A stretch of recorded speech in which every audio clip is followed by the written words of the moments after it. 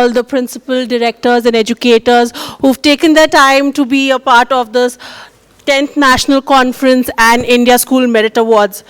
I wouldn't take much of your time because I know we all have gathered here for a wonderful conference and to have felicitation ceremony done here for all the hard work that the educators have put in over years.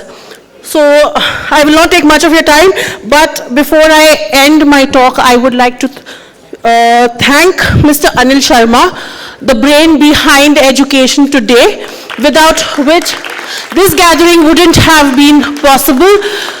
And we would also like to call him up on stage. Mr. Anil Sharma is the Managing Director and Founder for Education Today magazine. He is also the Chairman for Education News Network. He is also the Director for Next Gen School Admission Fairs. And he is also the Director for Sakura Robotics Academy. A huge round of applause for Mr. Anil Sharma.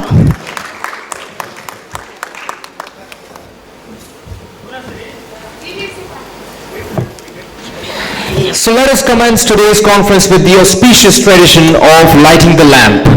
May I request Mr. Anil Sharma, Ms. Vibha Raj, Mr. Rohit Kumar, Founder and Director Unipro, Ms. Deepika Goyal, Director of Popcorn Furniture, Dr. Manjula Pooja Shroff, MD Calorix Group, Mr. Sailesh Dalmia, Honorable Secretary of NL Dalmia Educational Society, to kindly come forward for lighting the lamp.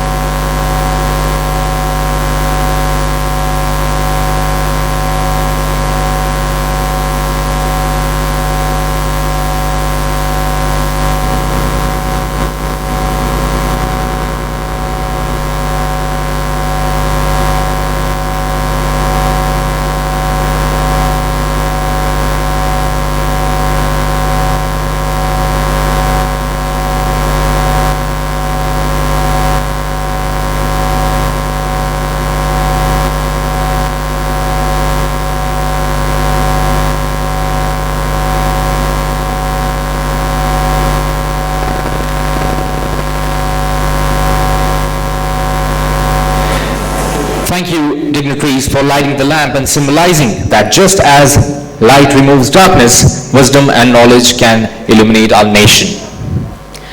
It's my pleasure to take you through the ranking survey. The school and the preschool ranking survey initiated by Education Today brings to light the need for educational institutions to be ranked so that they are recognized for their top-notch service in education sector.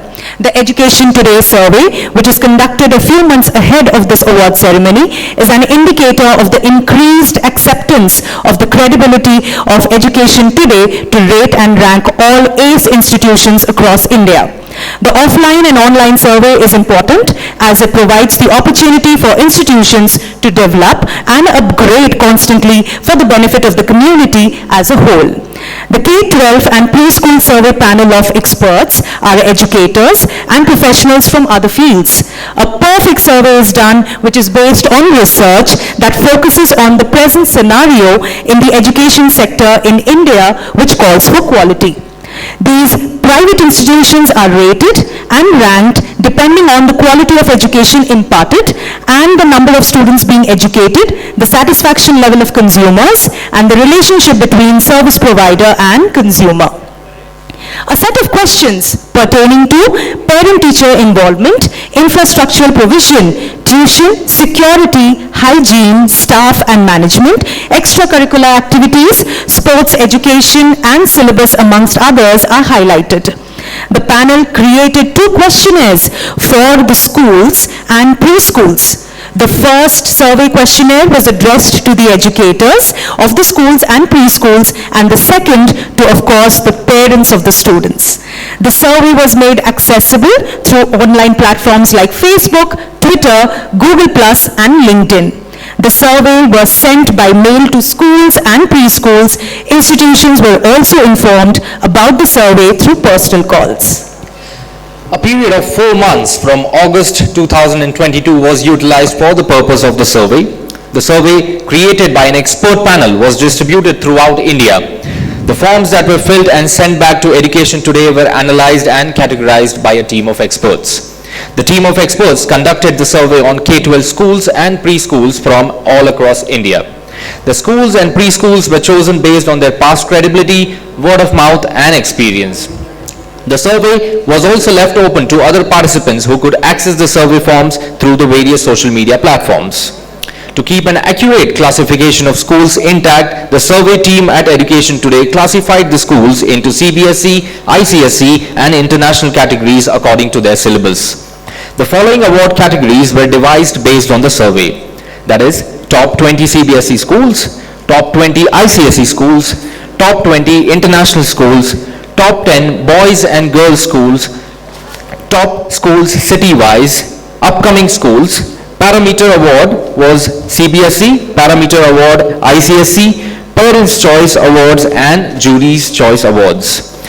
The parameters are individual attention to students, infrastructure provision, safety and hygiene, value for money, co-curricular and community services, innovative teaching, sports education, and academic reputation. Based on the accurate data from the survey, an exclusive panel was dedicated to churn out precise results, parents' perceptions, and educators' viewpoints. The school and preschool survey is an authentic dedication to stellar institutions of the country. The schools and preschools that have been ranked according to their outstanding score from the survey are being awarded today. Moving on to our next segment, that is the Lifetime Achievement Award. So we have 6 recipients of the Lifetime Achievement Award this year.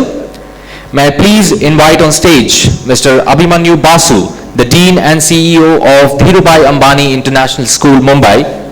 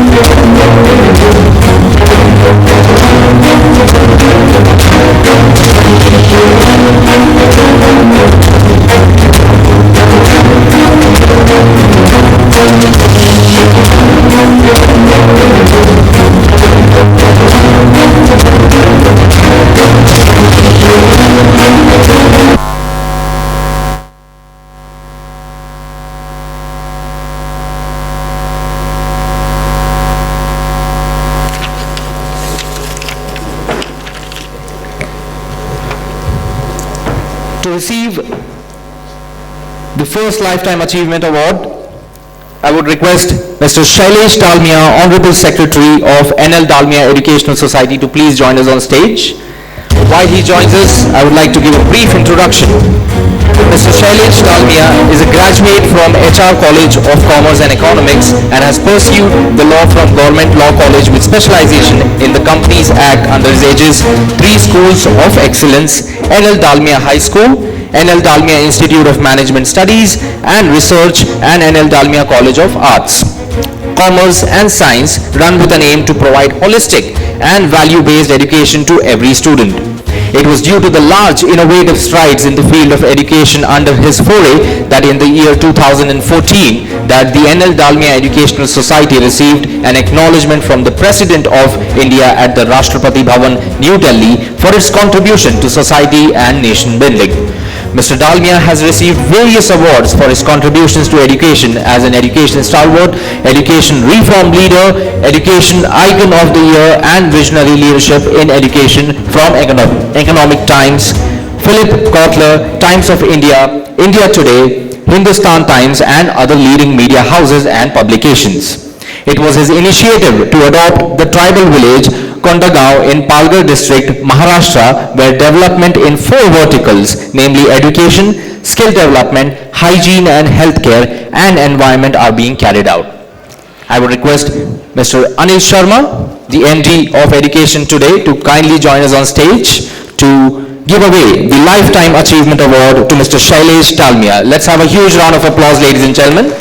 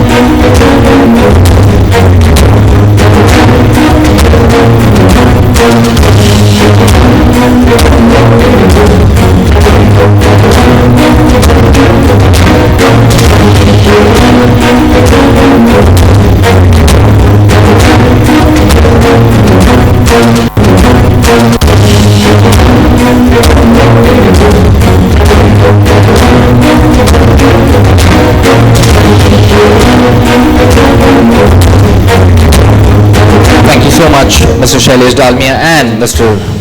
Anil Sharma. Can we have a huge round of applause again for our first Lifetime Achievement Award, ladies and gentlemen? Now, can we have the Education Today AV presentation?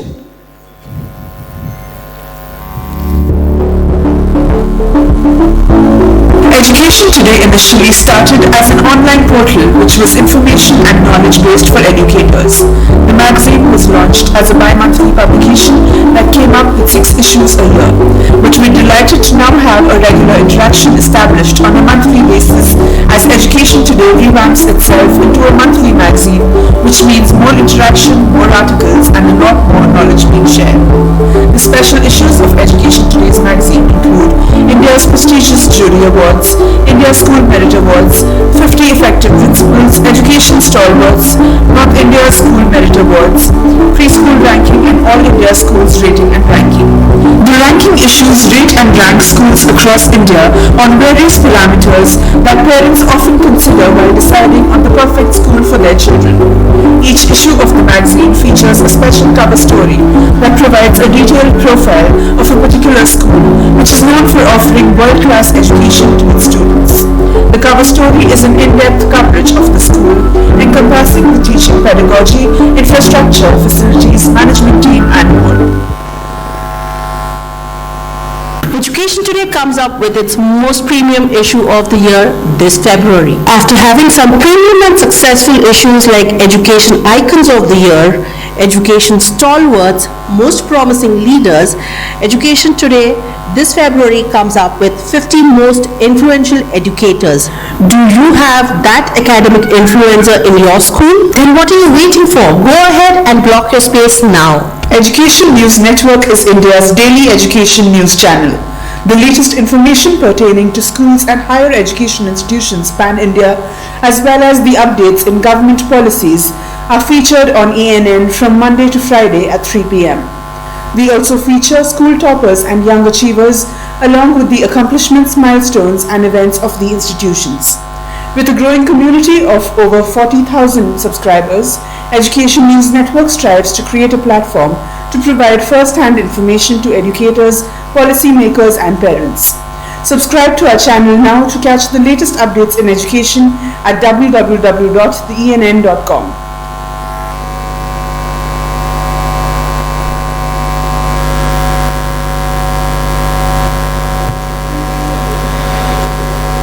Moving on, we'll now begin with the first category of awards, that is the preschool awards, for which I would like to request Mr. Rohit Mittal, Director for UniPro, to kindly join us on stage, and accompanying him will be Mr. Anil Sharma to give away the awards in the preschool category.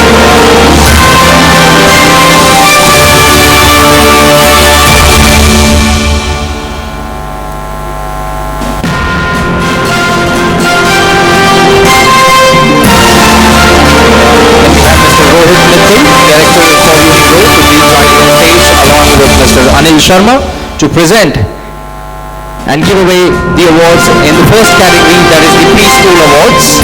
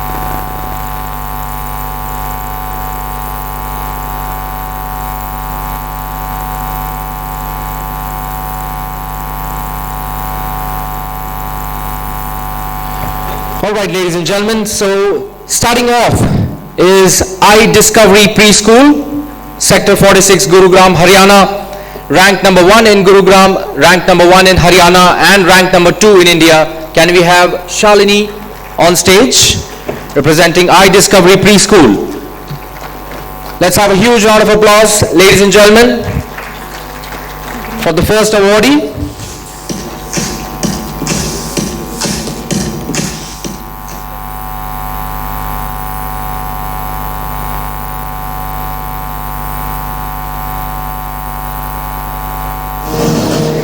Next up is Little Ellie Preschool, Bellandur, Bengaluru, Karnataka, ranked number 2 in Bengaluru, number 2 in Karnataka, and number 3 in India. Can we have Mr. Amit Tiwari, Chief Operating Officer, to kindly join us on stage to take away the award? Okay, we have a representative on behalf of Amit Tiwari. So let's have a round of applause, ladies and gentlemen, for Little Ellie Preschool, Bengaluru.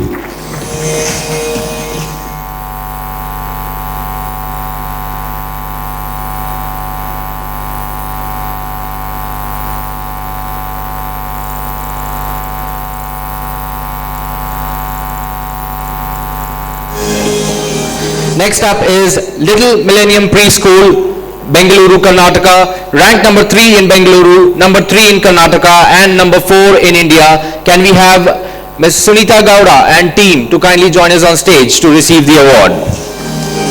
The claps can be louder, ladies and gentlemen.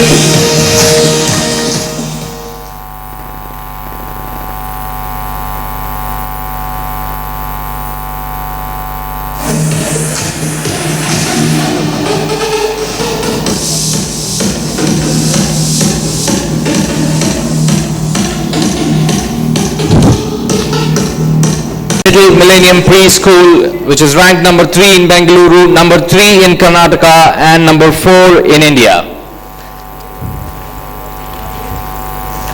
Let's have a round of applause for Little Millennium Preschool.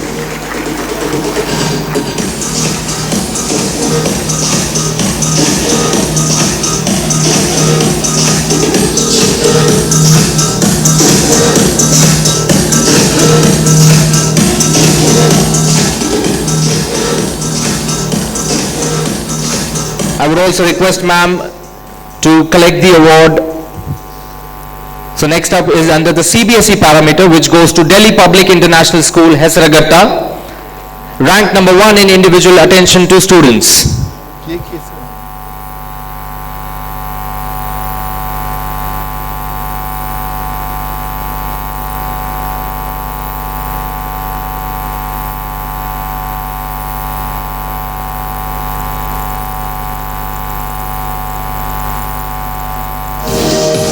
Let's have a round of applause for Delhi Public International School, Bengaluru, ranked number 1 in individual attention to students.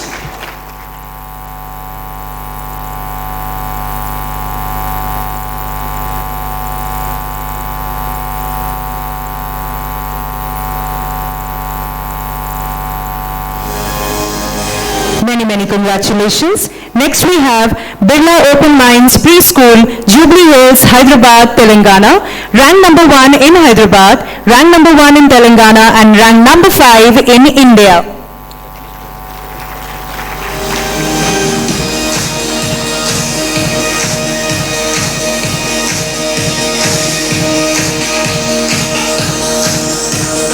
Next, we have Eurokids Preschool, Rukmini Nagar, Nagasandra Post, Bengaluru, Karnataka, ranked number 4 in Bengaluru, ranked number 4 in Karnataka, and ranked number 6 in India. Can we have Mr. Somnath and Janice to collect the award? A big round of applause, ladies and gentlemen.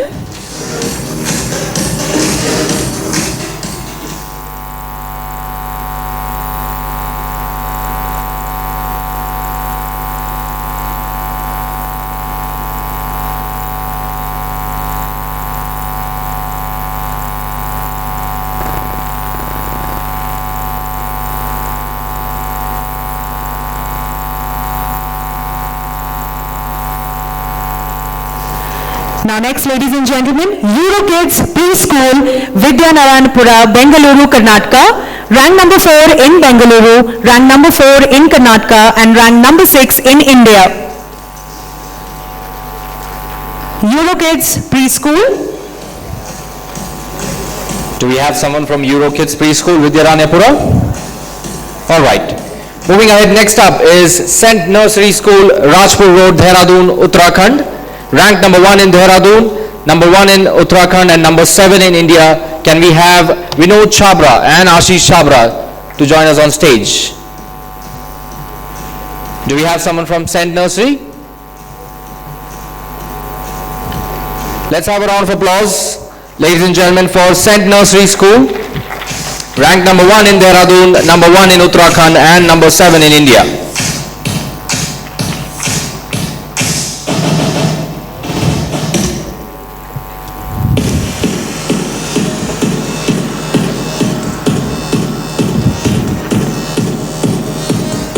Next up is the Poly Kids, Dehradun, Uttarakhand, ranked number 1 in Dehradun, number 1 in Uttarakhand, and number 7 in India. Can we have Captain Mukul, Mahendru and team to join us on stage to receive the award? Let's have a round of applause for the Poly Kids.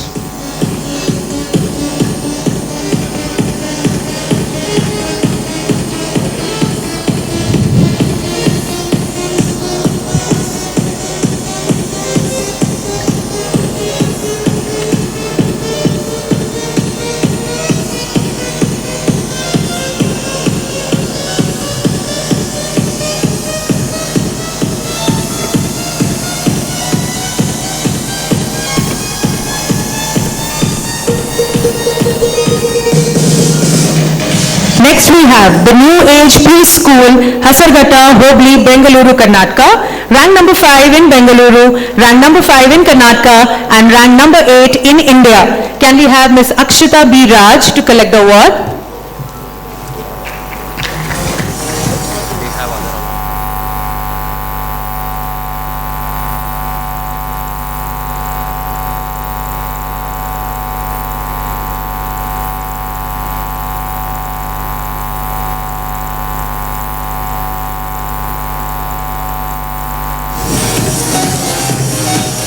Next we have IPJA New Age World School, Yelahanka, Bengaluru, Karnataka for most productive content design. Can we have Mr. D.H. Basavaraju, Chairman Sir, to collect the award?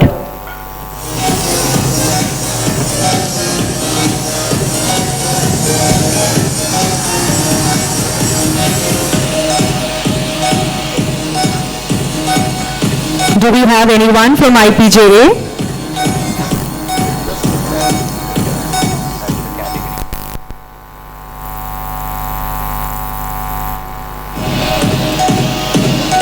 Stalwart is also carrying it.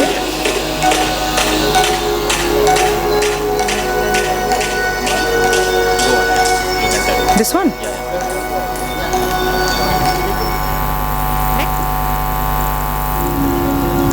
Next we have in line stalwarts Rama B. Raj, Managing Director, New Age World School. Let's have a round of applause, ladies and gentlemen, for Rama B. Raj, Managing Director, New Age World School.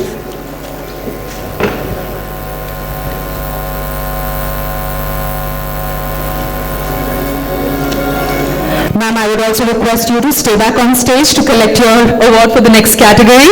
New Age World School, ladies and gentlemen, Hesagata Hobli, Bengaluru, Karnataka, ranked number 1 in future-proof learning infrastructure.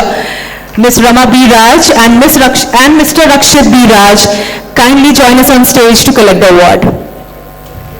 A huge round of applause, ladies and gentlemen. so ranked number 1 in future-proof learning infrastructure under the ICSE parameter. So New Age World School having a brilliant start to the morning, going away with 4 awards already.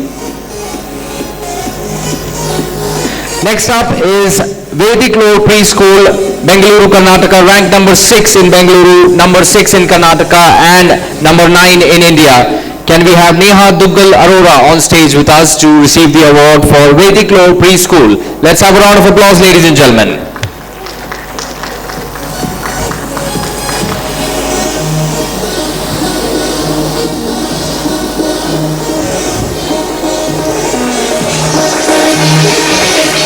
Next up is Tulips Preschool, Kolkata, West Bengal, ranked number 1 in Kolkata, number 1 in West Bengal, and number 10 in India. Can we have Nirmal Verma, Founder, Director, Chairman of Tulips Preschool with us on stage? Let's have a round of applause for Tulips Preschool.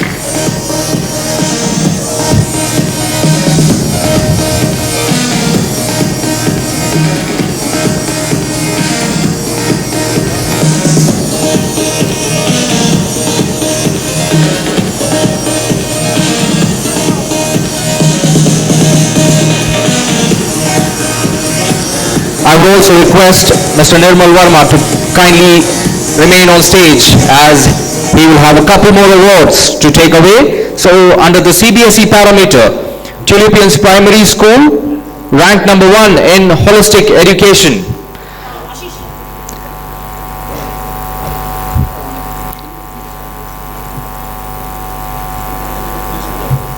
Yeah, so we request Under the Mr. CBSE Nirmal Verma to stay on stage.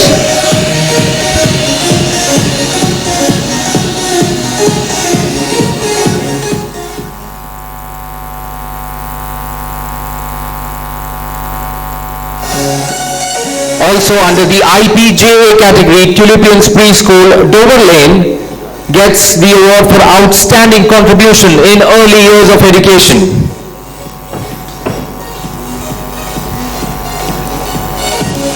Many, many congratulations. I'm sure the founder, director, chairman must be feeling extremely proud to be collecting awards back to back.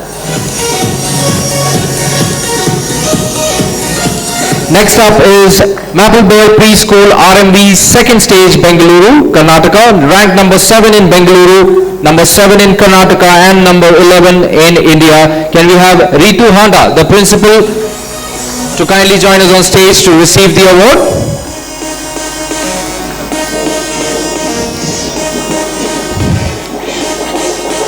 Also a humble request to all the awardees. We have a media booth right outside the ballroom towards your left while you exit. So please do share your feedback. Give us some media bites on how you feel, after receiving the award. We would love to hear from you.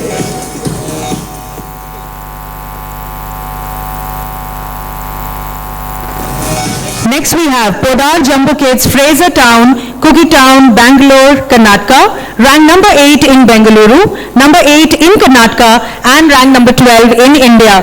Can we have Shara Soni and Shanti to collect the award?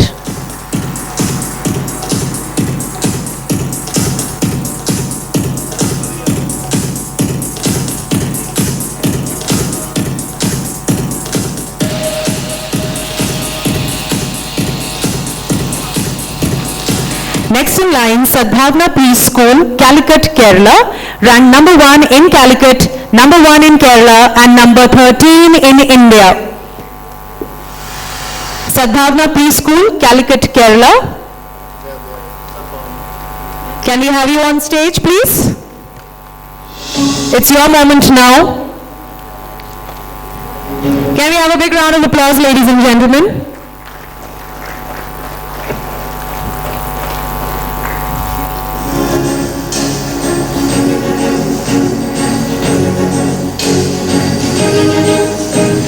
Now we have the Fig Tree Preschool Academy, Maratholi, Bengaluru, Karnataka, ranked number 9 in Bengaluru, number 9 in Karnataka, and number 14 in India. Can we have Ms. Chandrani Deb and team to collect the award?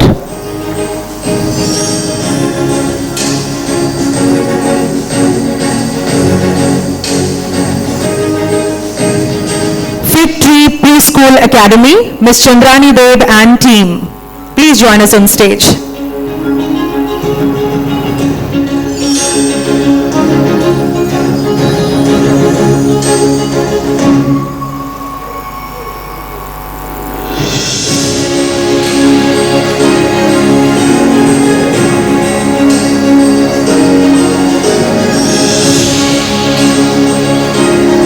Next we have Adel International Preschool, Banshankari, Bengaluru, Karnataka, ranked number 10 in Bengaluru, number 10 in Karnataka, and number 15 in India. Mr. Sumant Narayan and Shweta Sumant, kindly join us on stage to collect your award.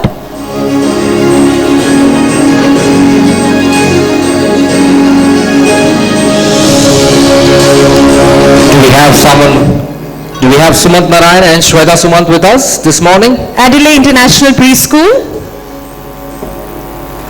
All right, moving forward. Next up is Smart Kids International School, Indranagar, Bengaluru, Karnataka, ranked number 11 in Bengaluru, number 11 in Karnataka, and number 16 in India. Can we have Savita Y. Patil on stage with us to receive the award? Let's have a round of applause, ladies and gentlemen, for Smart Kids International School.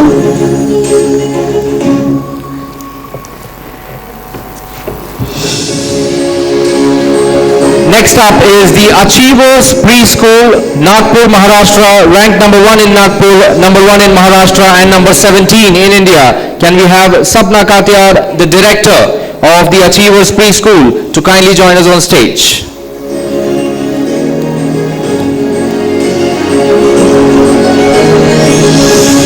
Let's have a round of applause for the Achievers Preschool, Nagpur, Maharashtra, ladies and gentlemen.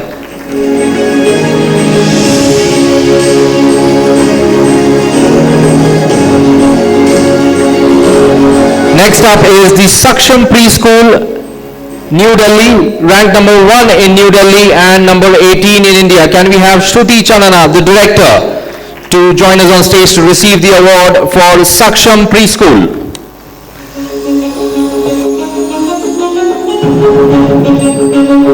Let's have a round of applause, ladies and gentlemen, for Saksham Preschool.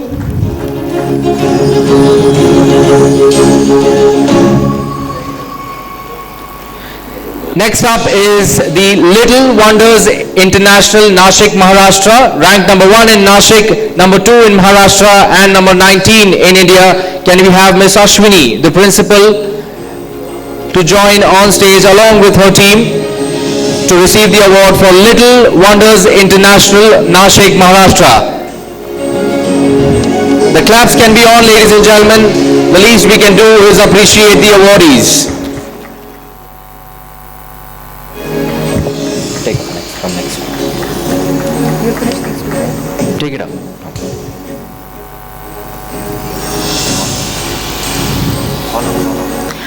Now we have the Kiddie Bears Preschool, Vijayanagar, Mysuru, Karnataka, ranked number 1 in Mysuru, number 12 in Karnataka, and number 20 in India. Can we have Ms. Anupama Ramesh and Chitra G to collect the award? A big round of applause for the awardees.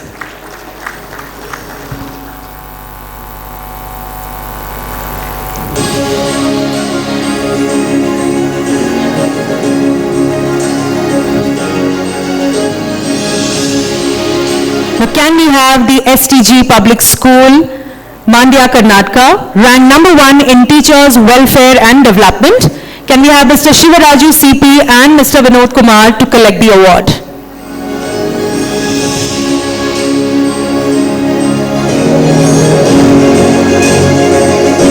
STG Public School, ladies and gentlemen. It's under the CBSE parameter.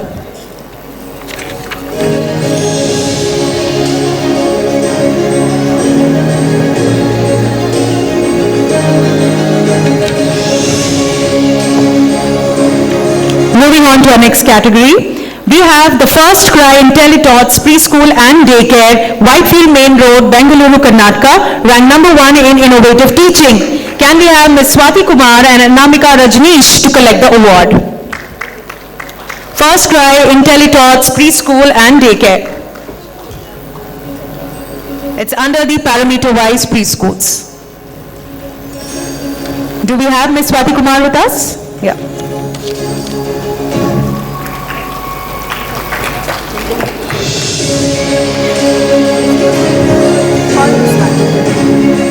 This is the one. This is the one, yes. This one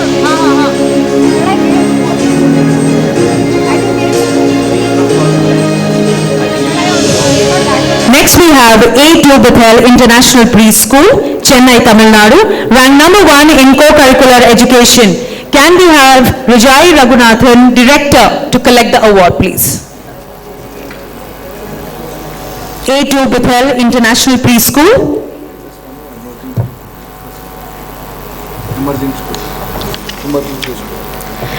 Can we have Ms. Swati Kumar back on stage?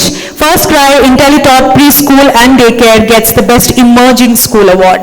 Can we have you back on stage, ma'am?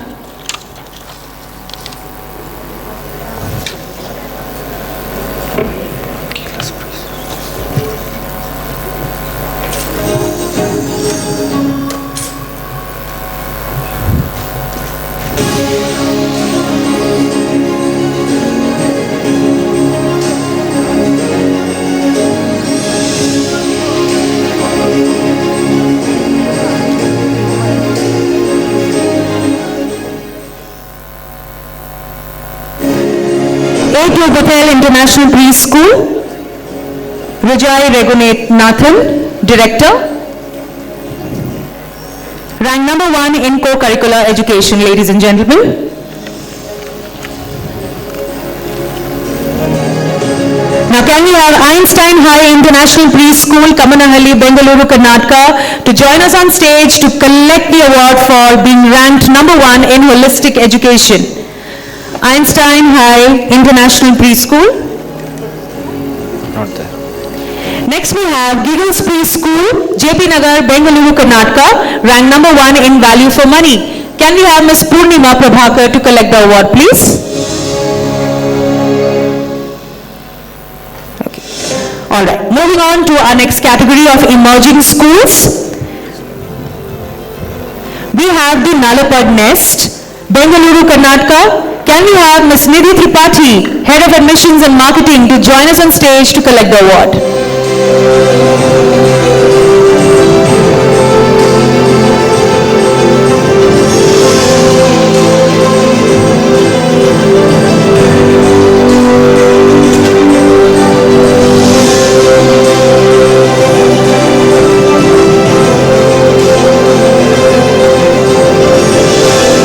Nalapad Nest, ladies and gentlemen, Ms. Nidhi Tripathi, Head of Admissions and Marketing.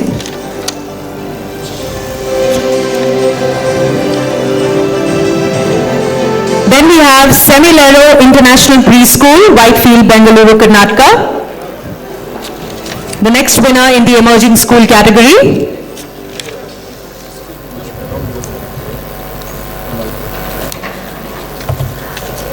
Now can I request Ms. Nidhi Tripathi to join us back on stage again, as they also get India's top international school under parameter. The certificate is given to you, Nalapad Academy again. So you are ranked number 1 in student advancement and mentoring.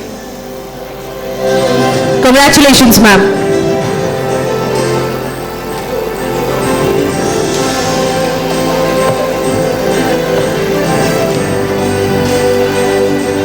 Semilero International Preschool. Do we have any of the representatives here? Semilero International. Moving on to the next, Ru Early Years, Coimbatore, Tamil Nadu. The next school to get an award under the Emerging School category. Do we have any representatives here with us to collect the award? Ru Early Years.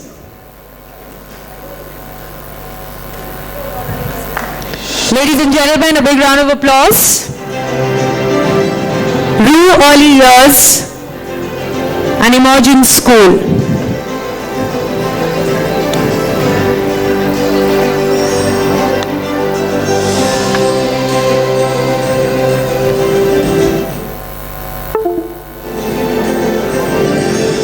Next we have Little Ellie Preschool, Belandur, Bengaluru, Karnataka, for its outstanding contribution in early years of education. Can we have Mr. Amit Tiwari, Chief Operating Officer, to collect the award?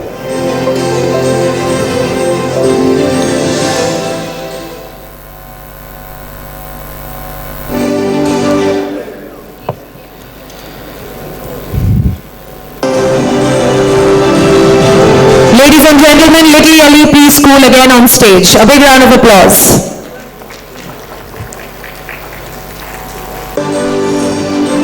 Moving on to our next category, that is the top 5 Montessori school, starting off with Kai Early Years, Whitefield, Bengaluru, Karnataka, ranked number 1 in Bengaluru, number 1 in Karnataka, and number 1 in India. Can we have the team on stage to receive the award? And while they join us, the audience, let the claps coming.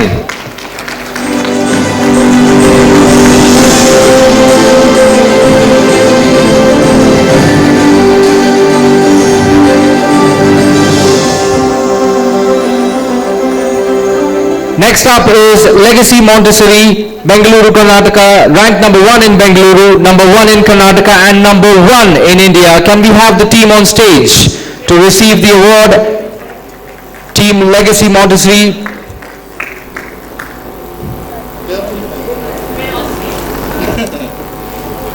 Okay, we have the representatives collecting on their behalf.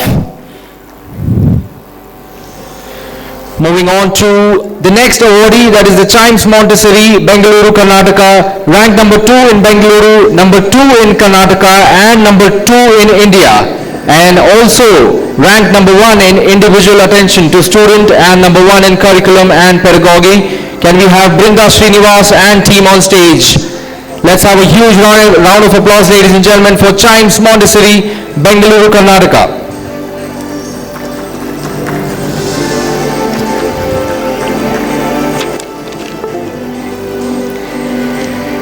Next up is Yellow Preschool and Daycare, Richmond Town, Bengaluru, Karnataka, ranked number 2 in Bengaluru, number 2 in Karnataka, and number 2 in India.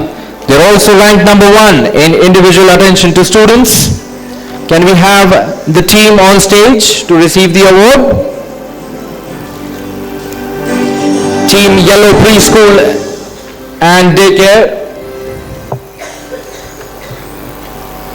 Let's have a round of applause, ladies and gentlemen, for the next awardee.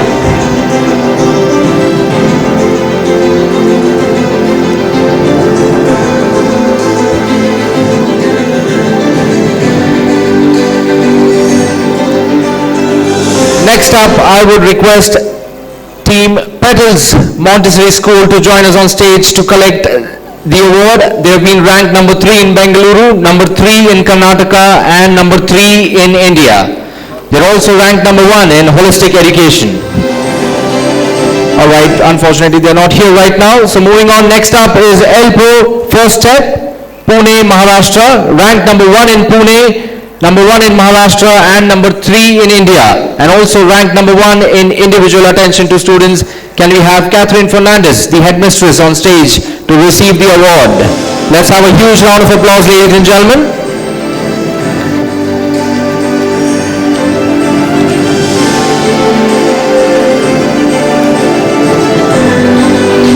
Moving Moving on, the next award goes to Green Dot Montessori School, Chandapura, Bengaluru, Karnataka, ranked number 4 in Bengaluru, number 4 in Karnataka, and number 4 in India as well, and also ranked number 1 in value for money. Do we have the team here from Green Dot Montessori School? Okay, I don't see anyone coming forward. Next up is Linden Montessori Whitefield, Bengaluru, Karnataka. Ranked number 4 in Bengaluru, number 4 in Karnataka, and number 4 in India.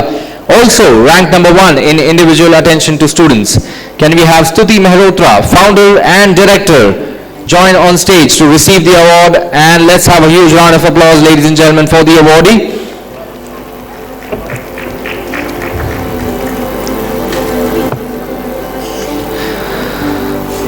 That's Linden Montessori Whitefield. Next up, I would request team London Montessori School, Chennai, Tamil Nadu.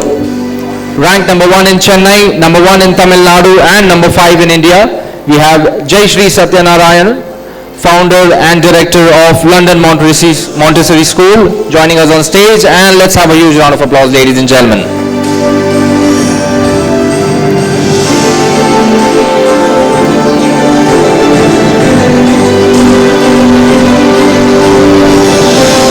She also wins an award under the category of Education Stalwarts, Jai Shri Satyanarayanan, founder and director, London Montessori School, Chennai.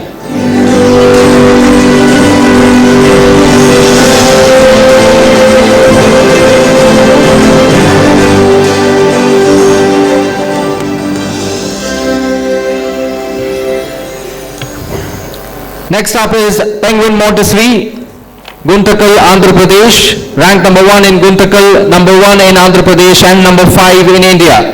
Can we have Mr. Nagarjun and Ms. Lakshmi Durga M join us on stage to receive the award?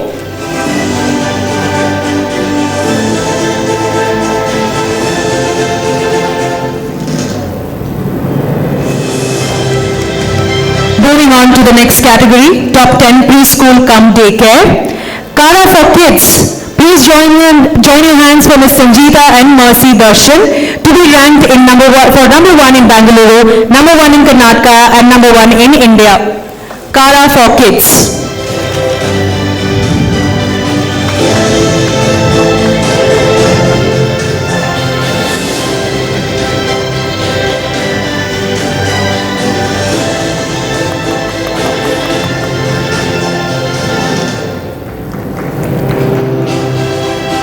Ladies and gentlemen, put your hands together for Eager Beavers Preschool and Daycare, Mumbai, Maharashtra, for being ranked number 1 in Mumbai, number 1 in Maharashtra, and number 2 in India. Can we have Mr. Saurav Podar, founder, to come and collect the award? Eager Beavers Preschool and Daycare, Mr. Saurav Podar, founder. Also a reminder to all the awardees, please do share your bites at the media booth, which is right outside the ballroom.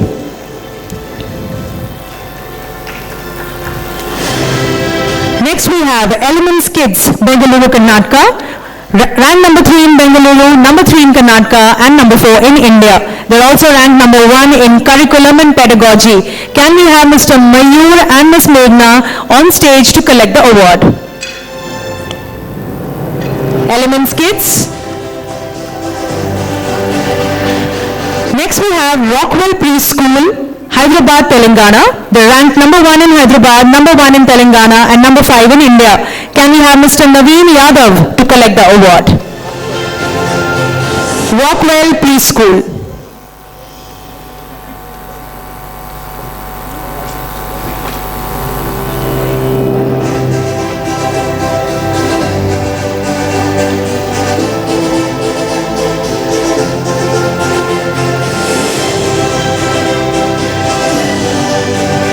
Please put your hands together for Wilds International School Nursery and Primary, Chennai, Tamil Nadu, for being ranked number 1 in Chennai, number 1 in Tamil Nadu, and number 6 in India. Can we have Ms. Neena Shaji, Principal, to collect the award? Next we have the Creative Kids, JP Nagar, Bengaluru, Karnataka, ranked number 4 in Bengaluru, number 4 in Karnataka, and number 7 in India. They're also ranked number 1 in parental involvement. Can we have Miss Aisha Singh, Chairman, to collect the award?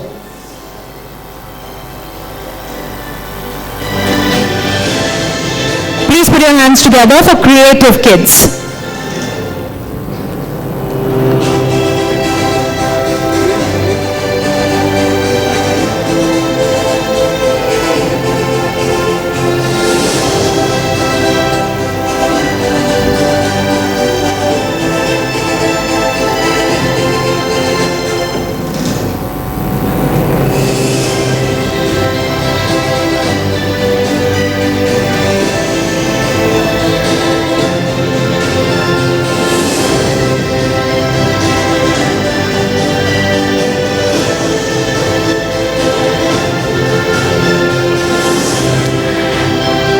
Put your hands together for Cuddles Green Age, Salarpuria Sattva Green Age, Bengaluru, Karnataka, for being ranked number 5 in Bengaluru, number 5 in Karnataka, and number 8 in India.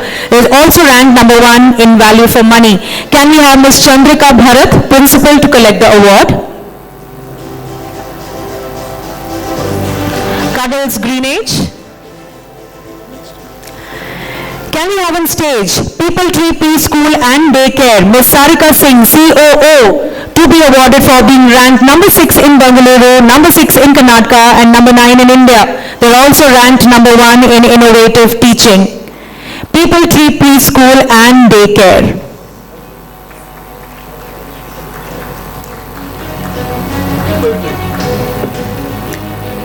Ms. Sarika Singh, ladies and gentlemen.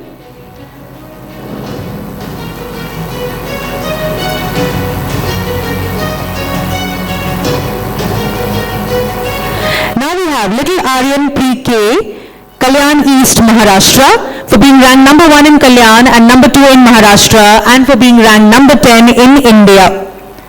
Can we have the team on stage to collect the award? Little Aryan, ladies and gentlemen, please put your hands together.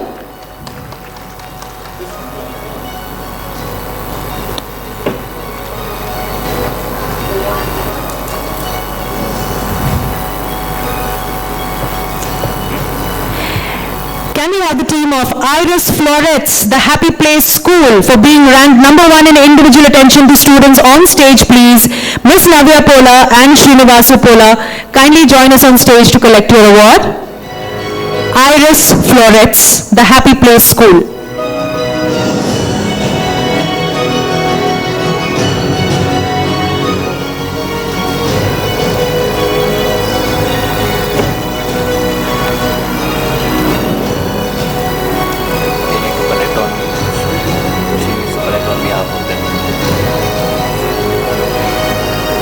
Request Ms. Navya to collect on behalf of Mr. Sirish Turlapati, Chairman and Managing Director, Iris Educare Limited.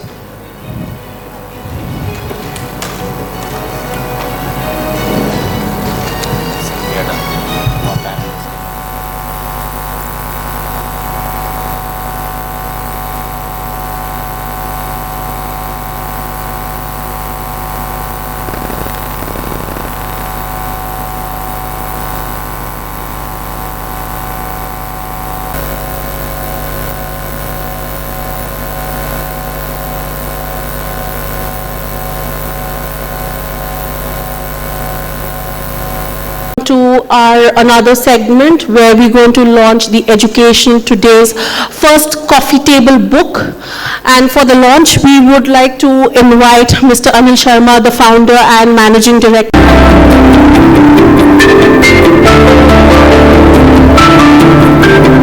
Can we have Sailesh sir on stage as well? Anil sir.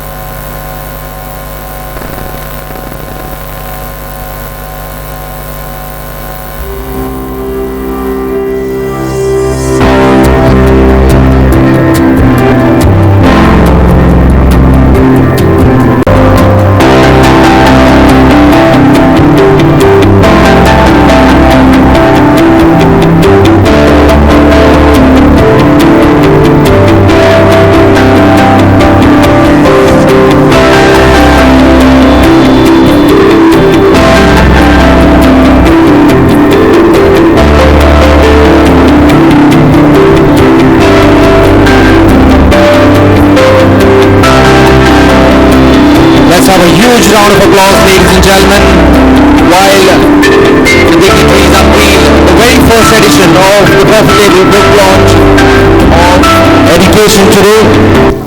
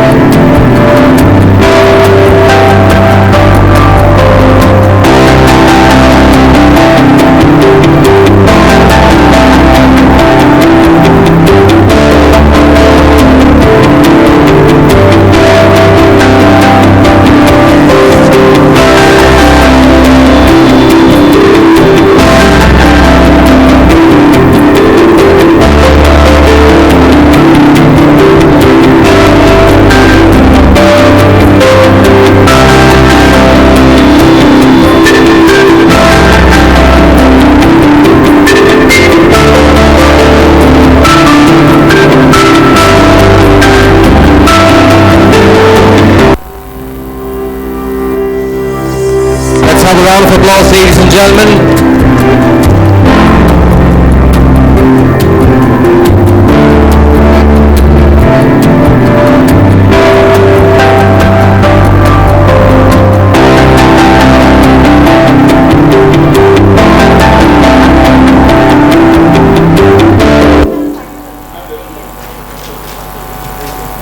All right. Thank you so much, dignitaries, for unveiling the book. And before we move on to the panel discussion,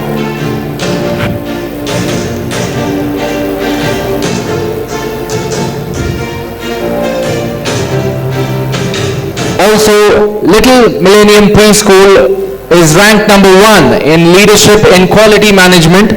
Can I request Ms. Sunita Gowda to join us on stage to receive the award for Little Millennium Preschool. A big round of applause, ladies and gentlemen.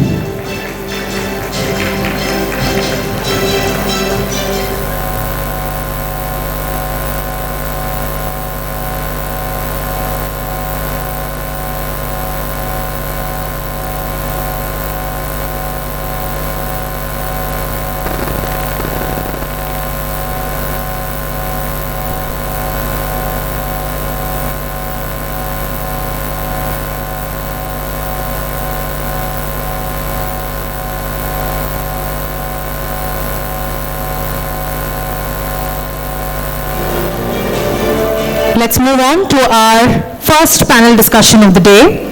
The topic of the same is information overload in the 21st century. Is nano-learning the solution?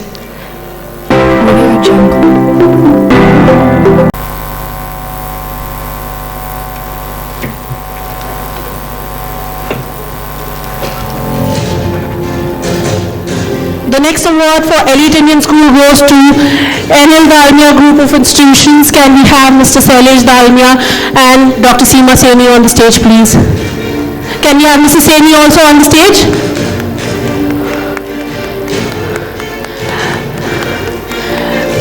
Can you have Mrs. Dalmia on stage, please?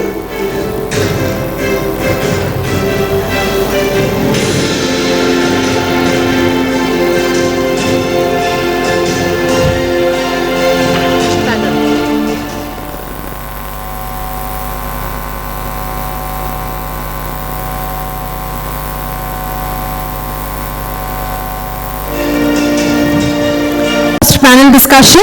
As I mentioned, the topic is information overload in the 21st century. Is nano-learning the solution?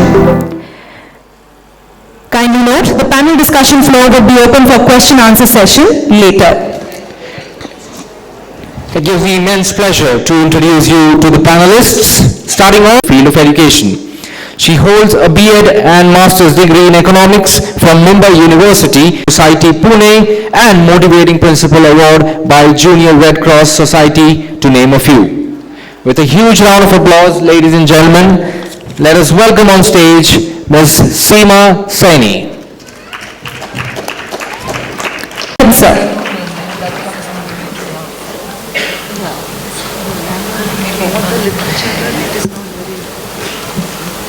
The next panelist is Ms. Jyotis Matthew, Principal and Head of Schools, Dreamers International School.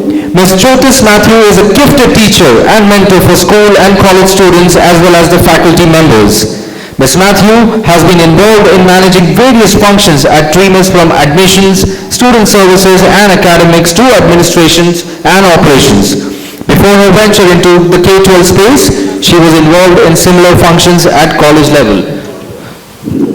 So let's have a round of applause for our next panelist, that is Ms. Jyotis Matthew, ladies and gentlemen. Dr. Mrs. B. Gayatri Devi, Principal, Little Flower Public School, Bangalore, has over 25 years of academic and administrative experience in India and abroad in reputed schools, colleges and universities. She has worked in prestigious institutions like ABBAC and Huaik Kalampreet University at Bangkok, and has also worked as an inspector for the Ministry of Education in Sultanate of Oman. She is the convener for ICSE examinations in Bangalore South, the inspector of CISSE School and secretary-treasurer for the Karnataka Association of ICSE Schools. Ladies and gentlemen, Dr. Mrs. B. Gayatri Devi, our next panelist on stage. We welcome you, ma'am. So I request Ms. Seema Saini to kindly take the panel discussion forward. Thank you so much. Very warm good morning, all of you. Great to be here at Bangalore and start off this session with a very interesting topic, something which is very relevant in today's times. We're talking of information overload, and we all know we have this little gadget in our hand, which just in time is there for all of us to resort to. Other than that, what are its implications on the 21st century? And definitely, how do you think we can find a solution to the impact that it creates? So, what I would interestingly like to share with you is that information overload metaphorically sounds like a flood which is drowning humanity in the huge data that is coming across, the kind of information that comes across. This has been, as World Economic Forum reports, that at the current rate of data creation, the world will produce 463 billion gigabytes of data in one day by 2025. That is huge. And how are we going to handle that information overload? What is the impact of that information overload, especially on the millenniums? And how is the generation handling it? Currently, of course, we hear professionals looking at it very positively because of the anytime, anywhere learning, because of the just-in-time learnings that are possible, small little capsules that they can resort to, and it has its huge benefits for the professional side. But how does the school get impacted by all of this? And I would essentially like to understand in the many ways in which technology has pervaded our lives. The big question is, how is the brain going to process this information, digitally or otherwise? And I'd like Mr. Anderson to share his thoughts on how do you think you would be able to grab the learner's attention if they're going to be so overwhelmed by everything that's out there? First, I want to say that there is information overload, and it has a great impact on our brains. Most of us can feel it, even though we might still read. We can't read for so many hours as we used to. So there's something happening with our brains. But the other thing I want to talk about here is how should schools handle this challenge. And I think the solution, nano-learning, is a solution that stays within the classroom instruction framework. And I think that framework cannot work in the digital world. We need to change the school day. We need to change both curriculum and pedagogy. Because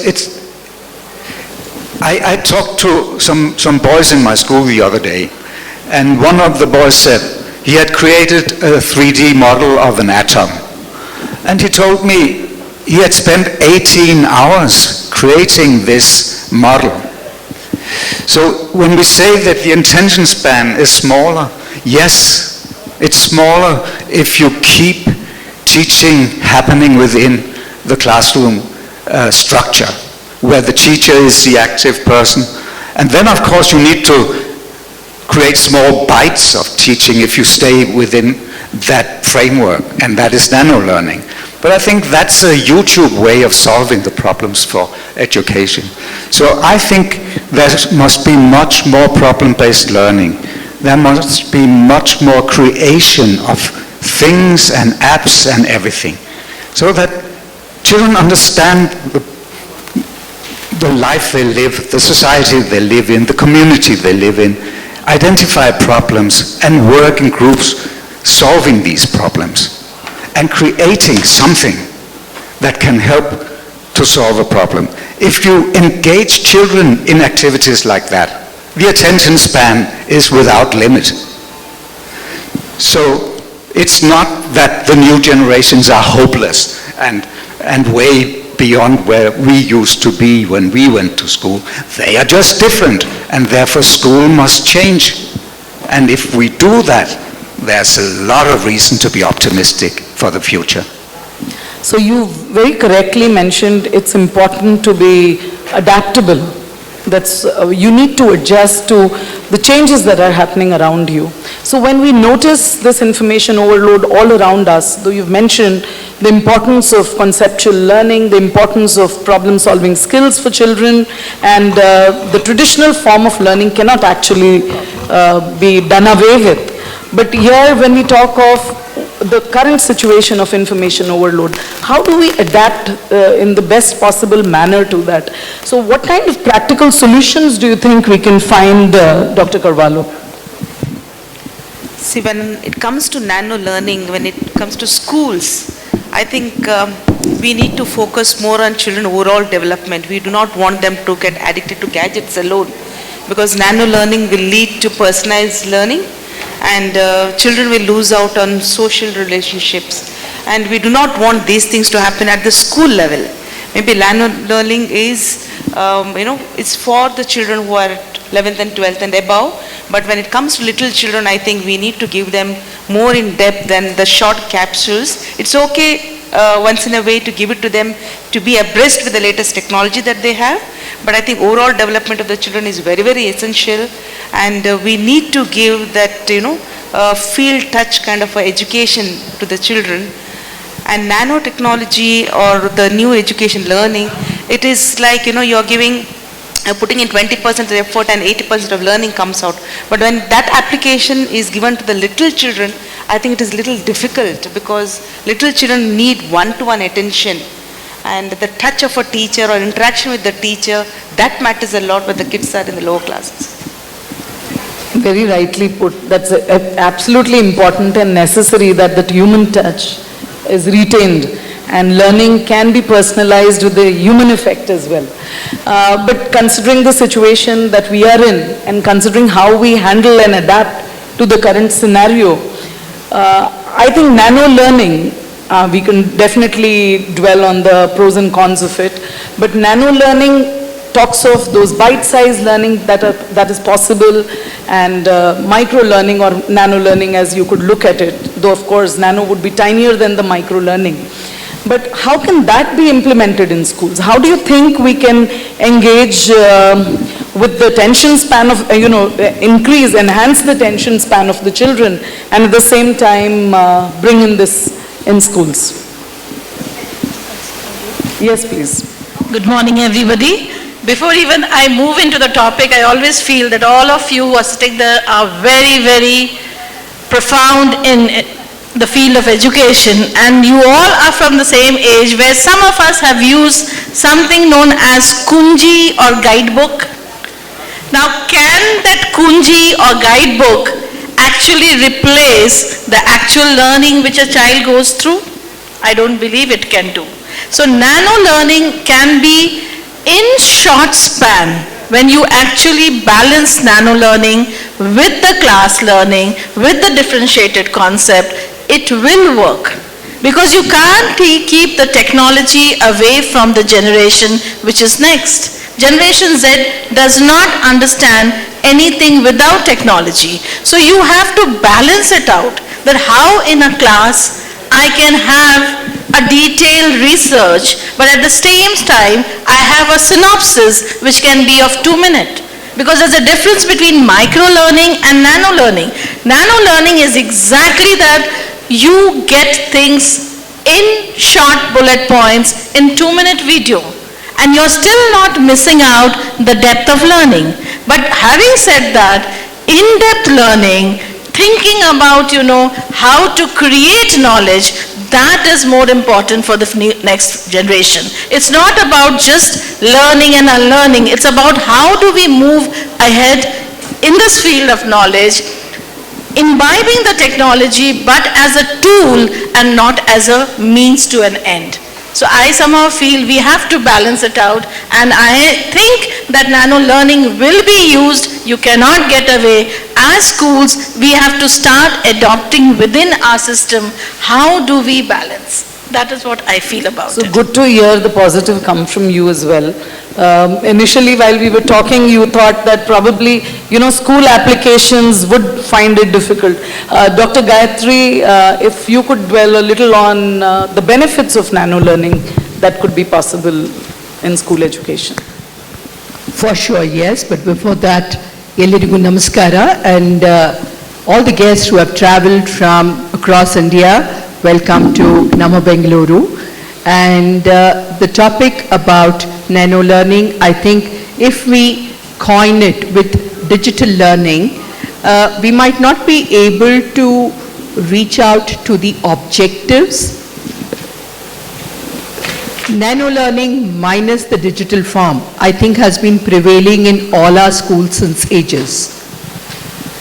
Take a simple example of dictation. All of us, even when we have gone to school, we have been a part of dictations across all subjects. So the word nano itself mentions that it is learning in bits and pieces. So when we are learning in bits and pieces, technology could be one of the instruments for nano learning, but we need not restrict nano learning only with technology. Today, all of us know, whether it's pre-COVID or post-COVID, the attention span of children in classes is limited. Though most of us have periods for 40 minutes, 45 minutes, I'm sure the concentration span of all the children is not 45 minutes, especially in the lower classes as well. So this is where, as teachers, we need to incorporate nano learning. It can be through varied forms. One could be dictation, the other could be using the art forms. It could be music. We know that there are schools which teach tables through music. It is also a part of nano learning. So I beg to differ, wherein we contribute nano learning to technology, or it's only in the digital form. It need not be in the digital form, or it must not be in the digital form. All that we need to understand is today's children, how, we call these children as millennial kids because they have been born beyond the year 2000, and technology comes, right from the time they are born. So we cannot separate technology from these millennial kids, but again, using technology for the learning could be, I would say, 25% of it could be through technology. The other 75% should be as, teacher-student centric learning in a classroom.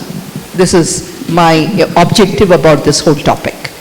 You put out a beautiful thing that definitely attention span is very low. Research says that it is just 8 minutes. Exactly. The millennials today have an attention span of just 8 minutes. And if we have to capture the attention of the students in the classroom, can we have the same traditional methods of learning? Of course, you've again suggested some very interesting points, that through music, through art, through various other activities, which Mr. Anderson as well put it across, those projects, you can have a lot of learning take place. But when we talk of the kind of information and how children multitask these days, so they could be listening to music, they could be reading a book, they could be doing some other work alongside. Is learning possible then? And with, information overload, even in this context, multitasking is an important skill, they say, but sometimes it leads nowhere. So how can then we tap on the important aspects with a small attention span, with so much of information that the children are trying to grasp and absorb at the same time? How do we look at implementing or finding a solution to that? So couldn't nano learning be a solution by blending it? So what are your thoughts on that, Mrs. Matthew? Good morning, everyone. So, the irony is that on one side we have overdose of information, which leads to kind of less attention span. On the other side, we are trying to find out remedies on how to engage children productively. So the beauty of nano learning, or the charm of nano learning, is that the engaging strategies which are used by the content creators or the curators. So I completely agree with Ms. Gayatri Devi that it cannot be done completely digitally. Nano learning can be done by our teachers also in the class by designing a class which is completely engaging.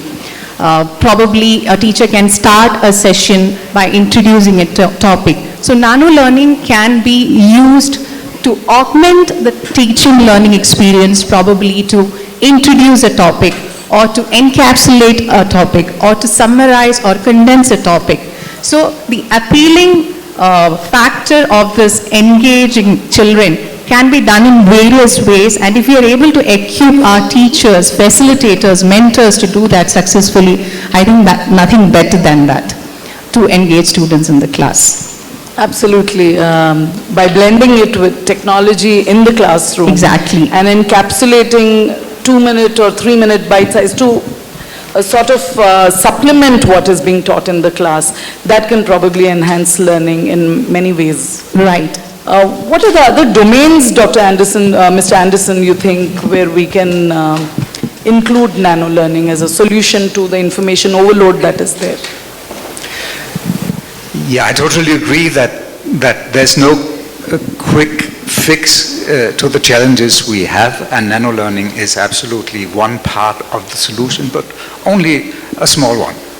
I think there are different approaches that are necessary for modern schools, and we cannot give up on extending the attention span, because also in the modern world there are complicated problems.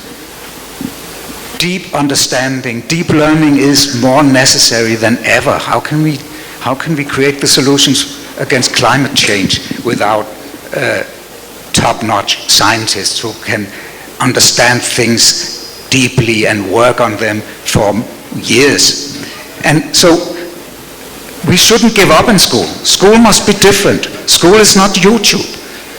School is not video games. So we need to use technology, because that's how the world is, and we need to learn them how to use technology for learning. But school is something else.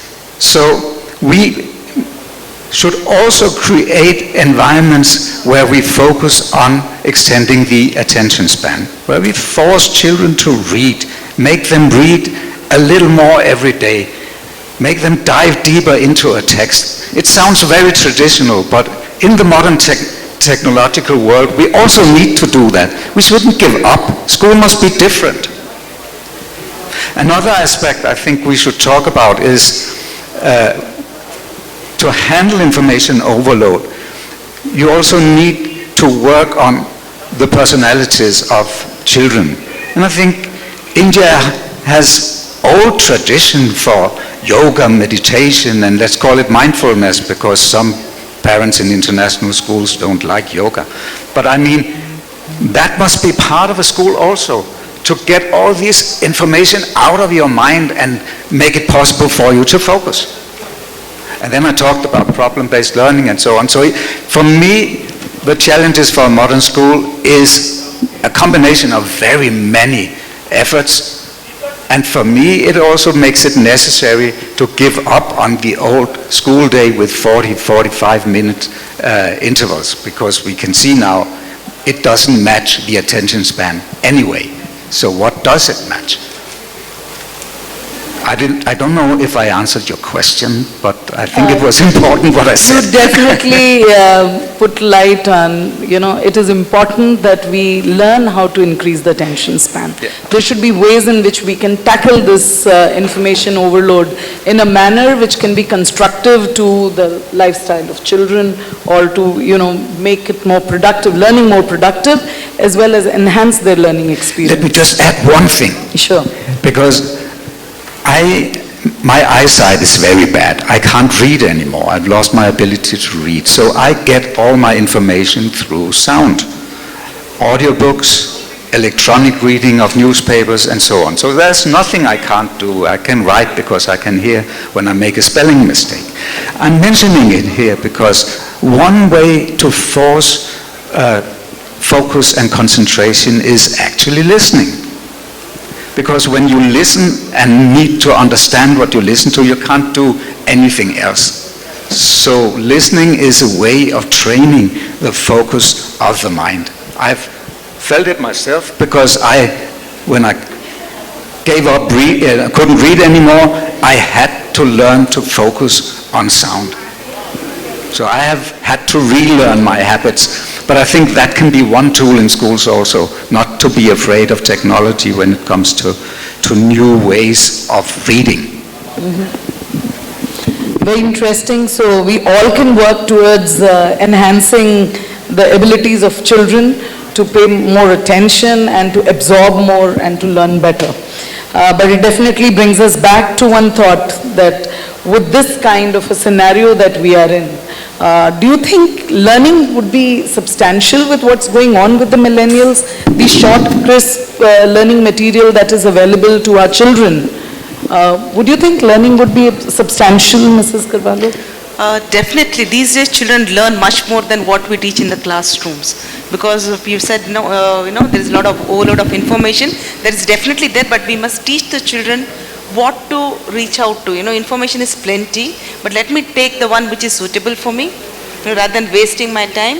So if you see in social media, so much of information comes, but we must teach the children and channelize them to the right information. So that will help them in turn to enhance their learning. So do you see any futuristic trends in nano learning, and how do we implement that? We need to understand that as facilitators, the environment, what Mr. Anderson said, that we have to bring some change in the learning environment. We have to take the challenge that, okay, my child is having an 8-minute attention span. How do I plan my lesson?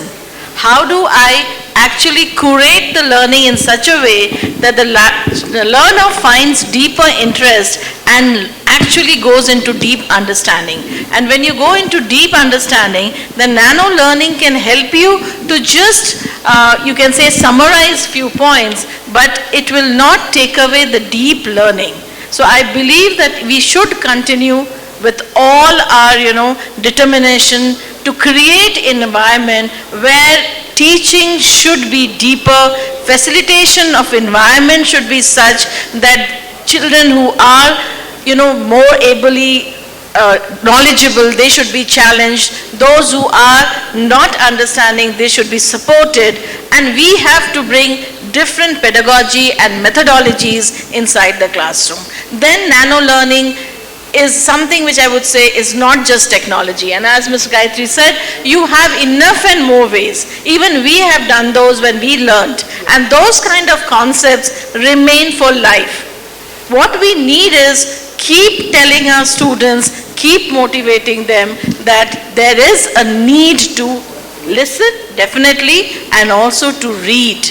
What is happening is they want to get the knowledge and get the marks. Let's get away from that mark business. Let's get deeper into understanding. That's what I feel nano learning can help us in that also. So I think some very good discussion is happening here, where we are looking at nano learning, not just as a technology-enabled bite-sized learning, but as something more that can be done to enhance the attention span of our children. So we can look at developing our curriculum in such a manner, or presenting our class plans being in a manner in which bite-sized learning or nano-learning is made possible through multiple ways, and helps the children do better, and that learning remains for life.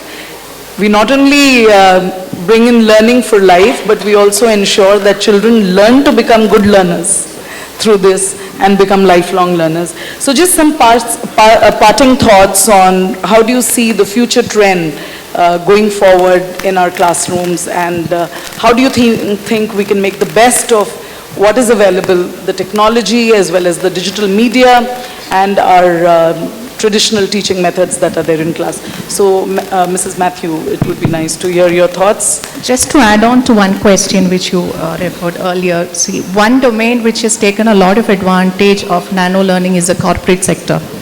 Corporate sector employees usually use nano learning as a very effective or successfully proven method to update themselves or to upskill themselves. So probably a lot of information or information overdose might lead to mental fatigue and physical fatigue, in fact, and they might forget what they learned quickly, or the learning outcomes may not be expected. Right. So corporate sector is one sector which has taken a lot of advantage of nano learning. So anywhere where people would like to multitask and probably take advantage of the time management challenges that they face, I think nano learning is the future. But when it comes to school, I feel that it is the teachers who makes the change. It is us, the educators, who are capable of making the change. Of course, nano learning can be used as a learning tool, provided it is tailored professionally by professionals. We are living in an era where, you know, the success of a small 2-minute video is decided by the number of views or probably the number of likes. But other than that, if we are able to work on the quality, to validate the quality of the videos which we create as a part of nano learning, I think that makes a lot of sense to our children. Not to forget the fact that a major part of our population still do not have access or luxury to Wi-Fi and a gadget. So if we focus more on nano learning, I think that will also lead to a gap, learning gap or disparity in the knowledge that children acquire. If they have access or luxury to afford a gadget and Wi-Fi, probably, you know, the learning or acquisition of knowledge would be more compared to the ones who don't have or who cannot afford to do that.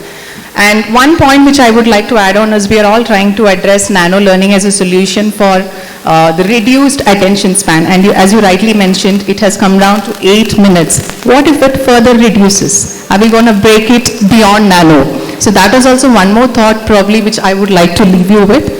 What if the attention span further reduces below 8 minutes? How are we going to tackle that situation, or how are we going to take our children through that challenging situation?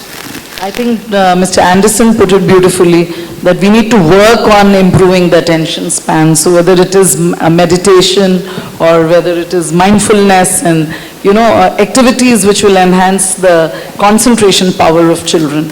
And probably we'll be able to tackle that 8-minute thing. We can only be more optimistic about it. But definitely one thing that you just said about social media being such an important and integral part of the lives of the younger generation, especially the millennials, they cannot survive without that. Why can't we combine the two and ensure that learning happens in real time, just when the student needs it or just when a learner requires, it is available for him to resort to? I look at that as a future trend that could come in current scenario where you're combining technology, the social media, the learner and the habits of the learner or the personality of the learner. That's how I put it together. Dr. Gayatri, how would you like to look at this as a futuristic trend? Ms. Seema, it's a very important point for all of us to ponder. I think when we all went to school, it was more of a chalk and talk method of learning. Today we don't find that in many schools. So let's also understand our country where we have schools which are in the metropolitan cities, we have them in cities, in 2-tier, 3-tier cities and villages, smaller towns, and to implement nano learning through technology would be a Herculean task. But having said that, let's also understand that lesson planning is an art. When there are about 40 plus children in a classroom, not all their intellectual levels would be at par. That is why we talk about MI, multiple intelligences. Our speakers today also spoke about, listening is one of the important tools of learning. I think most schools here also follow this practice of LSRW. And in the same order, L standing for listening, S standing for speaking, R standing for reading, and W standing for writing. Writing comes in the last order. So the more you listen, Ms. Seema mentioned how can we blend social media. Social media is all about listening and seeing. And also, some of us are here, over here are affiliated to the CISE board, and an integral part of learning in the CISE board, especially for languages, is oral skills. Most of us would be following. It's nothing new to all of us. Absolutely. So AURAL and ORAL. AURAL is all about listening and ORAL is all about speaking. So these come in tiny bits and pieces. So I think once we take all these techniques in mind, first train our teachers to implement nano teaching in class, then comes the nano learning, and very, very important is what we are forgetting here is assessment. The assessment also need not be, we're so used to listening half-yearly portion, annual portion, reading the entire textbook and coming prepared for the examination. Let's all understand that when we give a testing to a child with nano reading material to learn, the outcome is fantabulous. But the same child, when the portions are more, somewhere the child fails to live up to the so-called expectations of marks and ranks.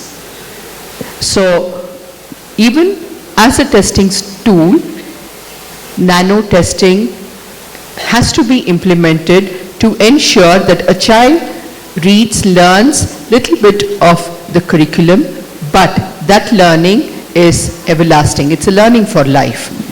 And more than the children over here, I think our teachers need to be trained, motivated, and empowered to use nano learning as the future trend in education. And I think it will help the teachers a lot as well. Exactly. So nano assessment, as you said, immediately after you teach, and there is a quick little assessment, and there's a diagnostic assessment happening for the teacher to understand how the teaching needs to be tweaked or handled in the class to ensure that everybody's got the concept. So definitely that's one interesting point that came across.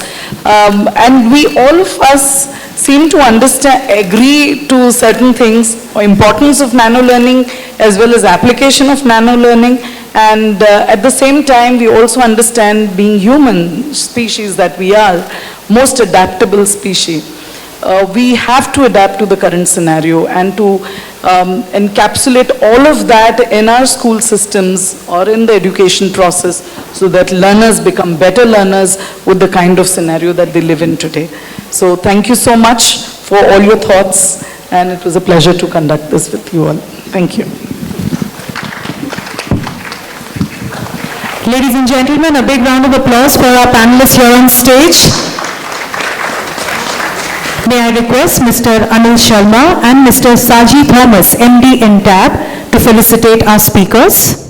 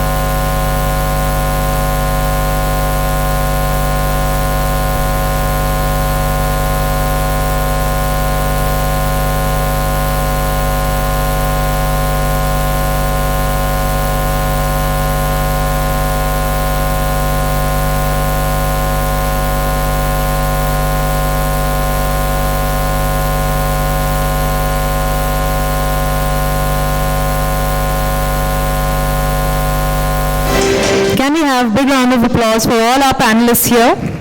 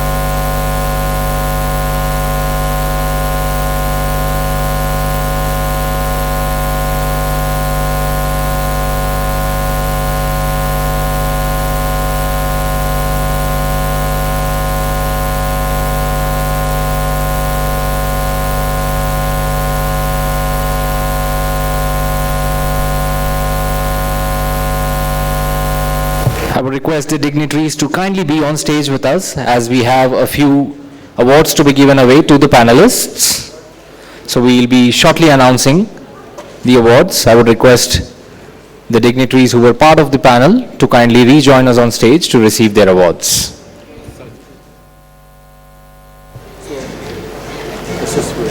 I would request Mr. Shaji Thomas to kindly join us again on stage alongside Mr. Anil Sharma to give away the next set of awards.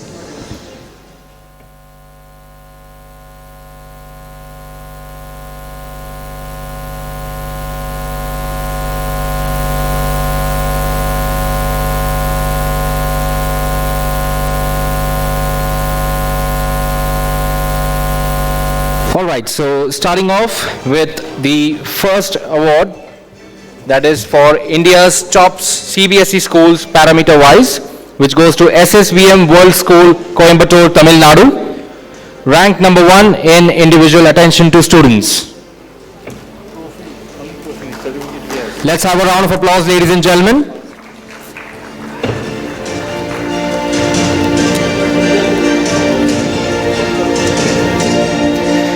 I would request Team SSVM to kindly join us on stage. Yes, we have Mr. Mohandas on stage, and next up they walk away with another award, which is for SSVM School of Excellence, Coimbatore, Tamil Nadu, ranked number 1 in leadership and quality management under the category India's top CBSE schools parameter wise.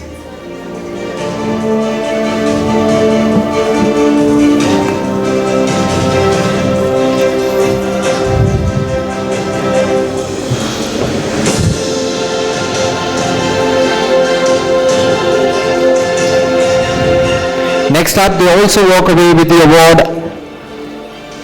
for India's top 20 Day-Cum-Boarding Schools, ranked number 1 in Coimbatore, ranked number 1 in Tamil Nadu, and number 4 in India under the national category.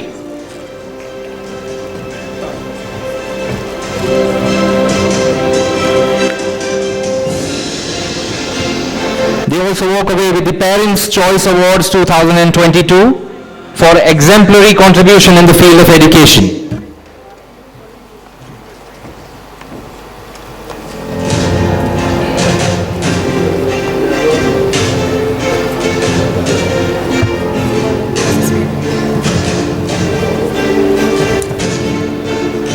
So they also walk away with the Certificate of Achievement, the Great Indian Schools, proudly presented to SSVM institutions, Metupalayam and Coimbatore, for exemplary contribution in the field of education, ladies and gentlemen.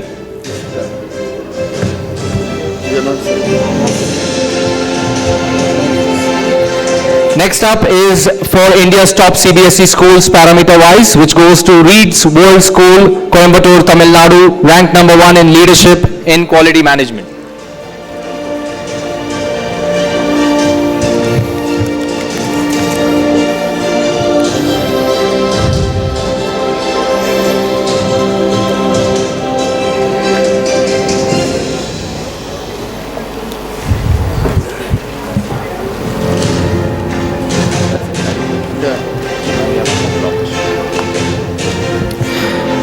Thank you so much, Mr. Shaji Thomas and Mr. Anil Sharma, for giving away the awards.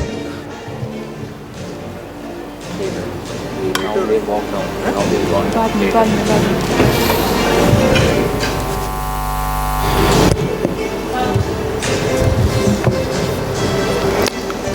right, ladies and gentlemen, let's move on to the next segment of today's program. And to give you a little insight about it, so it's a book launch, and books, we know that. Okay, before we move on to that, we have a couple of awards to give away. We'll quickly announce that.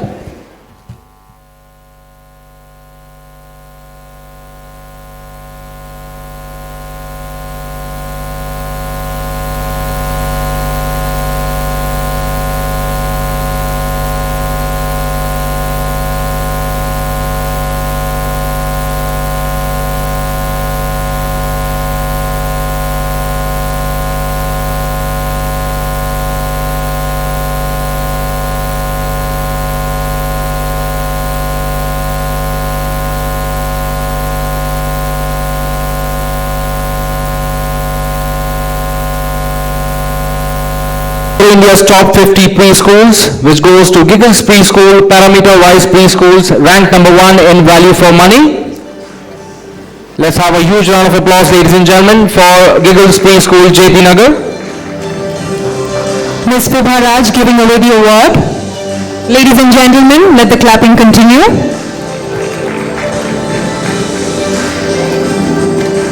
Mr. Anil Sharma also joining us on stage.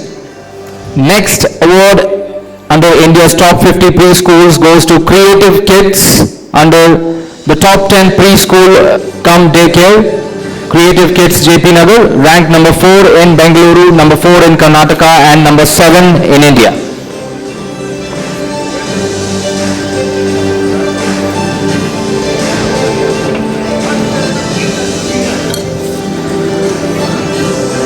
The next award goes to Cuddles Greenage under the top 10 preschool cum daycare category. They have been ranked number 5 in Bengaluru, number 5 in Karnataka, and number 8 in India.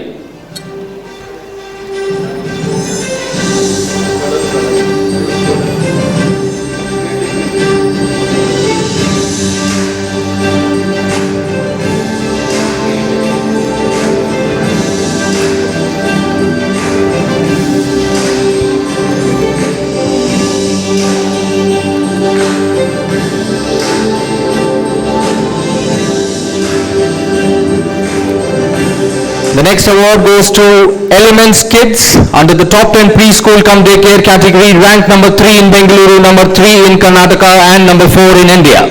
Let's have a huge round of applause, ladies and gentlemen, for Elements Kids.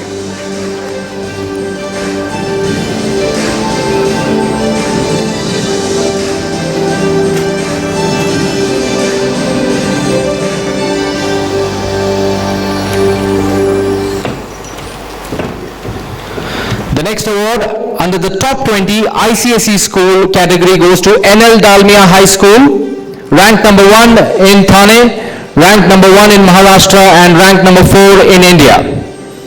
NL Dalmia High School, Meera Road, Thane, Maharashtra.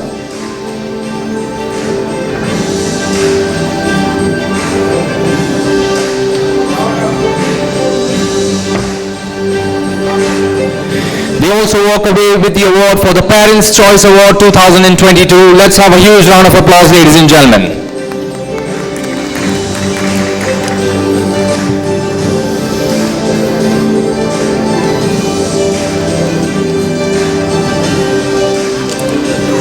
The next award under the India's top 20 CBSE Schools category goes to Delhi Public School, Bangalore East, ranked number 2 in Bengaluru, number 2 in Karnataka, and number 6 in India.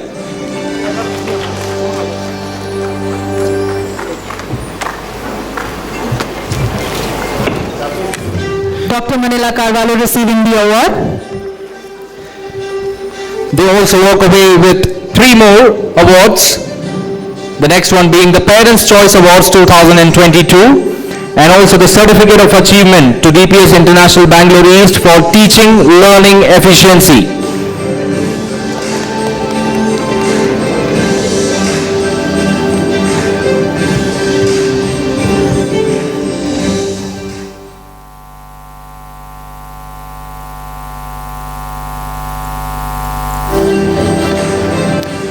She also walks away with top 5 effective principals. Dr. Manila Carvalho, Principal, Delhi Public School, Bangalore East, Effective Principal of the Year 2022.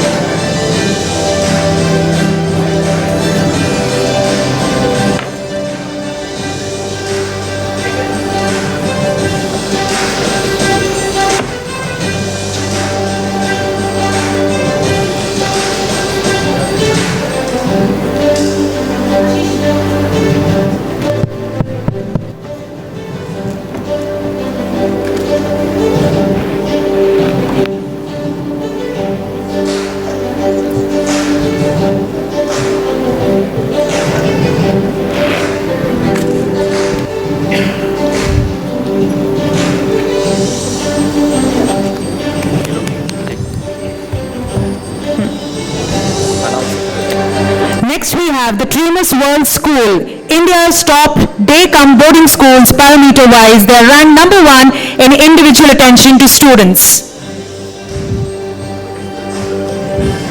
Trumas also walks away with another award under India's top 10 preschool cum daycare.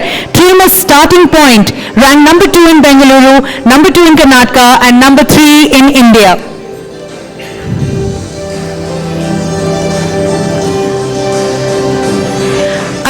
Ladies and gentlemen, for Trumas Starting Point under India's top preschool cum daycare parameter wise, ranked number 1 in individual attention.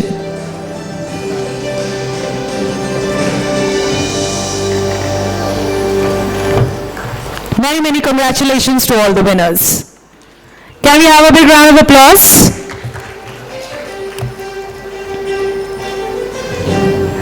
Next we have the Little Flower Public School, Banshankari, Bengaluru, Karnataka, ranked number 1 in holistic education under the parameter India's top schools.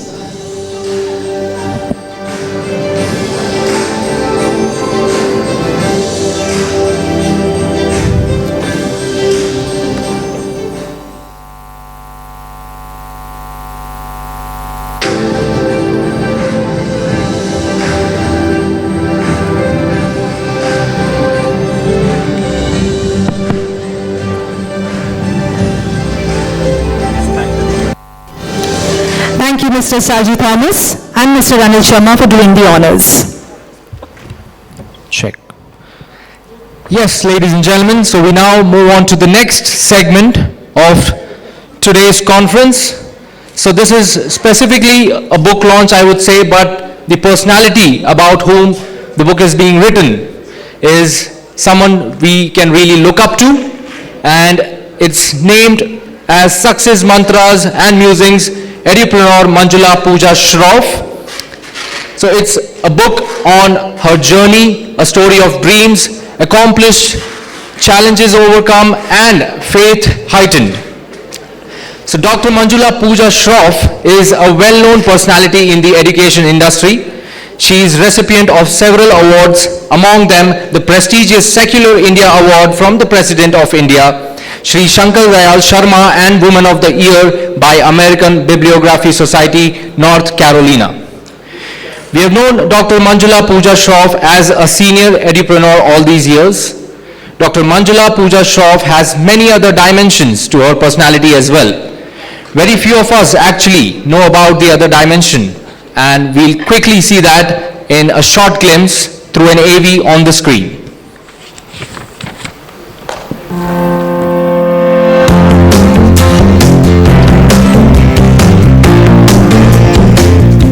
She has her hand in the structuring and strengthening of the young and progressive India. Her entrepreneurial journey began young. She has been a management alumni of Indian Institute of Management in Ahmedabad and London School of Economics.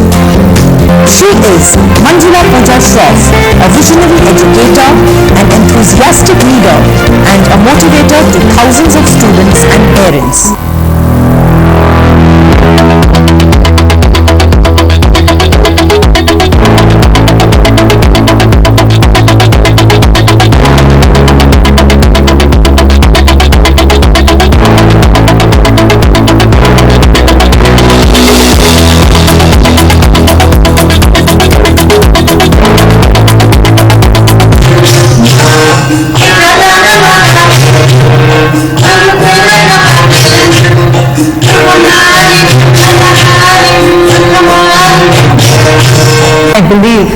that day-to-day conversations with your children can beat any hurdle in their path to development and progress.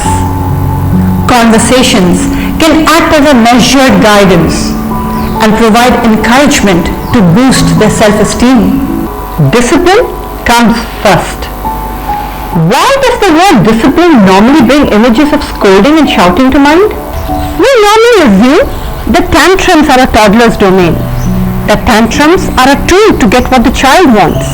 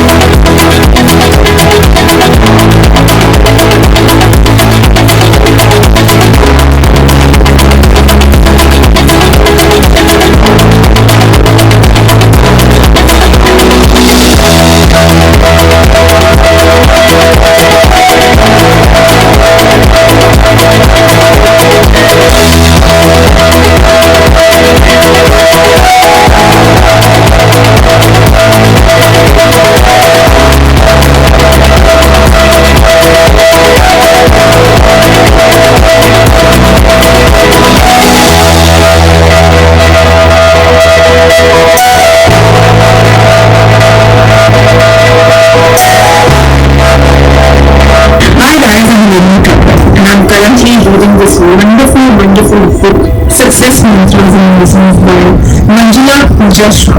This is just not a book, it's an inspiration. Hello everyone, I'm Salil Dappa. Success Mantras and Lessons is a glimpse into the journey of entrepreneurial educator Dr. Manjula Pujashra, who went beyond the world to create her own path for success. Through this book, I got an inspiration to live in the moment and shape my own journey. Hello everybody, so I'm finding what my hands in this book. And while reading it, I did realize that it's not only the professional life of Dr. Shah that I want to be here, which we already know about, but also a lot about love that she's talking about and what drives it in her life.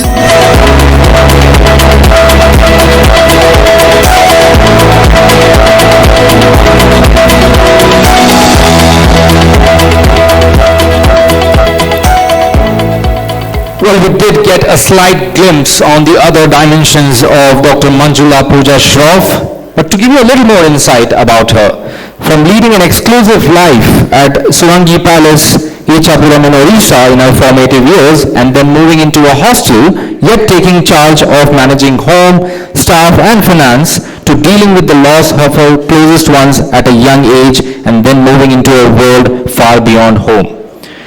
Dr. Manjula Pooja Shroff hasn't gone by any rule book to achieve success, but has firmly followed her gut and stayed focused. Self-belief, besides learning from experience and people around her, has ensured the vision is clear and her efforts are constant. So this book, as we could see out of what the introduction we have here and as well as the audio visual, the book has a lot more to tell about her and a lot more for us to take back. This book is authored by Ms. Anurita Rathore Jadeja, who is a senior journalist, author and speaker and media professional from Ahmedabad. The book is published by Vitasta Publishing Private Limited, a leading publishing house at Delhi. This book covers different facets of the life of Dr. Manjula Pooja Shroff. It offers rich experiences, ideas and examples of living that drive to excel, nurture young minds, support individual journeys, and above all, encourage faith and self-reliance. Let's have a huge round of applause, ladies and gentlemen, for Dr. Manjula Pooja Shroff. Can we now have Mr. B. Ananthakrishnan, CEO Operations, Calorex Group, on stage to welcome our educators. Let's have a huge round of applause, ladies and gentlemen, for Mr. B. Ananthakrishnan. Calling upon stage Mr. Sailesh Dalmia, Honorable Secretary of NL Dalmia Group of Institutions. Let's have a huge round of applause, ladies and gentlemen, for Mr. Sailesh Dalmia. To be followed by Ms. Usha Reddy, CEO of Meridian School, Hyderabad. And last but not the least, I would request Mr. Mohan Das from SSVN Group of Institutions to please join us on stage.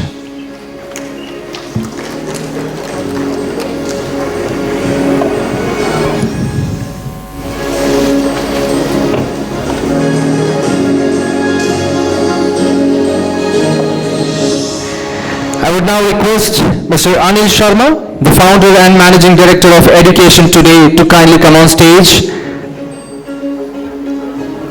Let's have a round of applause, ladies and gentlemen, for Mr. Anil Sharma as he joins us on stage. And with immense pleasure and with a huge round of applause, let's welcome Dr. Manjula Pooja Shroff.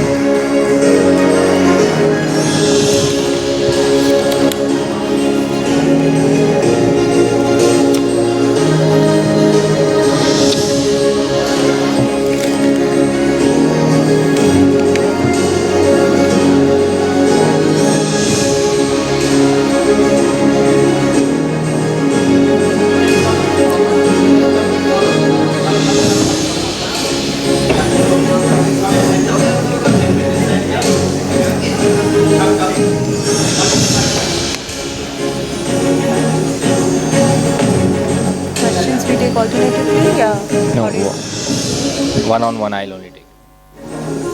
आप सारे questions लोगे?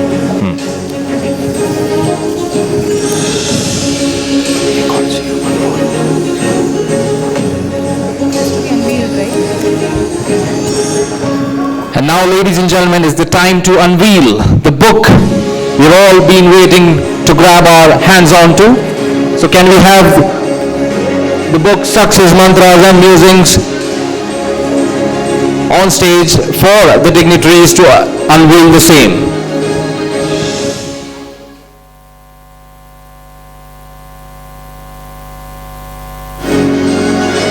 This is not just simply a book.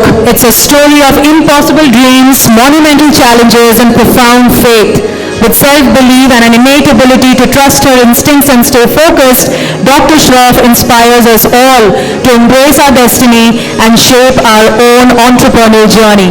A big round of applause, ladies and gentlemen, for Dr. Manjula Shroff. Also,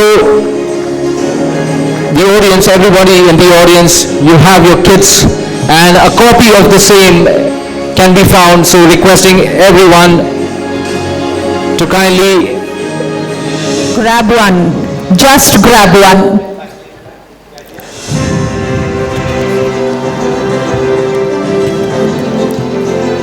So a copy of Success Mantras and Musings is a part of the kit which is being given to you this morning while registration. So you can quickly grab your hands onto it. I would request Dr. Manjula Pooja Shroff to kindly stay on stage.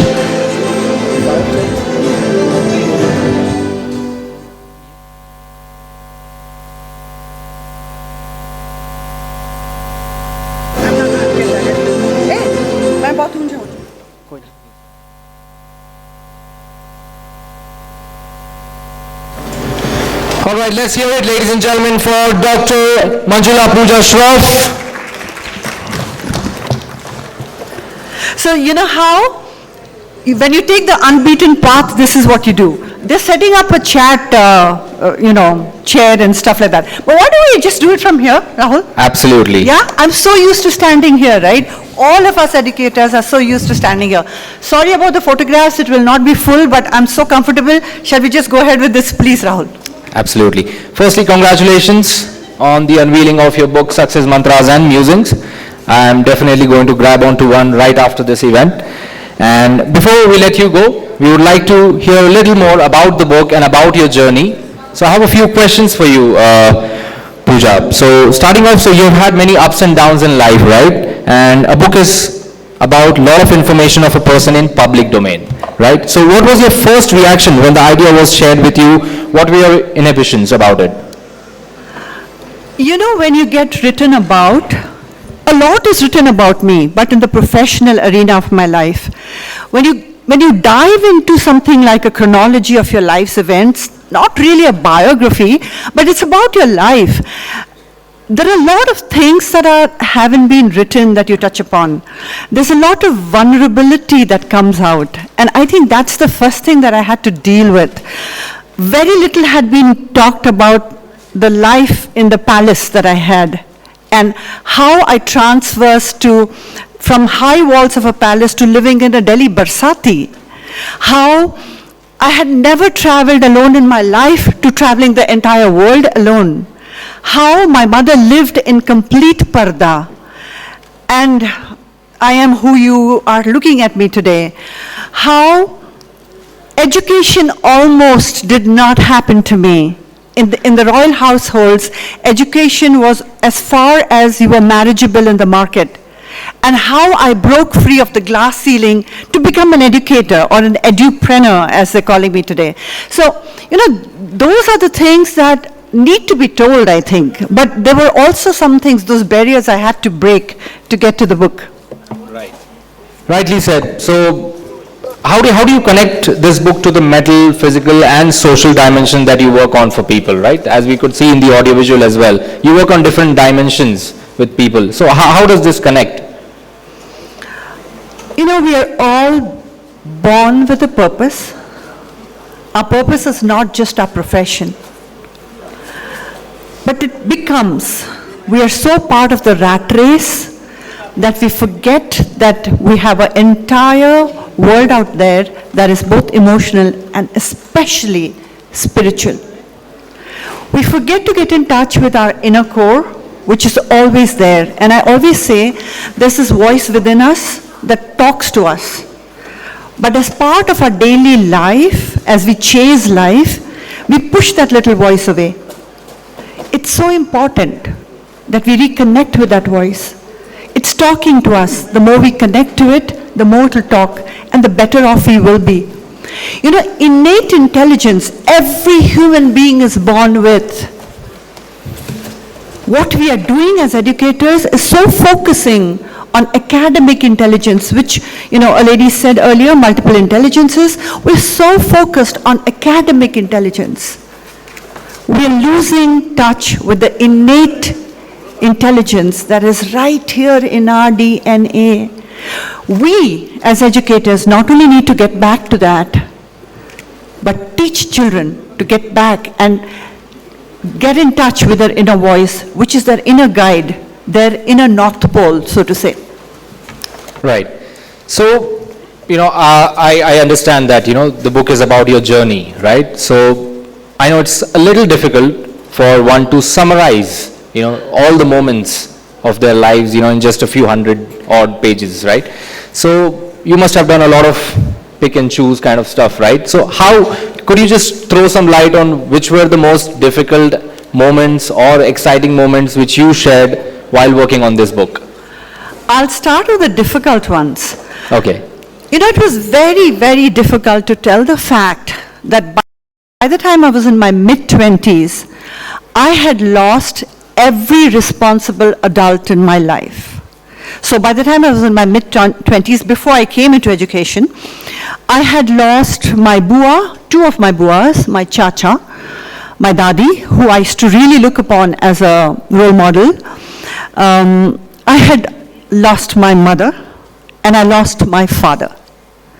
It was 2 months after I lost my father that I set foot in Indian Institute of Management in Ahmedabad, little knowing that Ahmedabad was not only going to be my home, but also my karma bhumi going forward. That was a very private part of my life. I wasn't sure that it had to be told.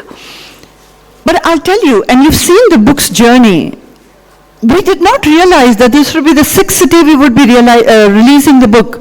Honestly, after doing this, I'm realizing that stories have to be told. Even today, women struggle to find the place in their professional lives. It has to be told, all of you educators in this room, you know how fragile teenage lives are. You know that for a few marks here and there, we have suicide cases. You know how much drugs there is outside, whether we talk about it or not. You know how early smoking happens in the corridors of the schoolrooms. You know that. And here I was in my 20s, dealing with 6 deaths, struggling to find a life for myself. If I could do it, anybody can do it. These stories need to be told, and that is my own personal learning through this book's journey. Rightly, we would definitely want to read a lot more about it. And, since the first launch of this book 3 months ago at Delhi, and if I'm not wrong, this is your 5th release, 5th city where you're releasing this book, right? So, firstly, how did it feel when you first held the book in your hand, right? The very first copy of what what have you shared with the people. So what was, your first emotion which came into your mind, and how does it feel now after, covering 5 cities? Yeah, so the reason I said 6th is because हमने दिल्ली में 2 बार किया था. Delhi, I came from Orissa to Delhi, and then I went on to my, now where I live, Ahmedabad. So from Bhubaneswar, I came to Delhi and then to Ahmedabad. Delhi holds this whole, close to my heart. Somehow the book also happened twice. So this is a 6th release, but rightly said, Rahul, 5th city. When I first held the book in my hand, I was not sure. It's really mixed feelings, and I'll tell you, even when I was sitting there and watching that AV, I'm like, oh really? So a lot of it is, do I need to tell? Does it have to be told? Every time, it's like every time when you walk out here, you have butterflies in your stomach. I go through that, the same thing. So I'm glad. I consider myself extremely, extremely fortunate that my story is being told. I do hope that it will provide motivation to a lot of women, and definitely men. Because men need to understand women. Men need to understand women because they need to understand their wives, and most importantly, their daughters. So this book hopefully will lend enough motivation to both genders and all ages. So that's the hope I have, but every time I hold the book and every time there's a release, I go through butterflies in my stomach.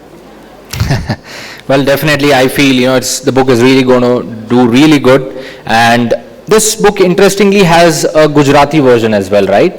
So tell us a bit of, about the process of how did that go about, and how did you come up with that thought that, okay, let's have a Gujarati version as well?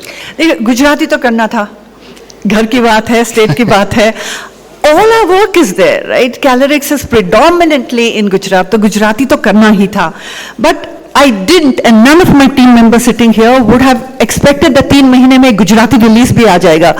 So, when we are circulating this information on the groups, one of the education groups like this on WhatsApp saying, oh wow, Manjula, every 3 months one book. And I'm like, hey, no, this is not another book. This is just a Gujarati translation. But I'll tell you what I learned during the process of translation. I think translation is very hard. I think that English mein, when it is a native language, you start to write very well. And then the author has done a superb job, honestly. And to translate the finer elements of the thoughts, to translate the fine nuances of emotions into another language is really challenging. And I believe that translators are not given the due credit, really. I mean, there is no name of the translator on the book. The person is faceless, nameless, behind the scenes, but working so hard to put that right emotion of the book out there. I truly stand here and salute every translator there is out there, and sorry that we're not giving you enough credit.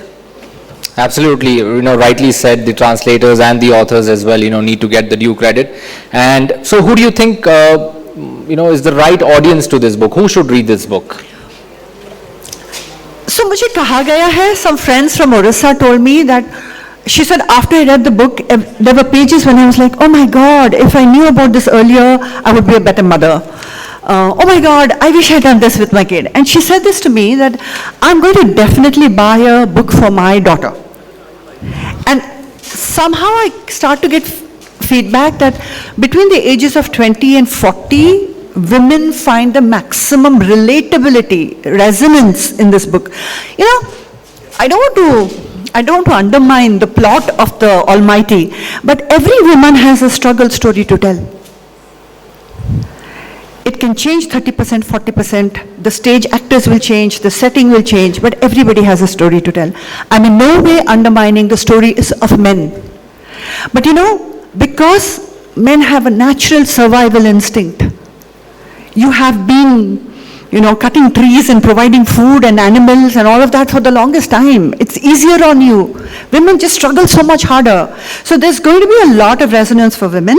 But my personal takeaway, because there's a lot of parenting tips here, I think men, please do go back there and read it as fathers. Your girls will thank you for that. Absolutely. So we have some very dignified and senior educationists here, right? So what are your expectations from them? So if you could throw some light on that. I deal with educators day in and day out. I have dealt with educators for the past 25 years of my life. I know the exact influence that you have on the lives of children. As part of the management, I also know the struggle of the timetable. I also know that we are running towards syllabus, we are running towards good marks, because that is what determines the value of an education. But really, who cares how much marks the children got in grade 12? If they go to college and die because they didn't get 96, who cares? We need to teach children emotional stability. We need to get into the minds of children and make their psychologies stronger.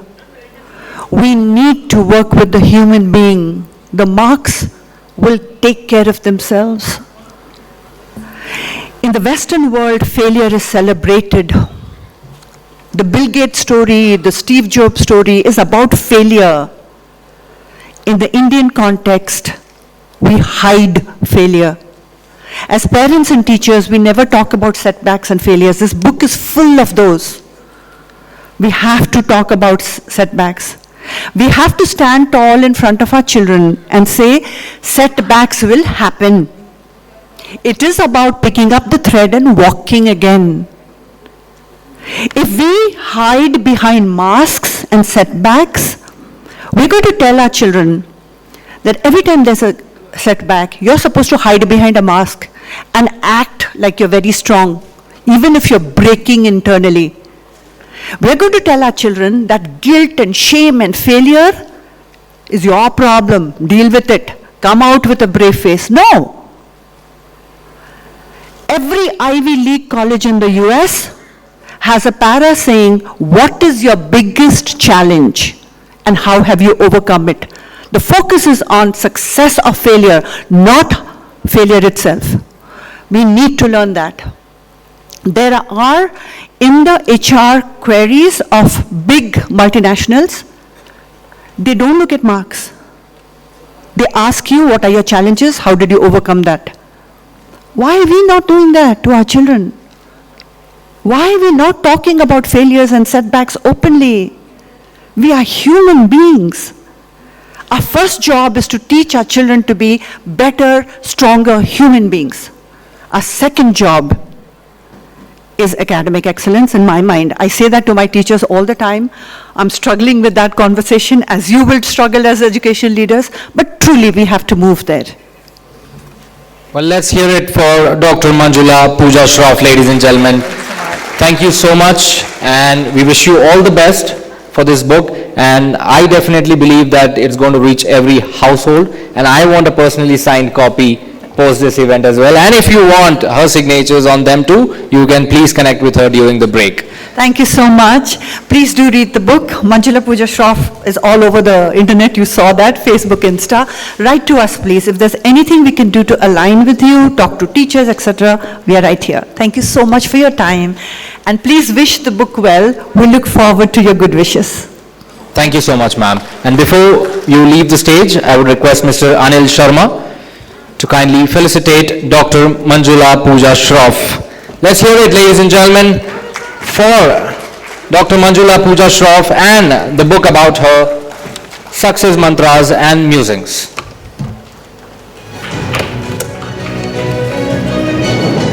Presentation, right? Do you want presentation? Here it is. Today, take a nice walk. Try a new sport. Run around Pause the town. video. Can we please pause the video? Take a few. Push yourself until you scream.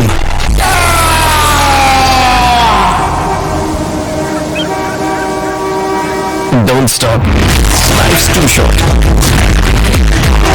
Take a few deep breaths. Get out there. Hit harder. Get stronger. Hit further. Get moving. Get faster. Take on the world. Bhandari here from Puma. So, how many of you have heard the word Puma? Most of you. So, you know the brand. So, let me not introduce the brand and how is it. So, Puma is into school shoes. First thing, how many of you, when you're selecting a school shoes for the students, what are the specifications do you consider?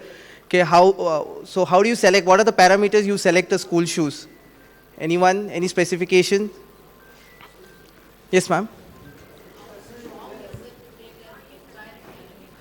How strong is it to make sure the student is wearing for the whole year? Anyone else? Comfort. Very nice, ma'am. She's my principal. Thank you, ma'am. Anyone else?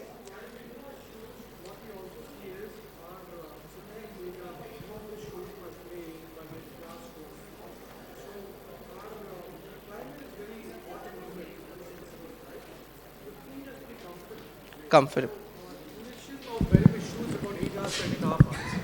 So comfort is very, very important for a child, right? Even while playing or after coming to the classroom, right? So comfort, of course, is prima facie. Perfect. Thanks a lot. So Puma has designed the school shoes taking the consideration of all the points. One is the comfort. Second, we have a mesh on the shoes.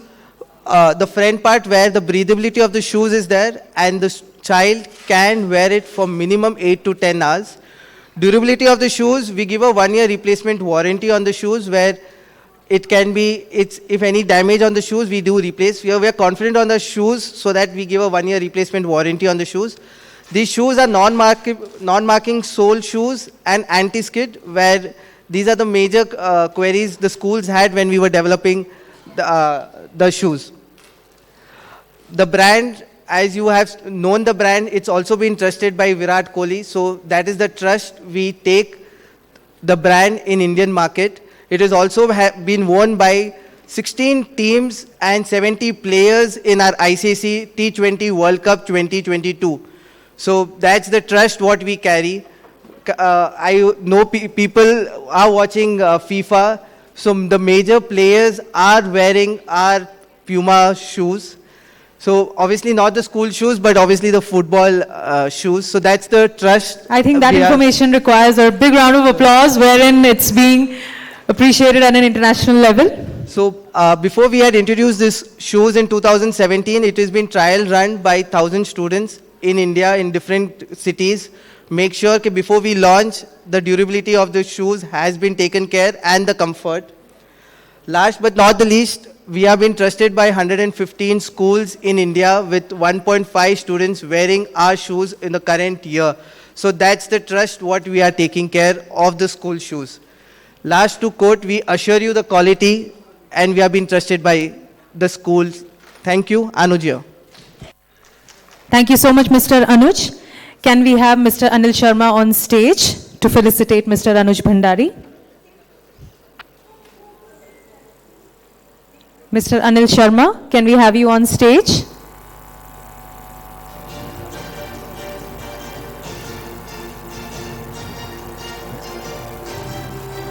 Thank you so much, Mr. Anil Sharma, for being our gold sponsor.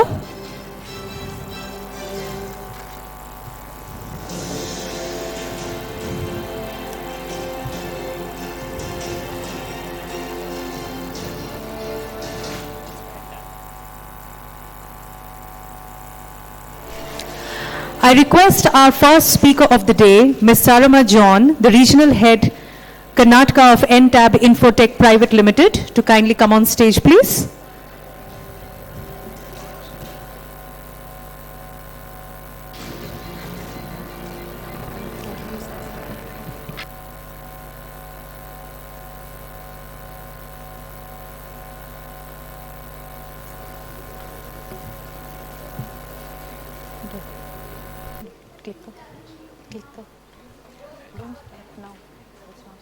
When I speak, you start.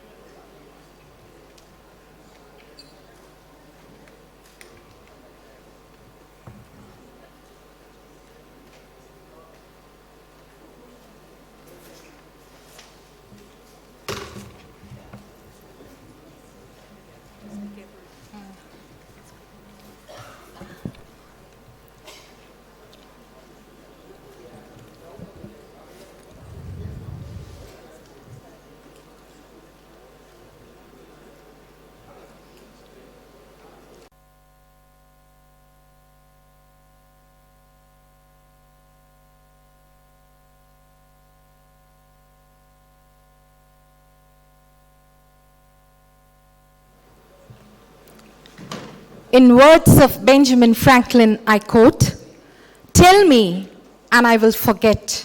Teach me, and I will remember. Involve me, and I will learn." Unquote. A happy afternoon to one and all present here, the most respected principals, chairmen from across the country. I deem it a great privilege to welcome you all here. I represent the company called NTAB Infotech Private Limited. They are empowering educators to build champions for life.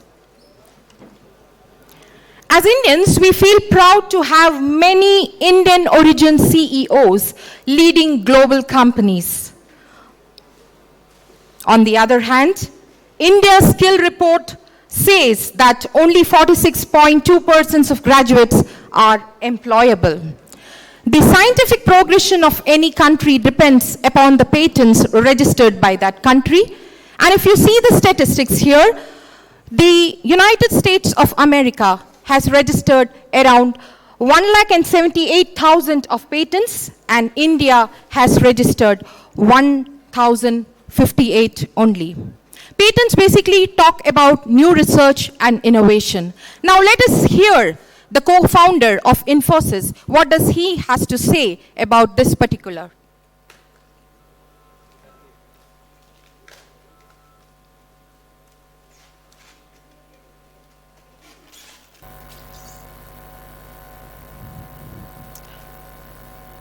It's not audible? Okay.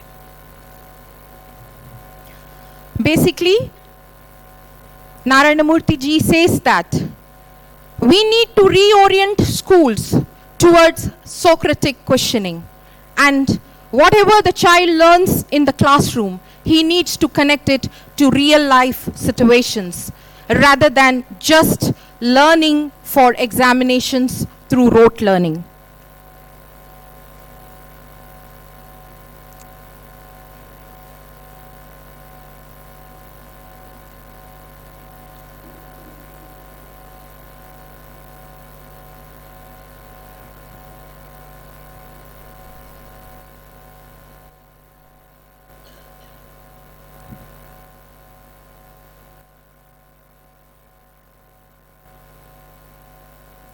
Sorry for the technical snag. I think I'll just proceed with my presentation, not to waste anybody of your time. Yes. The main thrust of NEP 2020 is to do away with rote learning and reinforce experiential learning. Somewhere we forgot our roots, the Gurukul system, which was experiential in nature. We just got busy with the textbook and syllabus and this created rote learning. Rote learning has led to lot of convergent thinking. It has made the learner lose his own creativity to think creatively and critically. Talking about our company with pride, NTAB Infotech started its journey in the year 2000, and we have come a long way. For past 22 years, we are an evolved ERP solution provider to the schools, spread across the length and breadth of the country, with almost 1,800 schools with us. These are our top clients who have been using our system for more than 15 years. Very happy to know that some of our prestigious institutions are here amidst us.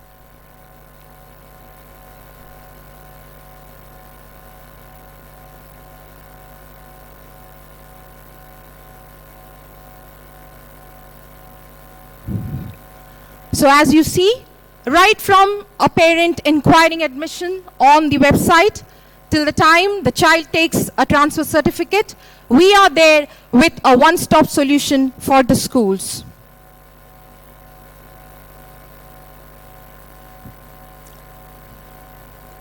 Since 2020, NTAB Infotech's research and development team at the Delhi office have been researching on the NEP tools for learning teaching purposes. Why do we need an experiential learning? A Harvard survey says that an average learner's retention is almost 69% when it comes to experiential learning.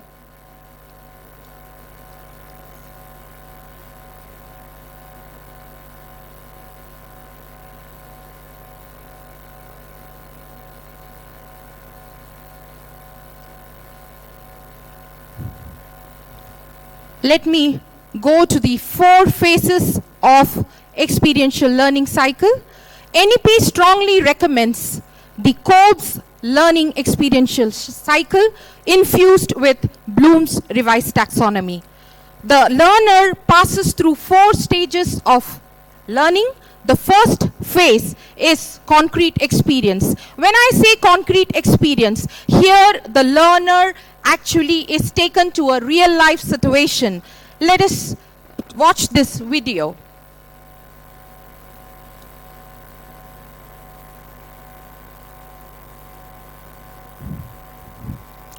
Can I have the audio, please? The surface is very smooth. That means these thread-like structures here are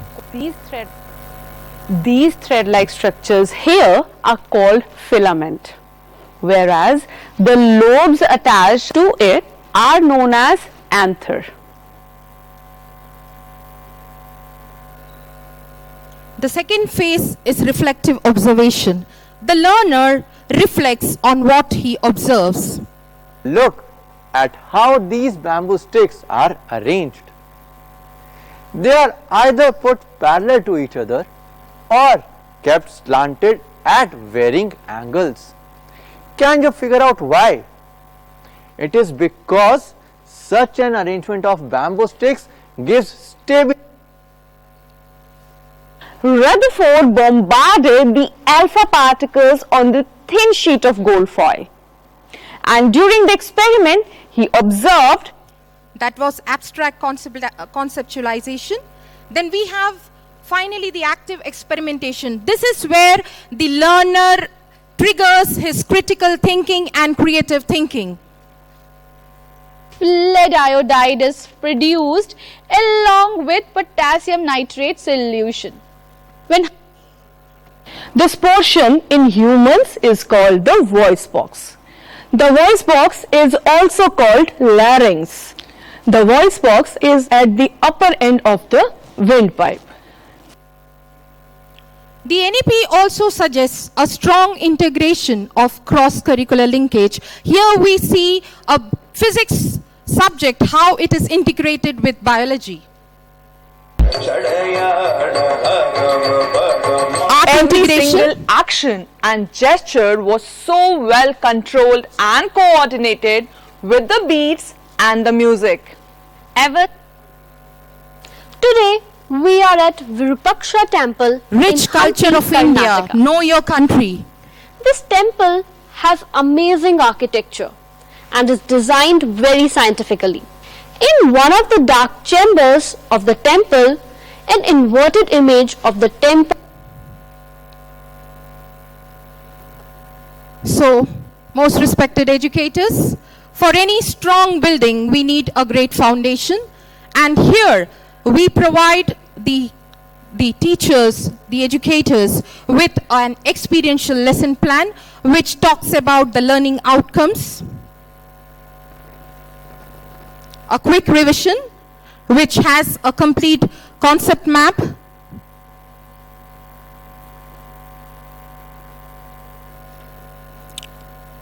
Master the chapter, where we involve 2 teachers into discussion. Short notes. Take a quiz. Computer-based assessments. Design your question paper. Here, respected educators, we have complete mapping of learning domains when we assign this.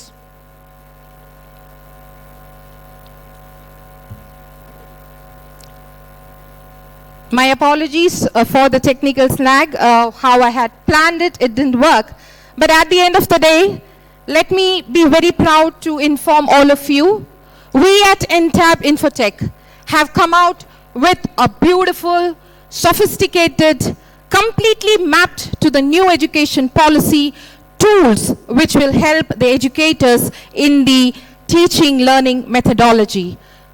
It is the time of the year when you, respected educators, take decisions about upgrading yourself with the latest ERP technologies, upgrading your schools with a content which is qualitative and quantitative. So we are present here till evening. Any part of the country, if you are here and you wish to take up a demo with us, please come forward and register us. Gurur Brahma, Gurur Vishnu, Gurur Devo Maheshwara, Gurur Sakshat Parabrahma, Tasmai Shri Guruve Namaha, Tasmai Shri Guruve Namah. Thank you and see you all at NTAB stall.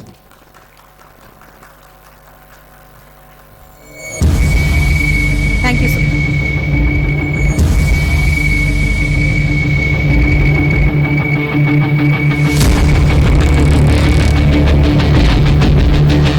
Round of applause for NTAB. May I request Mr. Anil Sharma to felicitate Ms. Sarama John. Can we have Ms. Sarama John on stage, please?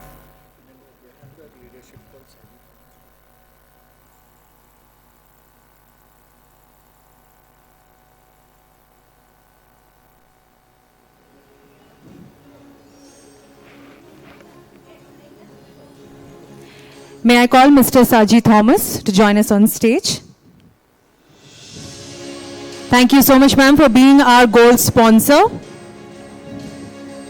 NTAB has won for providing the best ERP solution. It's a leader in experiential learning tool, a leader in futuristic school ERP.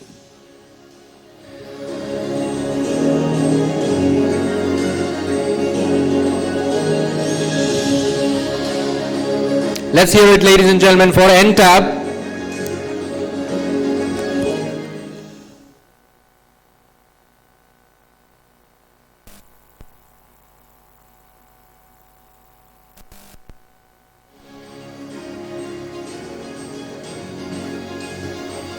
Thank you, Mr. Thomas. Thank you, Mr. Anil Sharma. May I now request our next speaker, Ms. Tanuja Gomes, the co-founder and CEO of ICSE School of Music, to come on stage, please.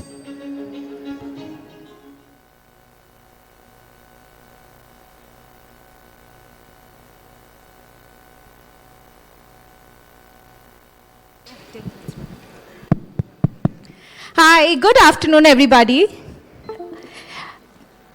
Hello, good afternoon. Yes. Just a brief background. I think all the eminent speakers before my this chat have spoken so many interesting points about education, the system. In fact, Dr. Manjula mentioned about how the whole education and how we need to have the empathy for children. And I'm sure that all of you all will agree that one of the subjects that can bring a huge amount of empathy for all the kids is absolutely, thank you. Music is the most universally spoken language in the world. So whether our students are learning in India or any part of the world, that is one language that can be spoken, that hearts can come together, and they can make the world a better place. Yes.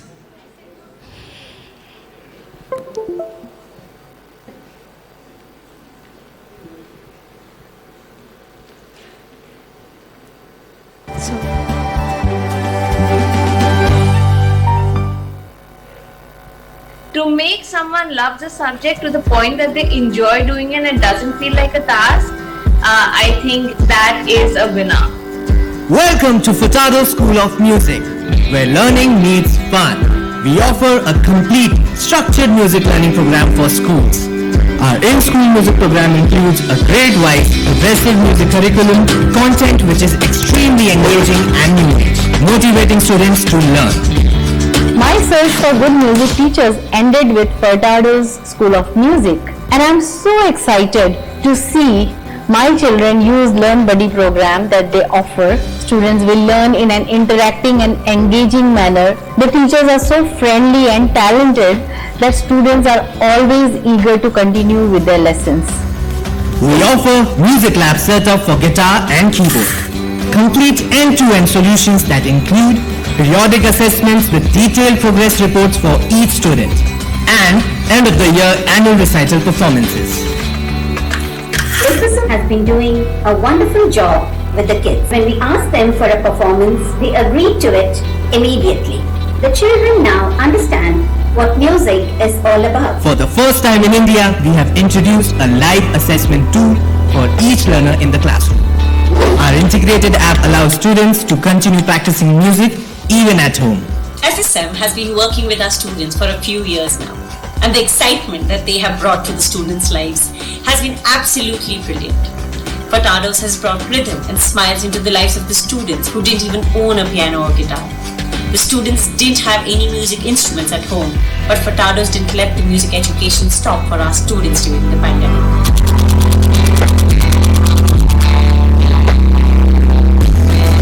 Bring FSM to your school today.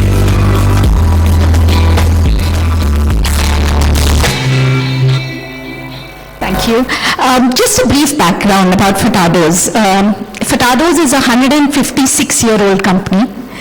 It was, in fact, during the British Raj, typically, there were very small communities who would only take instruments. Furtado's continued the journey. There was a point that, in fact, even the family, this is a family business, and we were thinking, karna kya hai, because it was a very small space. But kudos goes to the late visionaries that we've had in the family who said, no, we will be committed to the cause of music. A brief background about myself: I'm actually a chemistry graduate. I did 15 years of banking across India and Singapore, and then me and my co-founder Dharini Upadhyay, we were working in Barclays, and that's when we started this journey of building Furtado's School of Music. When we started this, we actually thought that we just wanted to set up centers. So like the Yamaha School of Music was a big center which was there in different parts of the world. It is by chance that we were invited by Juilliard Carnegie team is when we start visiting different schools across the world. And whether it is a public school, whether it was a funded school or the topmost school in Manhattan, every child learned music. The reason I'm sharing this story is just the impact of music in the world and all the heritage of music which has always been there and continues being there, has happened because of visionaries like yourself.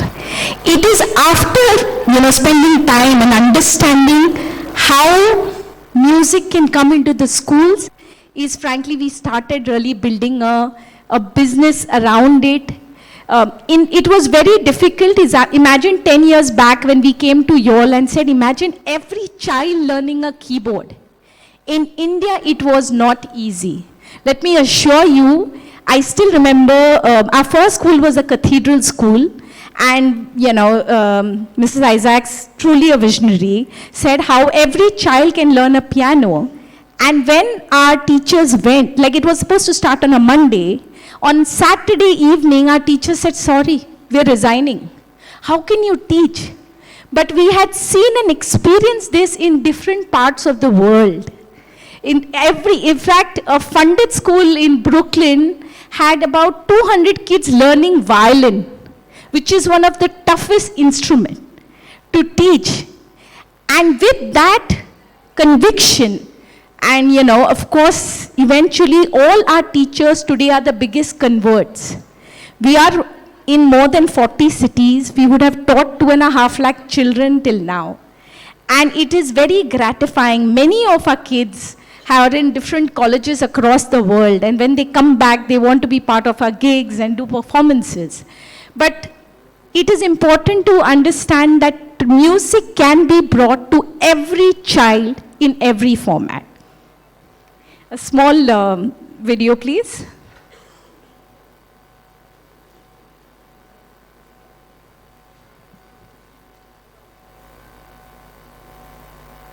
Steady, ready, start!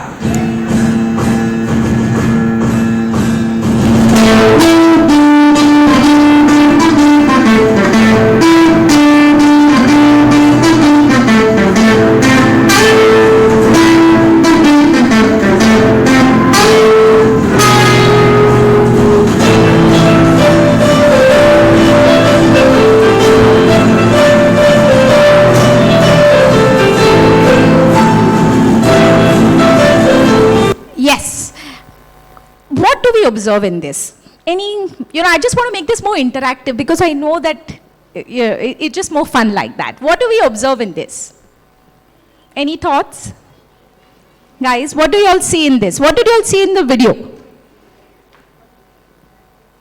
Any thoughts?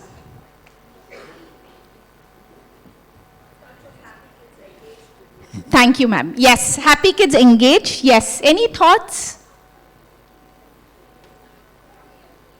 Yes, ma'am. Absolutely, absolutely. When we were looking at what are the benefits of music, if you look at it, there is one child these are a group of children, they're playing, and the other kids are concentrating, and then they have to get into that beat at the right time. For all today as educators, I'm sure, I'm a parent of an 11-year-old child, and also interacting with a lot of educators. One of the biggest challenge today's kids are, there's so much of knowledge in this, they're bombarded with so much of distraction. And that's what this video, when I was looking at this video, I said, kids concentrate better. So one of the key benefits of music is that it helps kids settle. It helps it brings them to a level which comforting. It helps them concentrate. It also eventually, when you do performance, it builds a lot of confidence. So, the key point is how can we bring and help? Music can definitely help kids. A brief background, like what you mentioned, apart from our lineage at FSM, we also have tie-ups. So we are very proud to announce that we are the only school in India, music school in India, who has the curriculum certified by the UK board. So all the schools, all of us go out and we eventually get our children accredited by Trinity College, Berkeley College. What we did is since last 4-5 years, we've been in touch with the UK government, and Ofqual is the body who certifies. We've got our program certified by them. And our vision is, how do we bring this of-qual certification to each and every child of yours when they are learning music theory with us? How do we ensure that every grade child at the end of the year can give a theory exam in a fun manner and also get a certification? Yes. Okay. The NTAP guys also spoke about their curriculum. I think today's day and age, all educators are keeping on getting new curriculums by everybody. It makes sense. The vision was that if we want to be across every school, in our case, like we mentioned, the biggest challenge is how do we empower our teachers to train in the large group format, keyboard, guitar, western vocals, and all different streams, and how do we ensure the quality? So from 2017 and 18 onwards, we started building curriculum. I can stand here and proudly say that, and I guarantee you all, that we are the only guys who have built a curriculum for K-12 setup. And it's ready this year.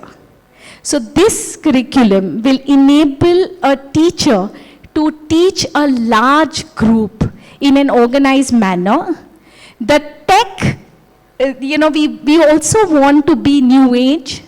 So every child, when they visualize a class of 20 keyboards, and we will be able to tell you how every student is playing through a score. We've created a whole technology part that we will be able to say that child sitting on keyboard number 10 has not been able to pick up and learn, and therefore the teacher will be able to help. So it's a complete 360-degree solution. We will provide, of course, we set up the entire music lab for you all. We can provide trained and certified teachers. If you have your teachers, we can give you all, the teachers are trained with the entire curriculum. That entire curriculum taught in a very engaging manner. And the last is the assessment. The assessment is a system-based assessment. So students who are learning, we will be able to, through technology, tell you how each child has learned and give a score on that. If you find any technology or any curriculum as engaging as us, we will give you all that year's curriculum free. All right? We are that confident about what we have. Steady. Yes. So, in the nutshell, we are here to provide a solution for every school with whatever challenges you all have. Okay? Anybody wants to share what kind of challenges, or, what do you all feel about music? Does everyone have a music program in their schools? Yes. Good. Good. I know there are lots of schools here who partnered with for many, many years, and we thank you for your support. It's our endeavor to bring music to every child. Like we said, we have solution for everything. You have a music teacher, we will train them. You want just a music curriculum, we will provide. You want music curriculum with a complete lab and the whole state of the art, we will provide. You want us to do everything, we'll do that. So we have a solution for everyone, but let's come together and spread the joy of music education to each and every child in this country. Thank you. Thank you so much, Ms. Tanuja Gomes. May I now request Mr. Anil Sharma to felicitate Ms. Tanuja.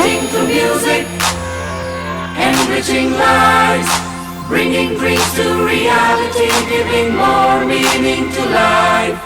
Educating through music, enriching lives, bringing dreams to reality, giving more meaning to life. Touching hearts, touching souls, turning thoughts into smiles, empowering our hearts with the energy to cross a million miles. Touching hearts, touching souls, turning thoughts into smiles, empowering our hearts with the energy to cross a million miles.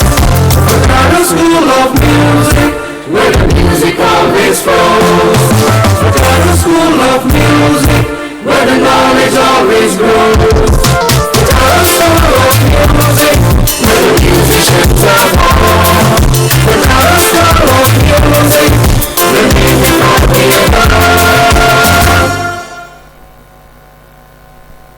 have a huge round of applause after that musical AV?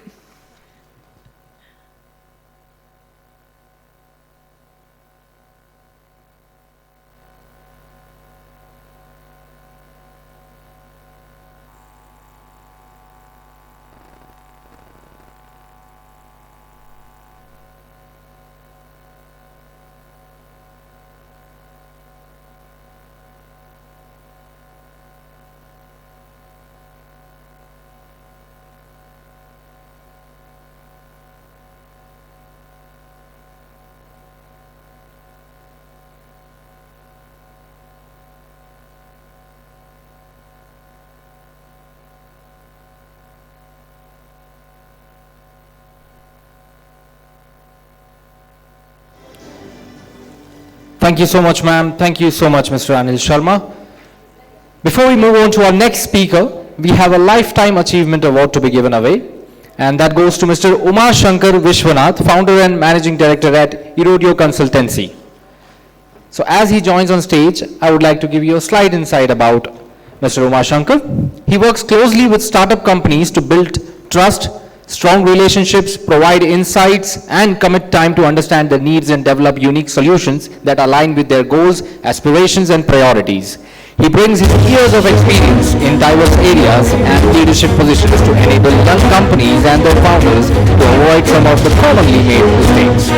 He actively works towards advising and working with startups and established companies in the education space. Mr. Umar Shankar Vishwanath is currently working with 6 companies by women entrepreneurs specializing in providing support and guidance to startups that have women as founders. Let's have a huge round of applause for Mr. Umar Shankar Vishwanath.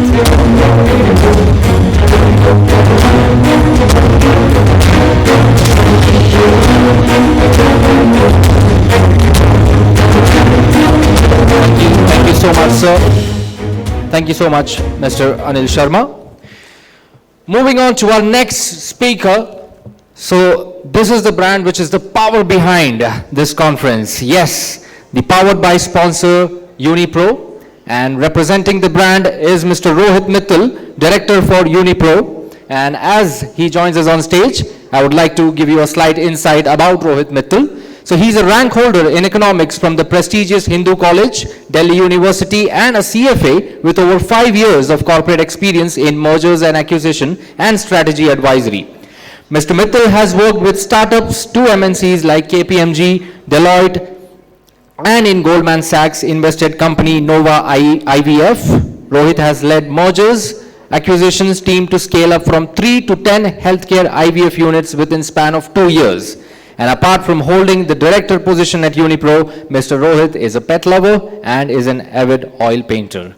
A very warm welcome to you, Mr. Rohit. Let's hear it for Mr. Rohit Mittal, ladies and gentlemen.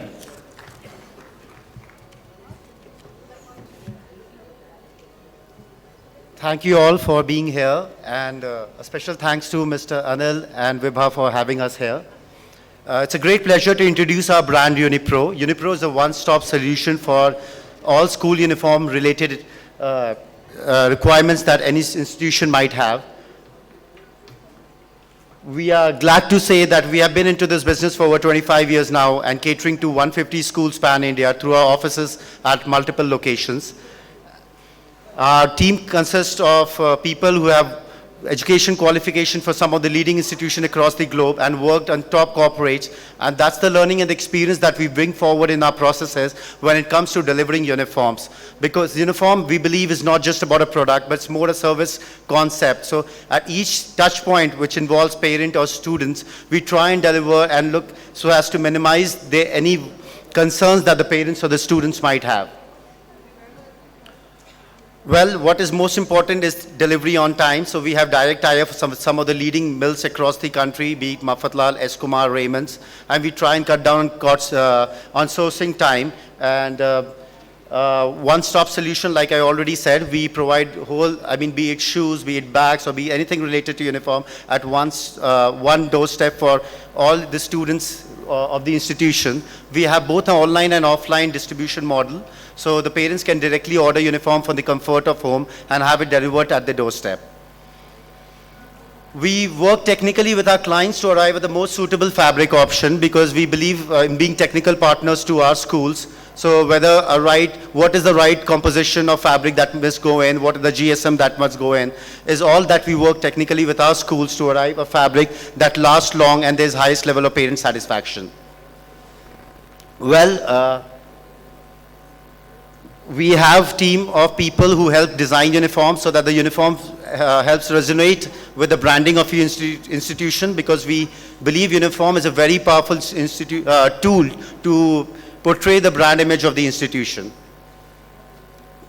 And we are very glad to say that we are working with some of the leading institutions across the country, to name PS Group, Amatra Academy, Manipal Group of Schools, Global Academy for Learning, Greenbell High, India International School, Jaipur, Petals Montessori, Deccan International School, Kerala Niketan Group of Institutions, Auxilium Convent School, Kids Castle chain of over 100 preschools, Shishya BML School, St. Mary's Public School, Redbread International Academy, Anand Siksha Kendra, and many more.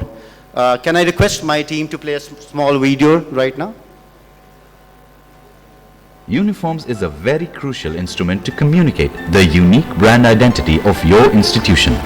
At Unipro, we are a team of expert designers and merchandisers with over 3 decades of experience in the industry. We are currently catering high-quality uniforms to over 150 schools across the country. At Unipro, we work on the best quality fabrics that are fiber-dyed rather than piece-dyed. Our association with some of the finest mills including Maffatlaal assures nothing but the best. Each of our garment passes through over 30 checks to ensure quality and consistency. At Unipro, we work to ensure that uniforms are superior in terms of designs, functionality, and quality. Unipro also provides new age fabrics that are antibacterial and dries off quickly. We suggest our clients to opt for one-of-a-kind customized fabrics consistent with your branding, giving your institution a unique identity. On the basis of the parent's profile and geographical aspects, our in-house designers offer suitable and unique pattern for your institution. Unipro provides you with the quality certificate as well as fabric swatches so that delivered products can be matched with samples shown at time of order placement. Our team of over 150 workers helps us ensure timely delivery. These, all the said aspects helps us provide the best after-wash results in the industry. Our production lots are consistent in terms of color, quality, and size. We have both online and offline distribution options. With our online portal and size guide system, parents can easily order uniforms from the comfort of their homes and receive directly at home.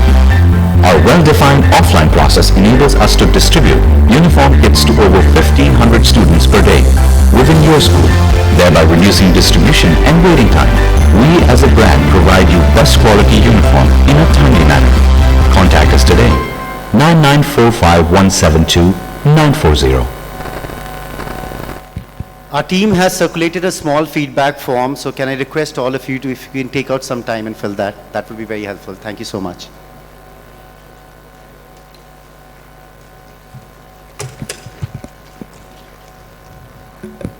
Thank you so much, sir. May I now request Mr. Anil Sharma to felicitate Mr. Rohit Mittal.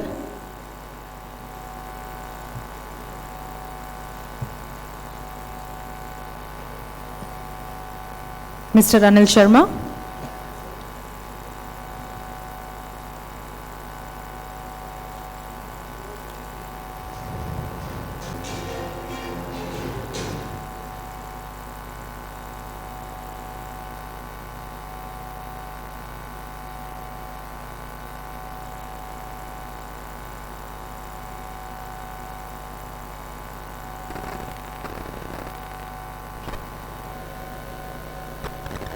Deepika Goel, Director for Popcorn School Furniture, to come on stage, please.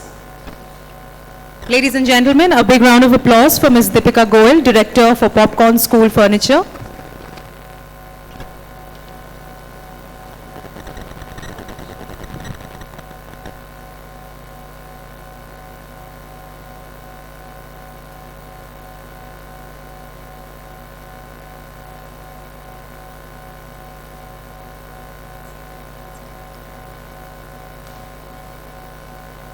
So I was asking Vibha, what's my time slot to speak? And she said, oh, you got the best time slot right before lunch.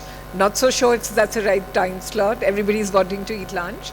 So I'm Deepika Goel. I'm the director of Popcorn Furniture.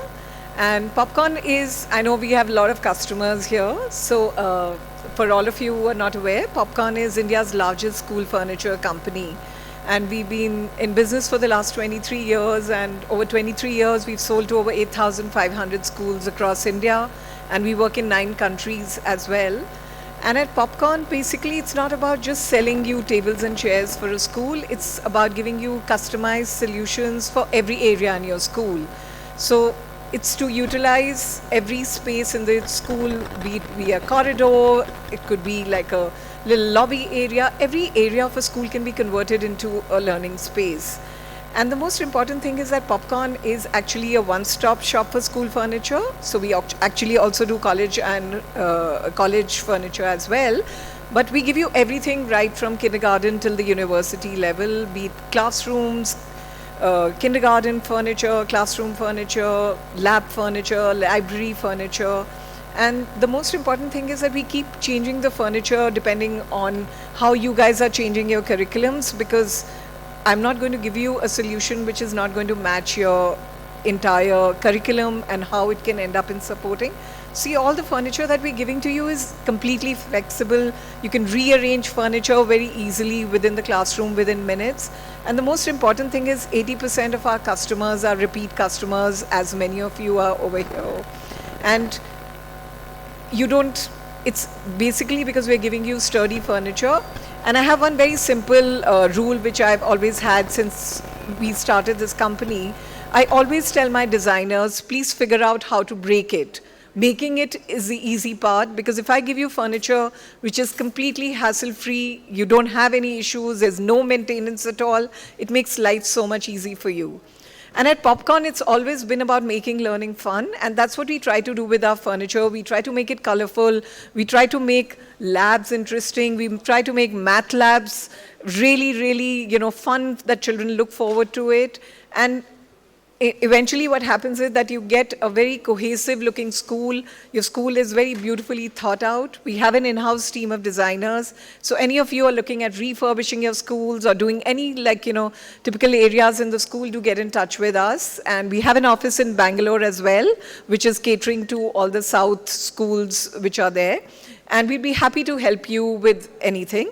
I have a short video here, which is our corporate video, which will just tell you about the sort of furniture that we are doing. Could we have the video, please?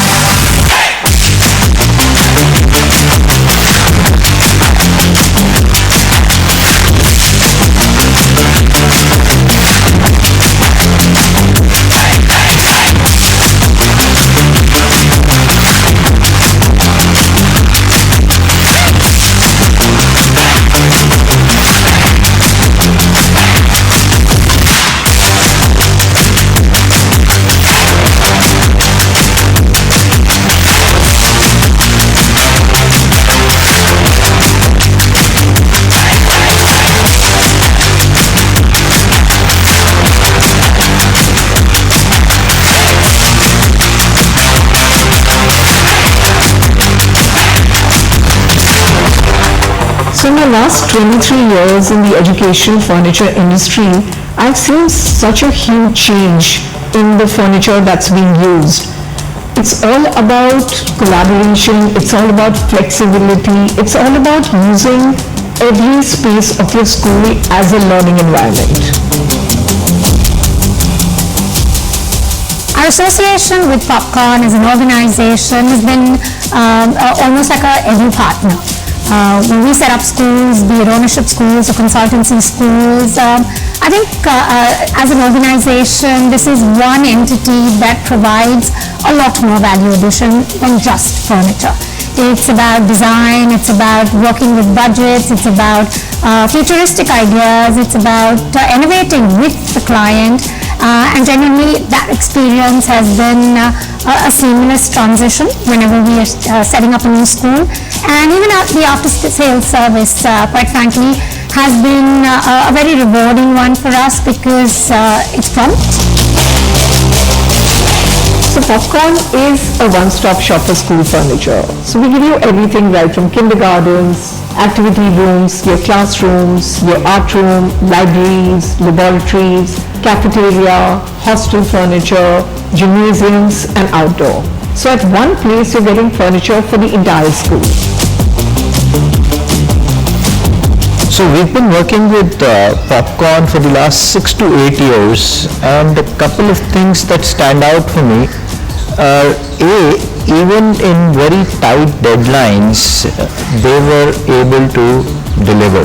I think they've got a huge capacity and yet a very close interface to ensure that they're able to deliver quality and the service that we require.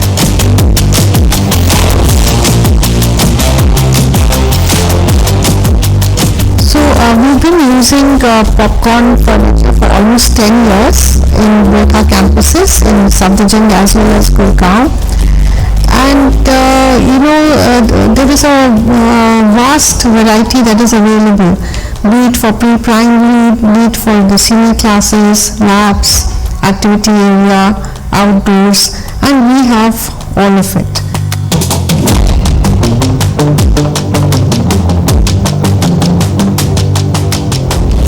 We faced major problems in providing the right type of school furniture.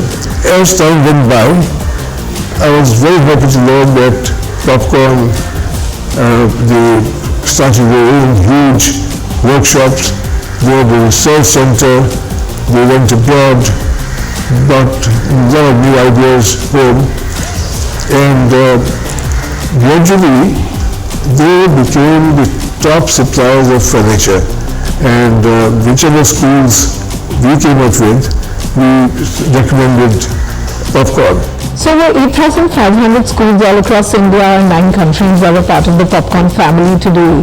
And it's a constant endeavor to produce new products, to do a lot of innovation, and produce collaborative, interesting learning spaces, which has ended up in getting us here.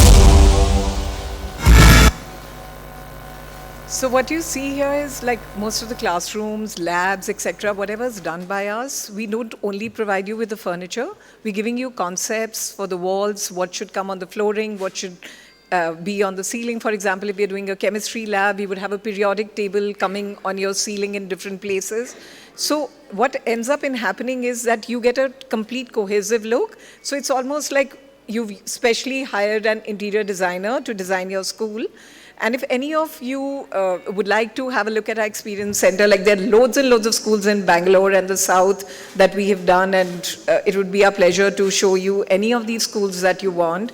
And even if you're looking at refurbishing any areas of your school, especially the kindergarten, I mean, definitely get in touch. The best thing is that we've got furniture across all price options, because we understand if you're a school in a remote area or you're a school that has a low budget, fee structure, it's not possible for you to spend crazy amounts of furniture. But I promise you, the 800 rupee chair that I sell to you and the 8,000 rupee chair that I sell to you both have the same warranty. And the most important thing is, whatever we are giving to you, it's going to end up in adding more to the learning experience of the children, because at the end of the day, it's about the quality and it's about the safety of the kids is what we care about. So it's been a pleasure talking to all of you, and look forward to seeing you at our stall. Thanks a lot. Bye. Thank you so much, ma'am. May I now request Mr. Anil Sharma to felicitate Ms. Deepika Goel.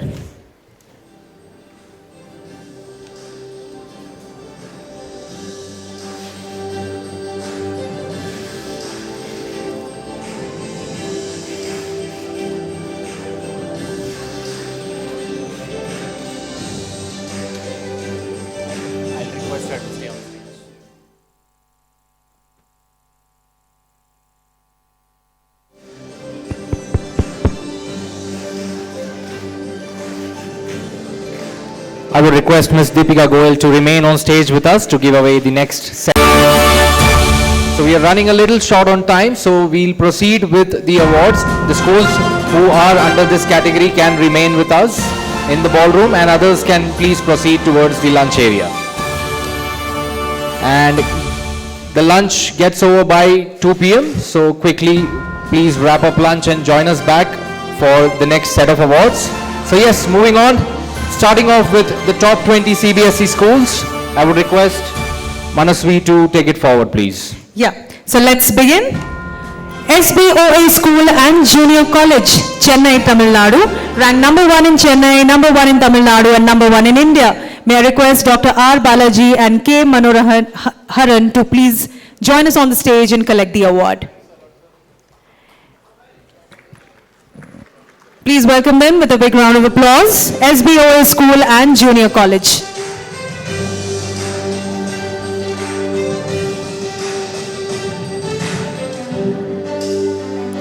Next we have BGS National Public School, Bengaluru, Karnataka, ranked number 1 in Bengaluru and number 1 in Karnataka and number 4 in India. May I now request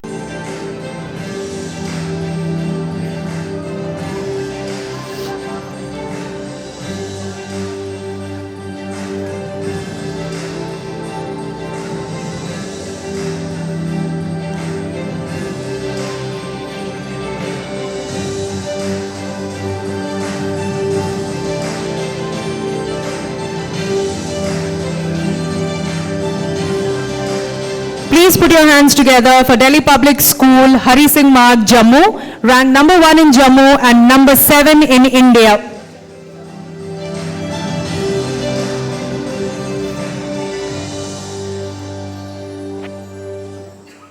Do we have any representative from DPS Jammu? To New Horizon Public School, Navi Mumbai, Maharashtra, ranked number 1 in Thane, number 1 in Maharashtra and number 8 in India. Can I request Ms. Tanuja Bhatt and Mr. Anand Bangal to collect the award, please?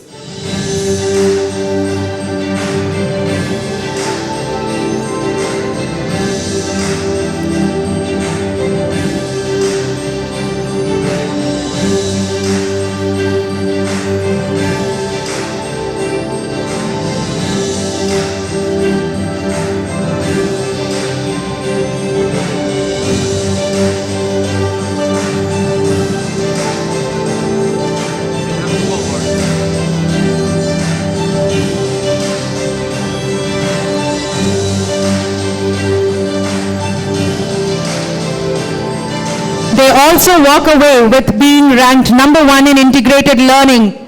So congratulations to Ms. Tanuja Bhatt and Anand Bangal for a second award in line.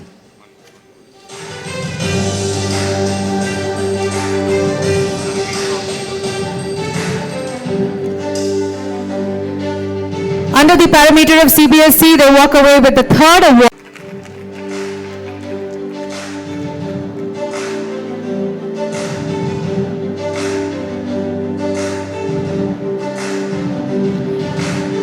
Please put your hands together for Delhi Public School, Kalinga, Cuttack, Odisha, ranked number Rakshit, the principal, to join us to collect the award.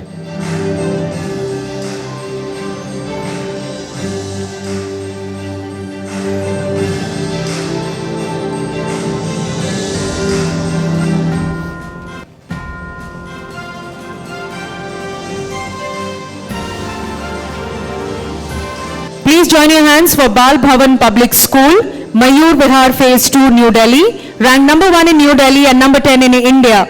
May I request Mr. Vivek Gupta, Principal, to collect the award, please.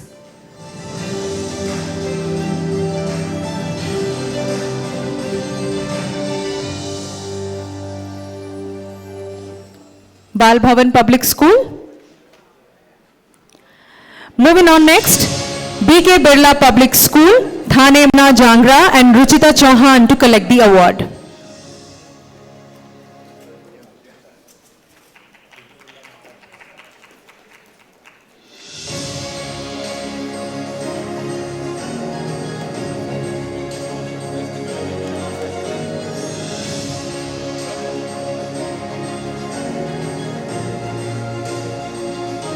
B.K. Birla Public School, Ms. Ranjana Jangra and Ruchita Chauhan on stage.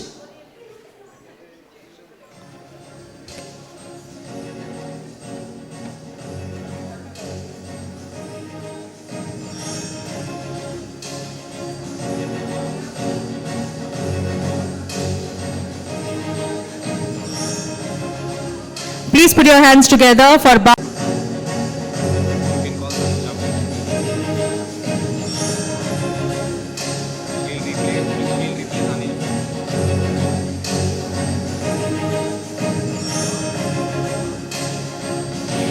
May I have Ms. Tanuja Gomes on stage? Maharashtra, ranked number 1 in Pune, number 3 in Maharashtra and number 12 in India. Can I request Ms. Catherine Fernandez, Headmistress, to kindly collect the award?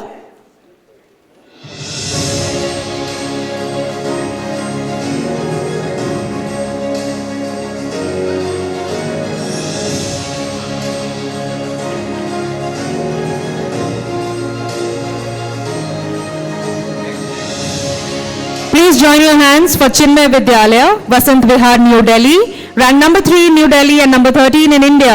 May I request Mr. Sanjay Rai Saxena, PGT Mathematics, to join us to.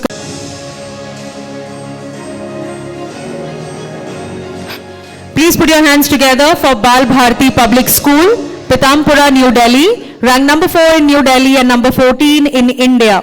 May I request Ms. Garima Vadhva to collect the award, please.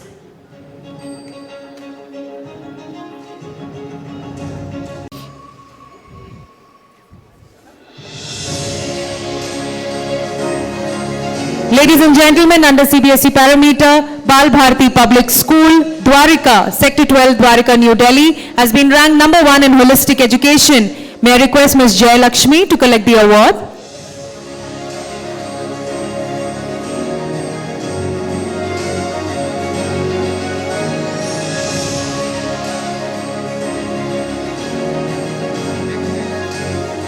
Please put your hands together for Alpha School, Chennai, Tamil Nadu, ranked number 2 in Chennai, number 2 in Tamil Nadu and number 15 in India. May I request Ms. Reena, may I request the team to come up on stage to collect the award?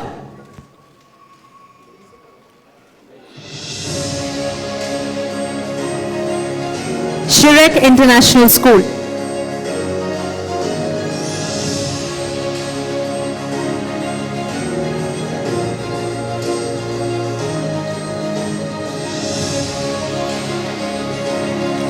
Please put your hands together for Tattva Global School, Hyderabad, Telangana, ranked number 1 in Hyderabad, number 1 in Telangana and number 16 in India. May I request the team of Tattva Global School to join us on stage?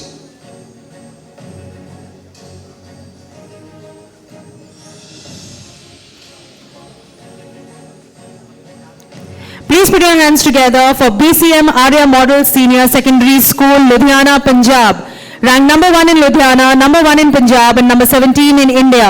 May I request Ms. Anuja Kaushal and Anjali Kamboj to join us on stage, please?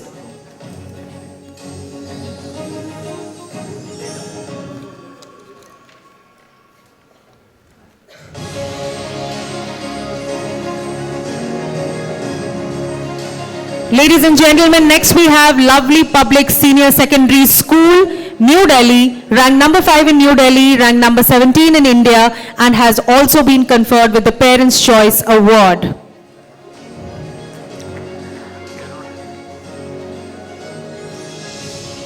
Let's welcome on stage Bhakta Vasalam Vidyashram, Chennai, Tamil Nadu, ranked number 3 in Chennai, number 3 in Tamil Nadu and number 18 in India. May I request Ms. N. Vijayalakshmi, the principal, to collect the award.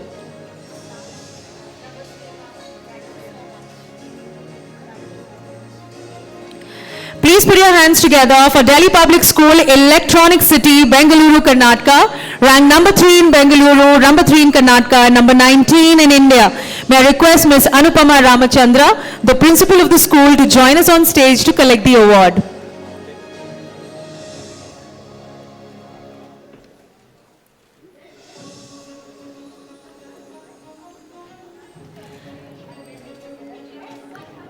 Ladies and gentlemen, we have Global Academy for Learning, Bengaluru, Karnataka, ranked number 4 in Bengaluru, number 4 in Karnataka, and number 20 in India. May I request Raja Rajeshwari Sridhar, the principal, to join us on stage.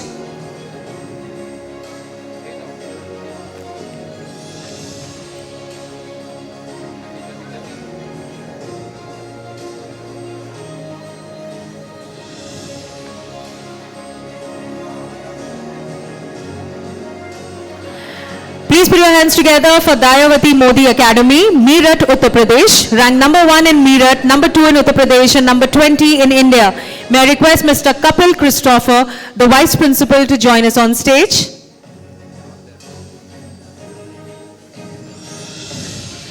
Under CBSE parameter, Nalamala Reddy Foundation School, Telangana, has been ranked number 1 in individual attentions to students.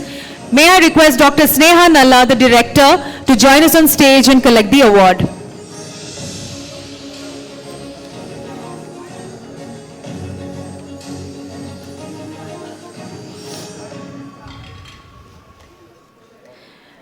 Ladies and gentlemen, please put your hands for all the winners. They are our top 20 CBSE schools.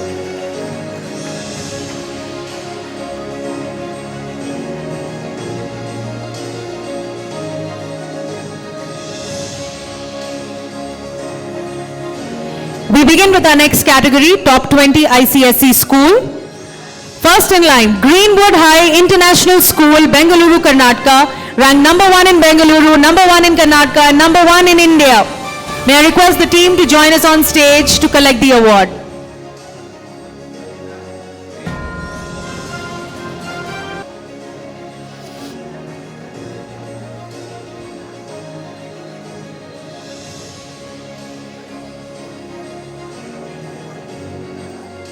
Next in line we have the Johnson Grammar School ICSE, Nacharam, Hyderabad, ranked number 1 in Hyderabad, number 1 in Telangana, and number 2 in India. May I request Ms. Shri Purna Sharma on behalf of the principal to collect the award.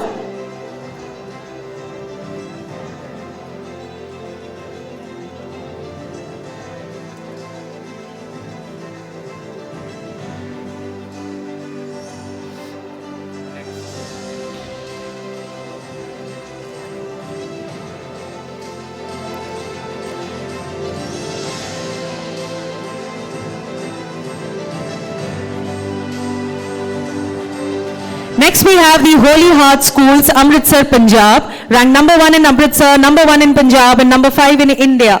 May I request Mr. Vikram Seth, the Director, to join us on stage.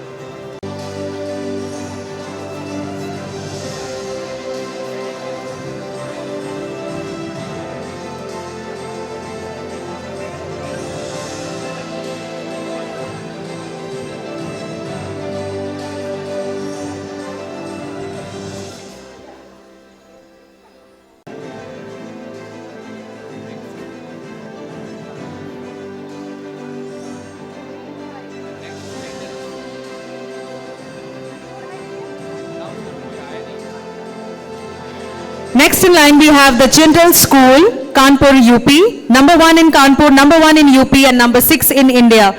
May I request Shalini Nigam, the Vice Principal, to collect the award. Under the CBSE parameter, the Chintal School again wins under ranked being number 1 in holistic education, but I think unfortunately they have not joined us today. We move on to CNM and ND Parekh Pre-Primary School, Parle West, Mumbai, Maharashtra, ranked number 1 in Mumbai, number 2 in Maharashtra, and number 7 in India. May I request Ms. Kavita Sangvi, the principal, to collect the award.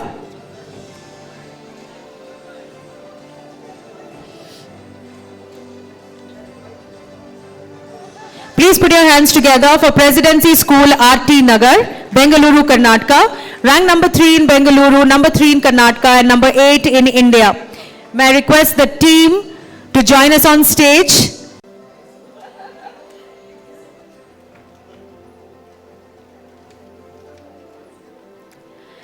Ryan International School, Thane, Maharashtra, ranked 2 in Thane, ranked number 3 in Maharashtra and number 9 in India. May I request Ms. Jhansi Christopher to collect the prize, the award, please.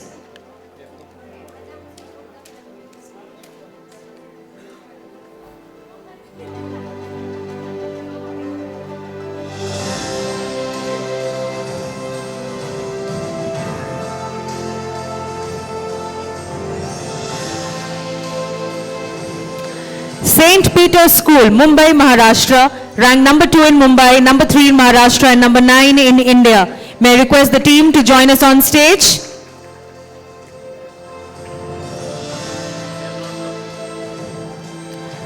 Swami Vivekanand International School and Junior College, Kandivali West, Mumbai, Maharashtra. Number 3 in Mumbai, number 4 in Maharashtra, number 10 in India. May I request the team to join us on stage?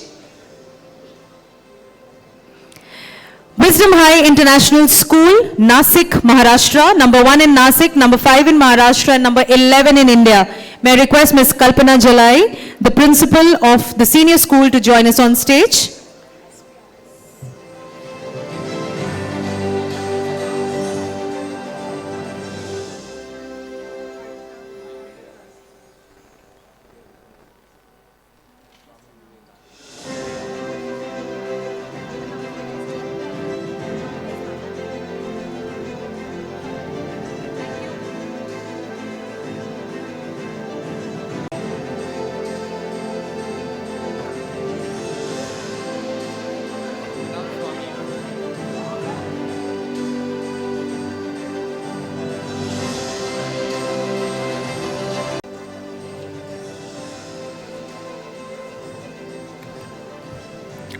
Parle Tilak Vidyalaya, Mumbai, Maharashtra, ranked number 4 in Mumbai, number 5 in Maharashtra and number 11 in India. May I request Dr. Arnavaz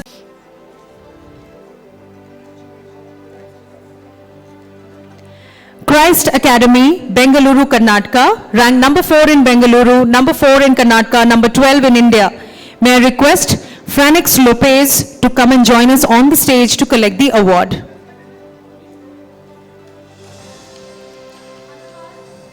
Karnataka and number 13 in India.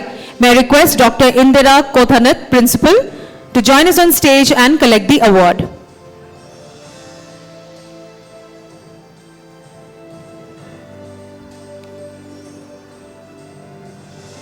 Number 1 in Chikkabalapur, number 6 in Karnataka and number 14 in India. May I request Mr. Ranjit Kumar Mandal, retired principal, to join us on stage to collect the award.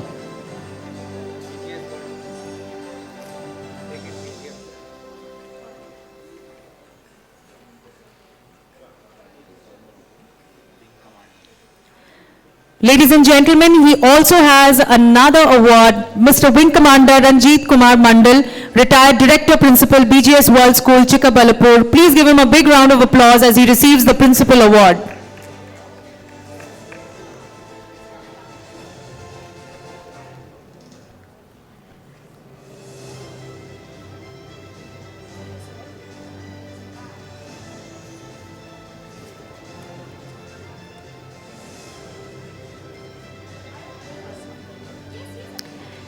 Manik G. Cooper Education Trust School, Mumbai, Maharashtra, ranked number 5 in Mumbai, number 6 in Maharashtra, number 15 in India.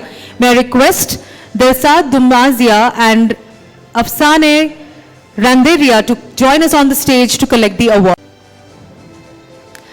Bombay Scottish School, Mumbai, Maharashtra, number 6 in Mumbai, number 7 in Maharashtra and number 16 in India. May I request the team to join us on stage?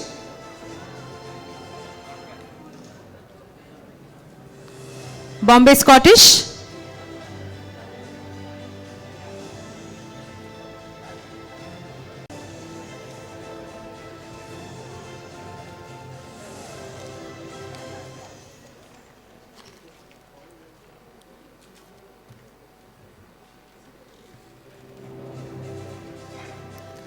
Mount St. Patrick Academy, Pune, Maharashtra, ranked number 1 in Pune, number 8 in Maharashtra and number 18 in India. May I request Vishwa Vidyapeeth School, Bengaluru, Karnataka, ranked number 6 in Bengaluru, number 7 in Karnataka, and number 18 in India. May I request Ms. Sushila Santosh, the director, to join us on stage, please.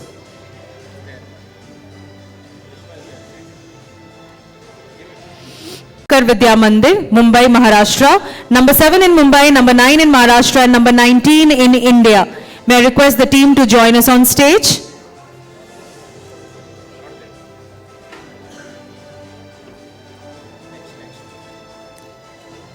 Delhi Public School, Mega City, Kolkata, West Bengal.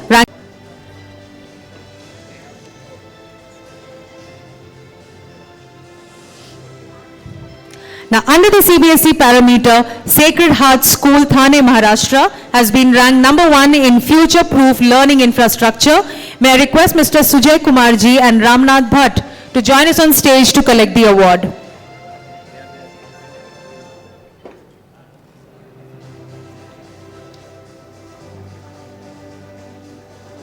Public School, Noida, UP, ranked number 1 in leadership in quality management. Can I request the team of Indus Valley Public School to join us on stage?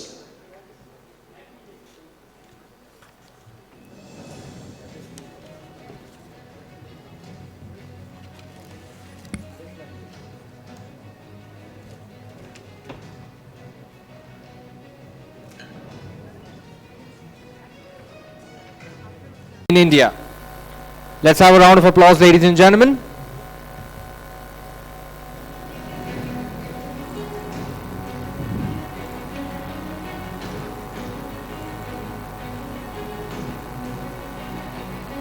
The next award is for India's top ICSE schools parameter-wise.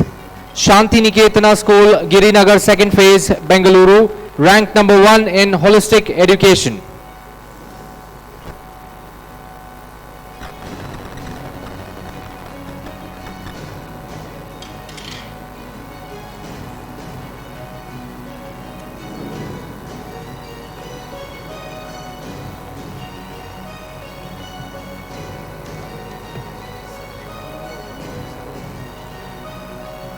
Next is for, do we have the team of Bal Bhavan Public School, New Delhi?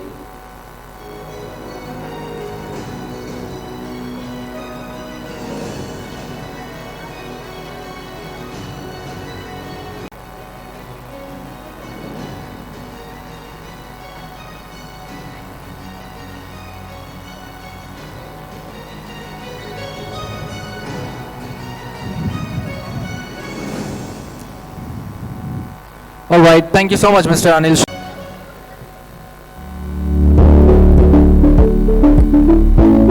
Education Today initially started as an online portal.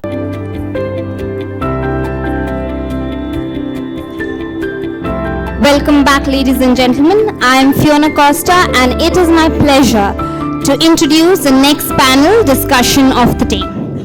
The topic of discussion is the Union Budget 2022 doing justice to education in India? Kindly note, the panel discussion floor would be open for question and answer sessions later. Allow me to introduce the panelists to you. The first panelist is Ananth Krishnan. He is the CEO, Operation at Carolex Group, educator with 22 plus years of experience in techno-commercial and operational leadership roles in the field of education. Expertise in K-12 joint ventures, government licensing, supplementary education programs and SPVs at Pan-Asia level. So let's have a round of applause for Mr. Ananth Krishnan, who is also chairing this panel discussion. Next up is Mr. Manas Mehrotra, Trustee, Greenwood High International School. Mr. Manas Mehrotra holds a bachelor's degree in Law and Commerce along with MBA in Entrepreneurship from the USA. He is the trustee of Greenwood High International School, the managing director of Nesta Vera Group of Companies, and the chief mentor of Kara for Kids. Mr. Manas believes that the best way to create an impact in the society is by educating the youth of our country and enlightening their path with knowledge.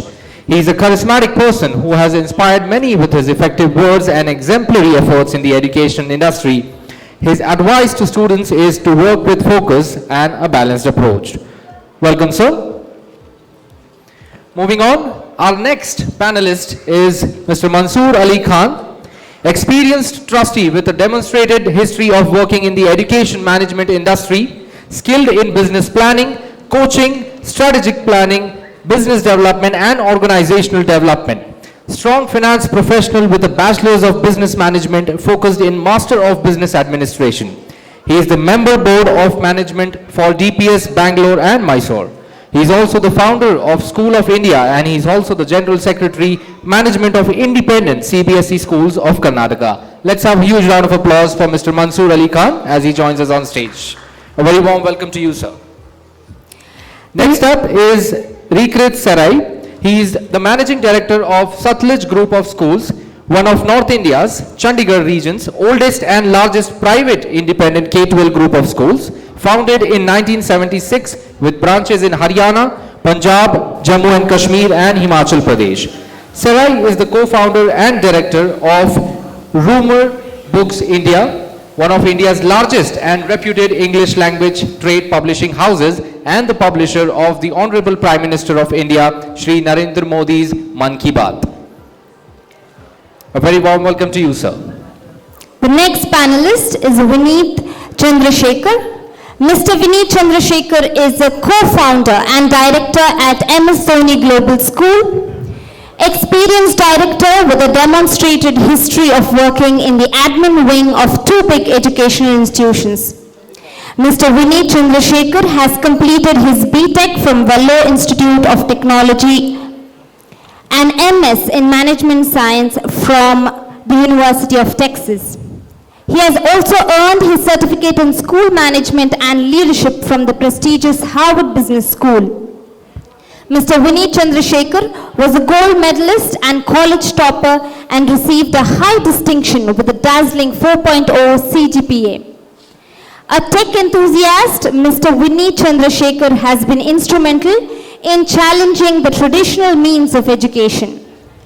He has played a crucial role in the digitalization of the school. Welcome, Mr. Vineet. Next up is Mr. Tanveer Ahmed. Mr. Tanveer Ahmed, CEO of Little Flower Public School and Mitra Academy, a great visionary and accomplished academician, an intellectual mentor and an inspiring leader. He brings a unique combination of management strategies into academics by equipping himself with a degree in education, engineering and business administration. His corporate exposure as a financial business analyst and teaching credentials as visiting faculty, Mr. Ahmed is bestowed with a unique combination of dynamic and strategic management. A very warm welcome to you, sir. I would now request Mr. Anand Krishnan to kindly take the panel discussion forward.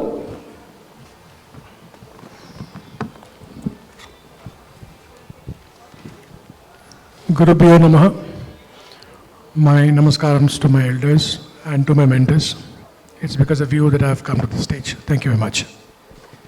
Good afternoon, everybody. Nice lunch, a leisurely session it seems to be, but I promise you it will not be so. It's about the government policies, it's about education and Union Budget 2022.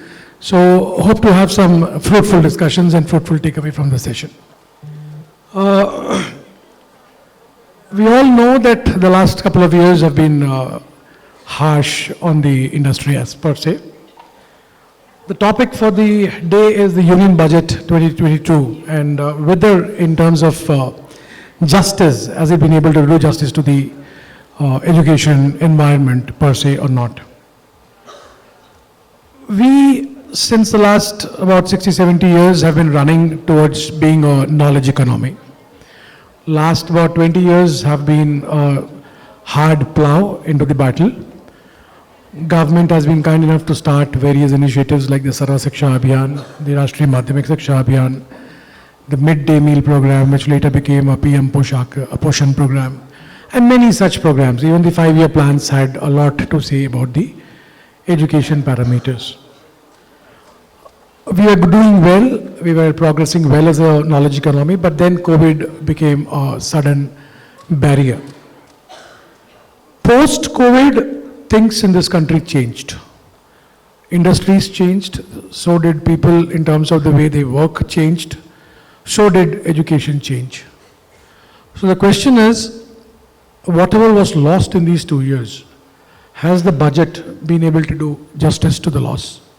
Has the budget pulled its socks up and provided for those features and amenities which were really required at the national level? The country's budget saw a 11% hike, right, taking it to about 1.04 lakh crore. Allocation was about 63,000 crores went to the primary education arena and about 40,000 crores into the secondary education arena. With this, I wish to open the house to the panelists and seek their inputs in terms of what do they see are the main highlights of this particular budget. Manasji, if you can have your words, please. Sure. Thank you. Tough session post lunch. So, want to keep it short and crisp so that you guys get it, rather than making it a tough one for you all and you guys start snoring.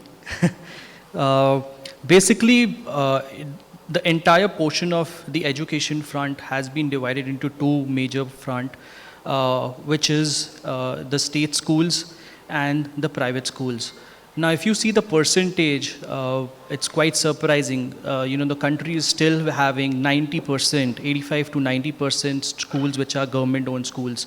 There is a very small percentage which actually belongs to the private school, as a matter of a fact. Government, needs to focus a lot towards those government developments. Governments has been planning, they have definitely looked forward to, having a more budget allocation, but is that budget allocation really going in the right direction is always a question, is always something which there is always a scope of an improvisation and to look into, how things could move on that direction. Few states, if you see the results, if you see, the GER, which is basically the enrollment ratio, gross enrollment ratio, in last 2 years it has gone down, could be COVID, but otherwise it has gone up. That's a great sign from that perspective to show that people are coming in, but it's very specific to few states, but the other states have not been able to reach a good numbers on the GER. Even the index valuation front, which happens from all these state levels, different states have been categorized, differently, where still there are 70% of the states have to work towards even to come to an average scale of development. We see a huge scope where government can actually work towards the PPP model if it's becoming difficult for the government. There is a huge report which has been already submitted from the FICCI and various committees on a regular basis, which mentions about how the PPP model could be developed, which will actually enhance these government schools, and where even guys from private sector can come forward and support them. So I think there are various factors which needs to be looked into all together. It's not something which happens overnight. It will need a lot of hard work and a lot of people coming together. So I think that's my take from that perspective. Good evening, everyone. So the topic was budget 2022, but this actually, I would like to take it elaborate a little more on that. See, when budget 2022 was a very difficult, as well as there was a great opportunity for the government to present its budget. Though we say there was an 11% increase in the outlay, but what we need to keep in mind, this budget was being presented after 2 years of pandemic. So there was a great opportunity for the government of India to invest more in the education sector. Because we always, right from, I'm not talking about this particular government, but successive government, when India became independent, the whole thought was to have a 6% GDP for education. And successive governments have failed, and none of the governments have passed 3% of GDP into education. And we should question ourselves. We plan to be a great nation, and we are a great nation to a large extent, but a nation without a strong education sector, without a minimum of 6% investment in GDP, will not serve the purpose. And with the pandemic has shown how the technology has come in. We never thought the classrooms could function. So now we suddenly realized there is a need of technology in education. And what I have a real problem with this 2022 budget, we say NEP has to be implemented. How will you implement NEP? Without infrastructure, without investment in the education sector? And it is I personally feel it's an eyewash that it's an 11% increase in the budget. So for NEP, you require a lot more funds. When you talk about NEP, you reduce in the budget your allocation for teacher training program. Then what you do, you again reduce your budget in adult education. You again reduce your budget in madrasas education and minority education. Then what you do, you say you want to incentivize girl education. What you have done, you have reduced again the outlay for the girl education. So the government cannot talk. See, basically what happens, policies look very rosy on paper. You may go on the floor of the House in Parliament and say, this is what I am doing. But when you have to walk the talk, the governments fail. So we definitely need a situation where the governments will, for example, most critical thing, midday meal. Midday meal, what under the Prime Minister's Prime Minister's Poshan program, midday meal, the budget has been reduced. Okay, and what happens? Now you say Prime Minister's E-Vidya. How will you get the Prime Minister's E-Vidya without investment in the E-Vidya programs? And let's not forget, we are fortunate. 24% of urban schools have access to computers and only 4% of India has access to computers. If you are talking about a real India, the rural and urban divide has to be bridged. And the MHRD had a fantastic opportunity. You can be bold enough and increase your investment to more than 6% also, I would suggest, and this was an opportunity. So the problem with successive governments, let it be MHRD or the state governments, they don't walk the talk. It's mainly on the paper. So my next question.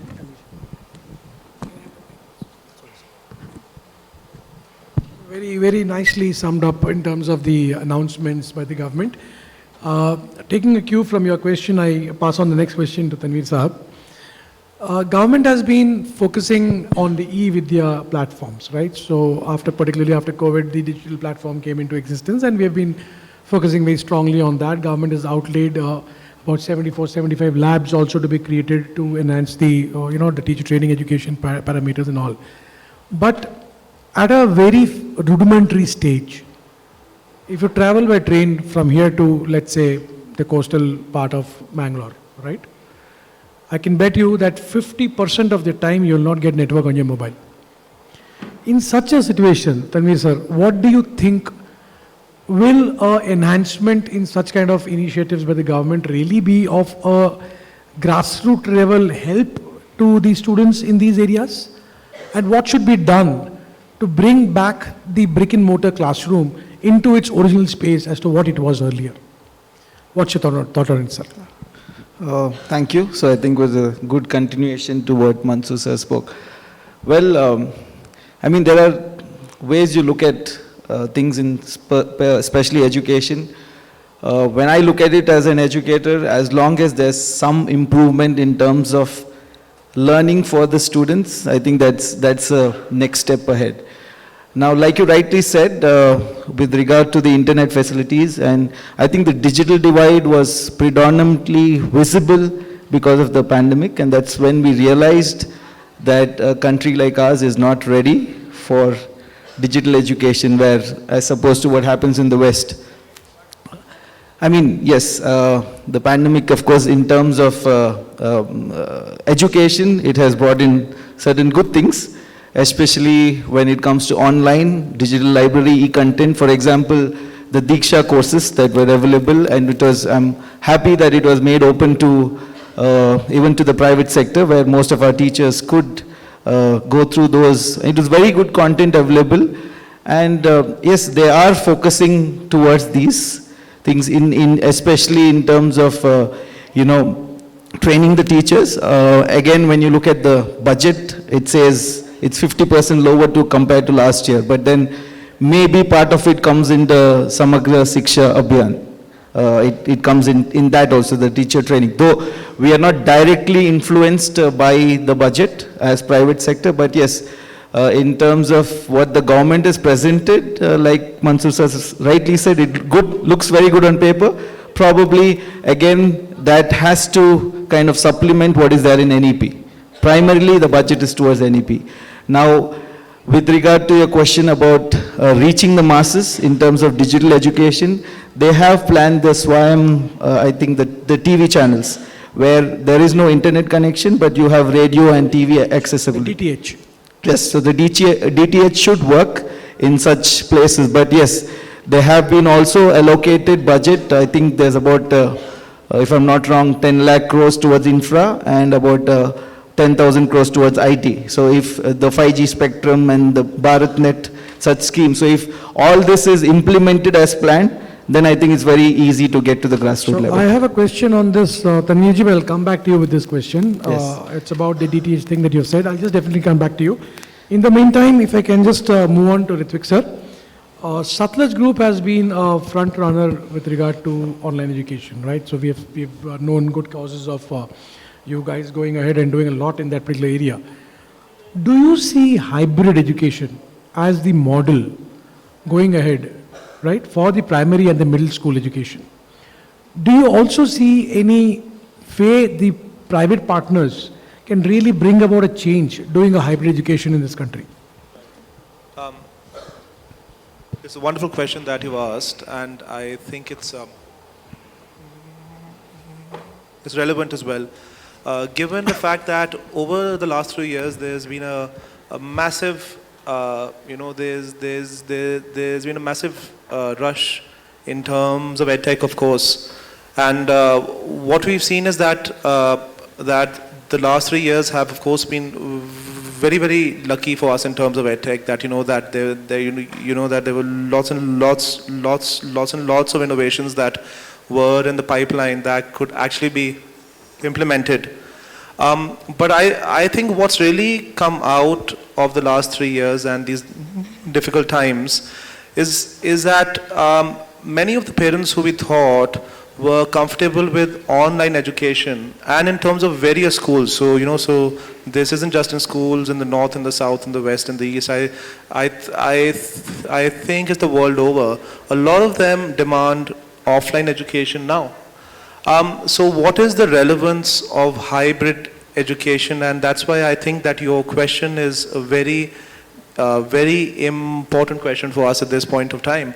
Now, during the last 3 years, then we saw that a lot of schools, I mean, like, of course, there was front page news that, that there's a hybrid school in this part of the world and so on and so forth.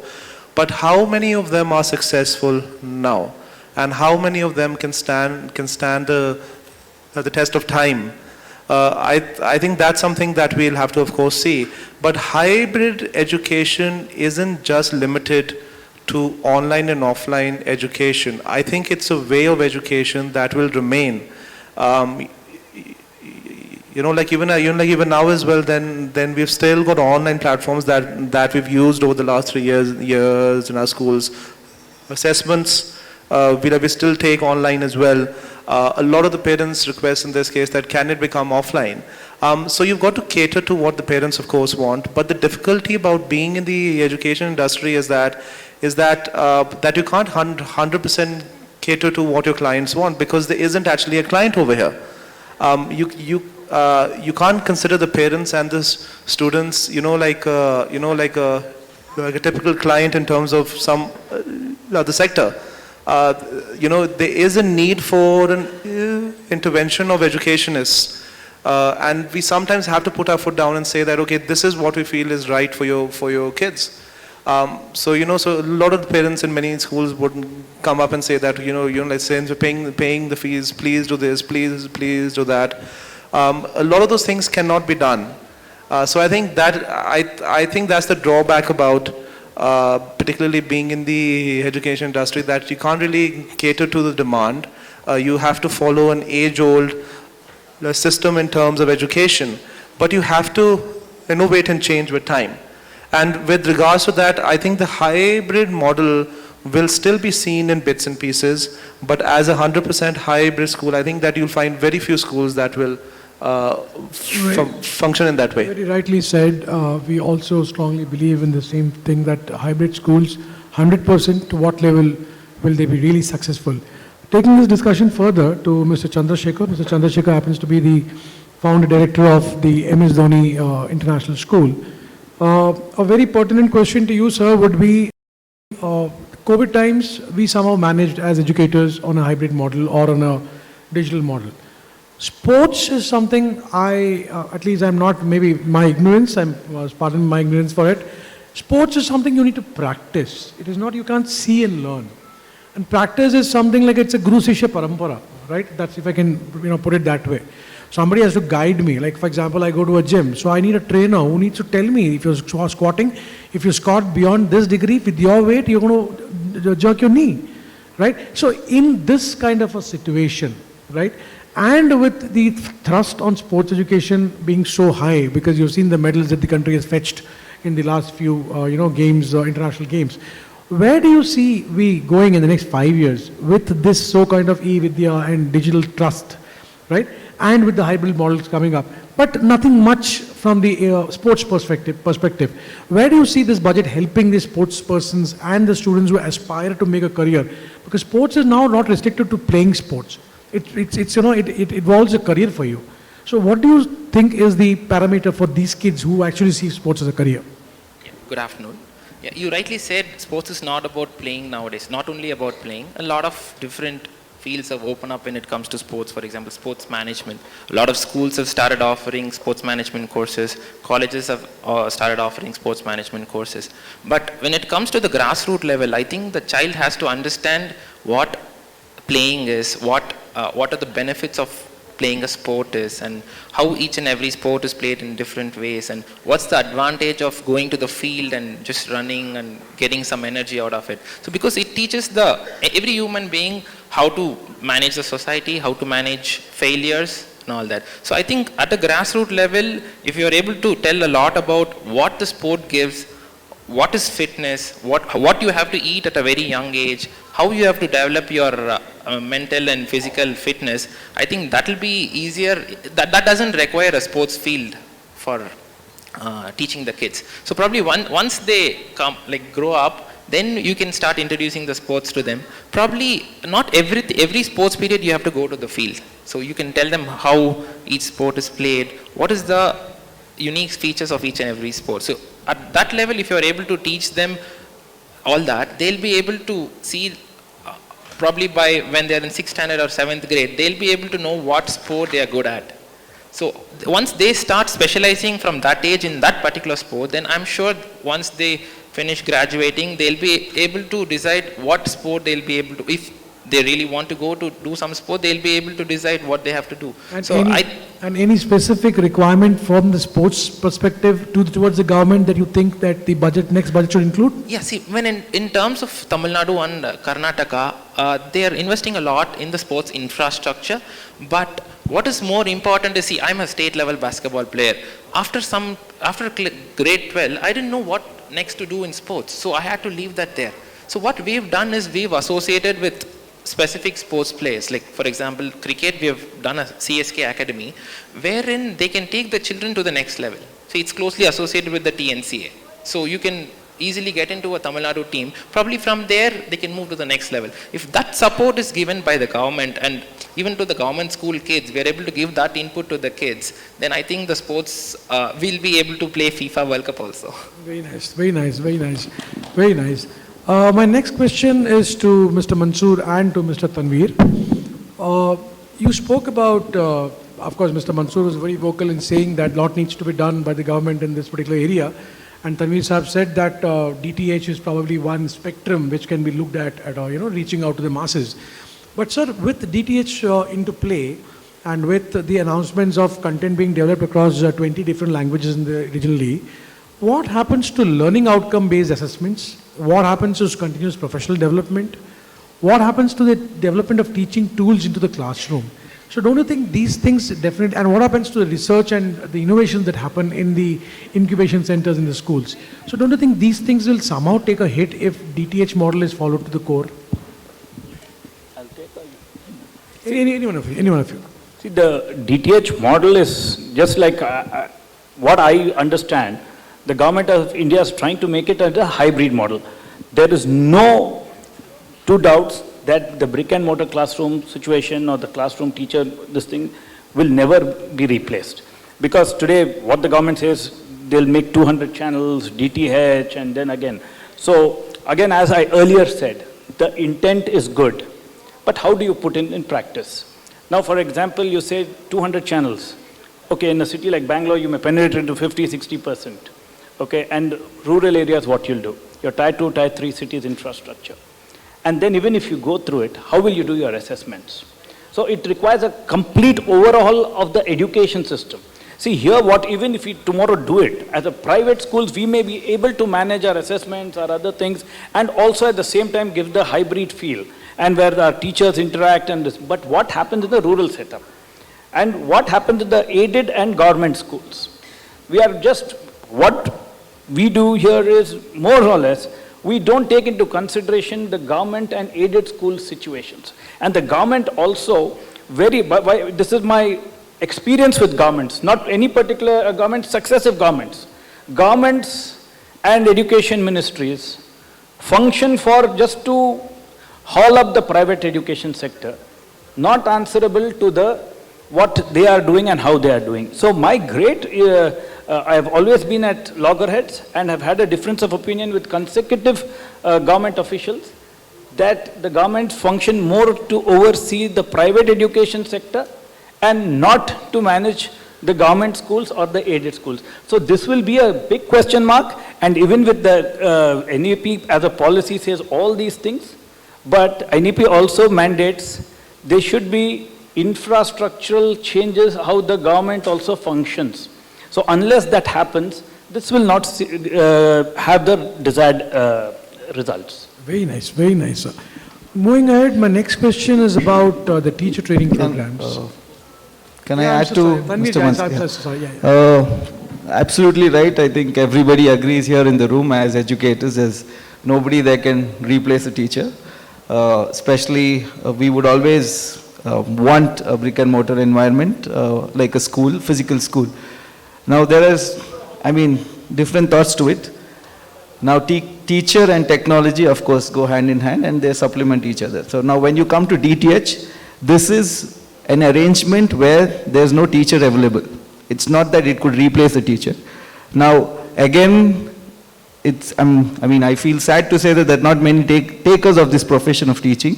So I think down the years, there is at least some mode of learning that happens. When there's no teacher, at least DTH is a way to reach out to students. So it can never, of course, replace a teacher for that matter. So it's basically helpful in situations, especially when there is no opportunity for children to get into the school and learn. So there is some learning, then no learning at all. So that's basically what it is. Very nice, very nice. So taking this particular point a bit further about the teacher training initiatives, the government has spent some amount of money across the nation to develop the teacher training institutes. We have the district teacher training institutes. We have the state head, the state teacher training institutes. Government teachers do take an advantage from these institutes, but what about the private players? So as per what I understand in our own system, if you see, we have our own methods of training our teachers. We have our own standards. I think Manasji also in his schools has his own standards, right? But how can the private-public partnership, be envisaged in such a way that even the private players get the benefit of these teacher training institutes? What's your thought, Manaji? What's your thought, Chandrasekhar sir? So I think it's little reverse. The private guys can actually come forward and help the government school rather than the government guys coming forward and helping the private ones, because there's a lot of effort which goes in on when a teacher is being hired, recruited, their trainings, the number of hours of training on an annual basis. There's a huge amount of investment which a private schools actually already do and have been doing, for the teachers.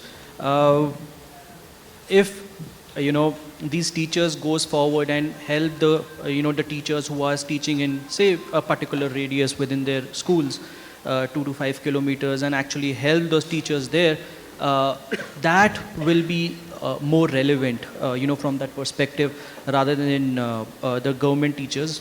There is a lot of government teachers who themselves don't know what they are actually doing or what they have to do in class. So, there is a huge debate and a huge arguments which has already been happening on those perspective, in respect to the selection of those teachers, availability of those teachers, and those teachers actually going and still actually, taking up a government jobs. However, they are going to the private school to teach. Even, there are cases like those which is happening. So I think it's a very important and a strong point where, government has to look into it. You talk about going into hybrid, but for even hybrid or doing an online to a certain, you need great teachers to do that, right? You just can't be dependent upon somebody you just pick and say you will become a teacher tomorrow morning. You see globally, in countries like US, Colombia, UK, the first thing they do is in the government school is having the right teacher. Government has the money, they can pay, they can get the great teachers also. Even that will open up a huge market for the entire teacher community as a whole. If government come forwards and take steps there. So I think there is a huge opportunity when it comes down for teachers as a whole. That will help the government schools development as well. Ritvik sir or Chandrasekhar sir, would you like to take on this? I would like to quote what we're doing in our school. So what we've done is we have around 150 staff in all my schools put together. So we have made a pledge to train the government teachers actually. So what we have done is each and every teacher, they have to take up 3 to 4 teachers on a one-on-one personal basis, and probably that comes up to around 750 teachers. So we've already started doing it. We're planning to do it along with Microsoft and make them more digitally literate. But where the problem lies is we're not able to identify the schools. See, we've already identified 2 schools and probably around 100 teachers are there and we're doing it. But if the government can do a public-private partnership and start something like this where the private teachers can go help the government teachers on areas where they have to improve, and at the same time, see what happens to my teachers, they also feel more strong, like more confident once they teach the teachers, and both private and public, they get benefited. So if government is able to do some programs like this where they involve the private schools also, that will be great. So you say that the government should also give some schemes to the private schools? Not exactly the scheme. See, it should be more open to taking inputs and help from the private schools is what I'm telling you. Got that. My last question to all the panelists here would be, if you were made the the education minister of this country and you are given a free budget to draft, so what would be your 3 prima facie takes on it? The person who's sitting in here has the maximum number of chances, Mansoor, to become the education minister. So I think he will be the right person to answer this. I think the ideal, first of all, it's easy for us to sit on the panel and imagine, but let me imagine that. Okay, first of all, I would present or I would demand a budget from the finance minister, where at least to start off with, the investment into the education sector should and finally be 6% minimum. Then we first have to strengthen our teacher training programs, because anything to be successful or implementable, it has to become the teacher, because we have a huge shortage of teachers. Because when we see the city, and strengthen the Tier 2, Tier 3 and rural education system, because without that, the cities will be progressing forward, but the rural sector will lag. So that will not be an inclusive development of India, it will be superficial. And two, I would invest a lot in nutrition of the child. Okay, because if nutrition is not there, especially, I again go back to the rural areas and the areas, and even in the cities where nutrition is not there. So we have to make that into a very strong program. But very unfortunately, after COVID, the prices have gone up high. But the PM Poshak, what is that, for this thing? The budget has been brought down by about 10%. So that's a very... that would be one of this thing. And also, I would invest a lot into the health of the child, because directly or indirectly, the health and nutrition of that child is again a huge concern for the schools. So I would immediately do those three things. Very nice, Mr. Tanvir. Yeah. So I think some of the points will definitely overlap. I think, like I said, for me the teacher is the center of everything. So teacher training. Now I think when you look at probably getting teachers in terms of now getting a B.Ed is getting more and more difficult. I think there should be more colleges offering degrees where teachers are encouraged to become, students are encouraged to become teachers. That's, I think, going down the lane, I don't see, the number of teachers decreasing over the years. So I think that's, as a country, as a state, as anything for that matter, first we should encourage teaching as a profession, because that's something that creates all other professions. Second, whether it's public or private, it doesn't matter. End of the day, it is learning for all. So if we collaborate without them interfering, nothing like it. Very nice.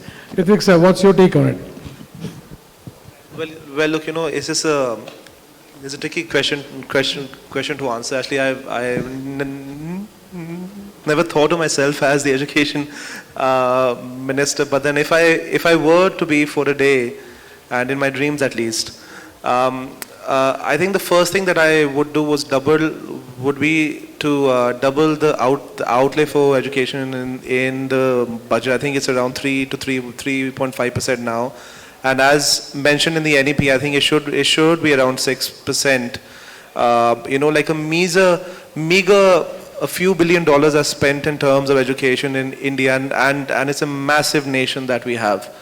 A few $1 billion isn't enough. If you look at the education budget of different countries, the world average is around 4%, and we have not even reached there yet. So there's a lot to do in terms of that. The budget shouldn't just be spent in terms of infra.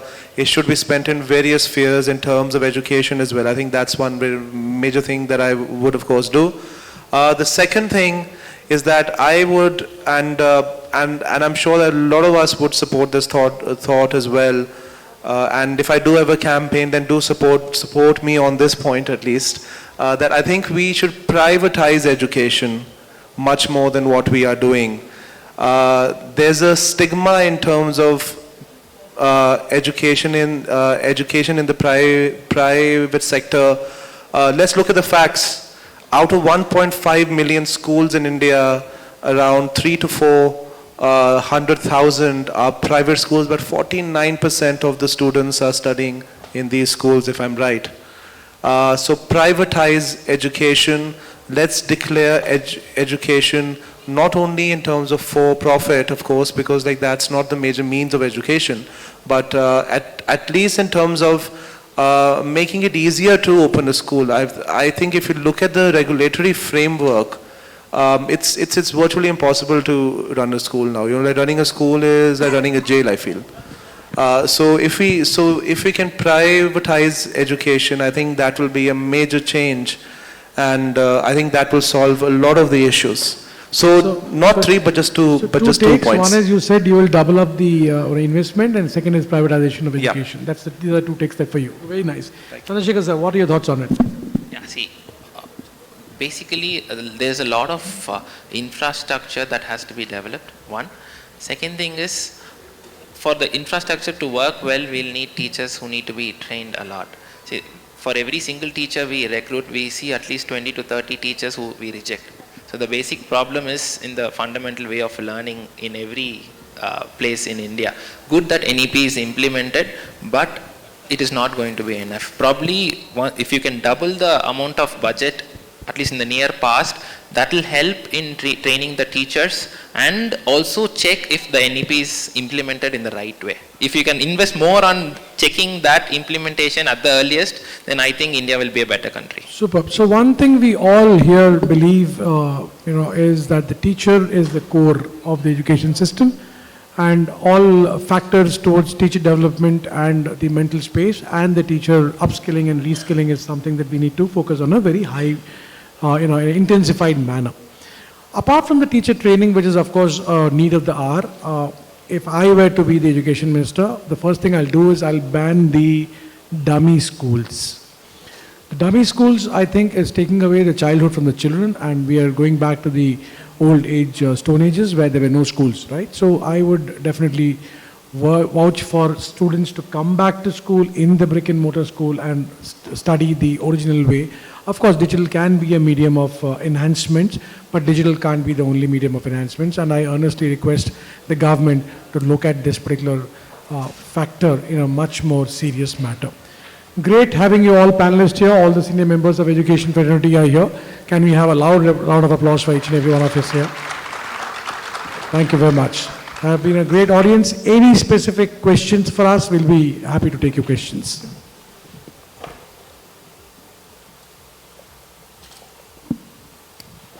So what is Vibha saying? Lower the mic down. Yeah. Good afternoon, everybody. The government has come up for implementation of NEP 2019 in a very astounding manner. Though it is in the paper, but it is a major challenge for all of us, not only for all of us, for the entire nation. Now, there is no, as we move forward, there are lot many states, they have not adopted formally this NEP 2019. So that is also a big challenge for taking it forward. Now, what is your opinion about this, and how, in the down below 5 years, how we can say that, yes, we are in the process of implementing the NEP 2019. Is it possible at all?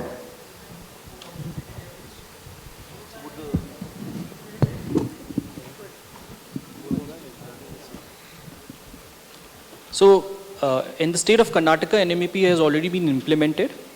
Now, the government have said, they are passing it as a law and an act, but after passing it, that was mainly because there is a pressure from the central government to pass it. So a couple of states are doing it under the central government pressure, to pass the act, but what they have to do after that, they even don't know. There is no update, no understanding on these factors, if and what needs to be done. What we read, we strongly believe as private schools, definitely we don't face any more challenges. Our schools are doing way beyond whatever is written in the NEP Acts.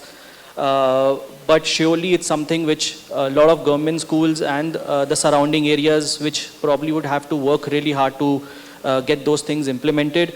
What we hear is they're going to implement the first in the higher education and then follow up to the primary and secondary. So when will the chance comes in is it's all questionable and doubtable. But what we could surely think, always look at the positive side. So it's something which is definitely on a positive end to the place where we have always been standing. So I think that's good. How many years? I don't think there is anybody who will have an answers by when this will get passed. Everybody has their own political interest over this. So, but definitely this is a great sign that we are moving in this direction, and it will give us strong representations. The schools, will be smart. They will start implementing it even before. It will only help. I mean, it's nothing wrong which is there, which cannot be implemented that easily. I'm not talking about the state schools where the infrastructure issues and all those things are there. But the schools who can should surely take it up, and move on that. Right. So, so I think to answer your question, should I, So I think to answer your question, most of the reputed schools in the country were following what is recommended by the NEP. So if you look at your coding, I'm sure that that's been in place for many years as well now. The second point is that I don't foresee this to be implemented fully for at least a decade or so. Why? Just an example that I'll share right now, that it says in the NEP that, that the government wants to increase the gross enrollment ratio, which is the GER, from the current 26% to 50% within the next 15 years, right? And they also want to bring in 2 million students who have lost out on education and who have exited, education over the last few years. That roughly translates to 1 university to be opened every week in India and 50 schools to be opened. That is impossible given the budget that we have. So I think the government is contradicting itself in terms of the budget outlay. So they are lofty aims in terms of the NEP, but if you've got a 3% budget, then it's impossible to even achieve the aims that you have laid down for yourself. So I feel it's going to take many years, and of course the implementation rollout will take place, which it has as well in many states. But most of the schools were doing all of these things that were mentioned. So it isn't a magic pill. I think it's just a broad set of guidelines, but they are useful if they are followed in the right spirit. And when we talk about NEP, we talk about schools, we talk about higher educational. One very important aspect where we have not addressed. See, let it be the Ministry of Education in India or the state. The first, one more recommendation of NEP is how the government department of education functions. You will not have your DDPIs, your BOs will go, your this thing. But the government has not moved anything where they have to make the changes or departmental changes. So when they say NEP, and the biggest mistake government did was they should have announced the policy, given a proper time frame, and then. So NEP in totality may not be totally, may not happen for the next, at least I agree with him, 5 to 10 years. And the government departments themselves have to reinvent and rechange the way the government functions, because it is one of the mandatory functions of NEP. Recommendation is to change how the government departments function. So that's why probably they have, answering Mansoor sir's question here, probably Shagun portal, the portal that they have come up with to take care of the administrative functioning, which will oversee the implementation of NEPs. Shagun is just about taken shape. So I think they're launching Shagun in a big way across the country very soon. So Shagun in about 6 months' time to 1 year time should start throwing out data in terms of what exactly is the status of implementation across states and what is it that we need to do. And now there are, at a district level, there are officers who have been placed to take care of the monitoring part of the NEP programs, right? So, yeah, in 3 to 5 years' time, though I don't agree completely with Ritwikji, 10 years may be a longer time, but yeah, 3 to 5 years' time, I definitely see NEP taking shape well in this particular country. Any other questions, please? I think it's phased out from 2025, 2030, 2040, but it's nice. I mean, NEP is definitely good for the country, but what probably we all don't see is the directions to implement NEP. Correct. Very true. Very true. Well, we would have definitely loved to take up more questions from the audience and would love to hear from these gentlemen on stage as well, but we are running short of time, so we would like to proceed by closing this panel discussion. And any questions can be taken offline during the high tea break. So thank you so much to all the panelists for taking out time and joining us for this discussion. It was indeed a very fruitful discussion and a lot has been taken back from the same. I would now request Ms. Deepika Goyal, Director of Popcorn Furniture, to kindly join us on stage. Have a huge round of applause, ladies and gentlemen, for all the panelists, to be accompanied by Mr. Anil Sharma.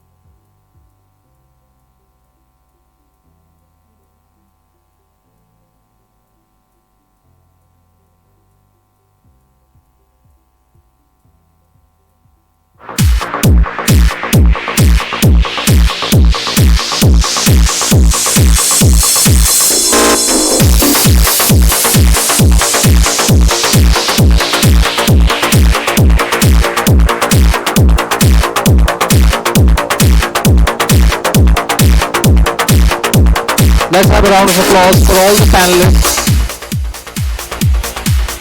Thank you, Ms. Deepika Goyal, and thank you, Mr. Anil Sharma. I would now request Mr. Shadi Thomas to please join us on stage to give away the next set of awards.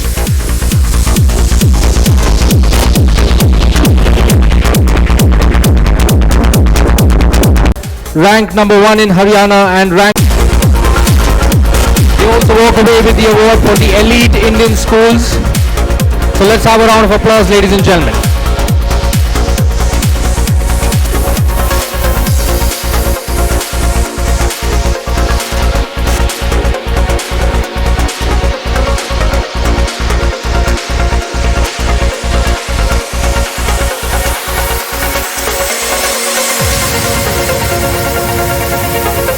Next is for India's top city-wise CBSE schools, Narmada Calrix Public School, Bharuch, Gujarat, ranked number 1 in Bharuch. Let's have a huge round of applause, ladies and gentlemen.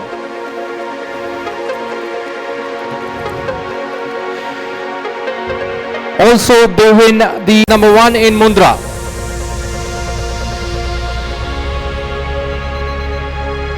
Also adding to their fleet of awards is India's top 20 preschools, Ahmedabad, Gujarat, ranked number 1 in Ahmedabad, number 1 in Gujarat, and number 4 in India, Calrex Preschool, ladies and gentlemen.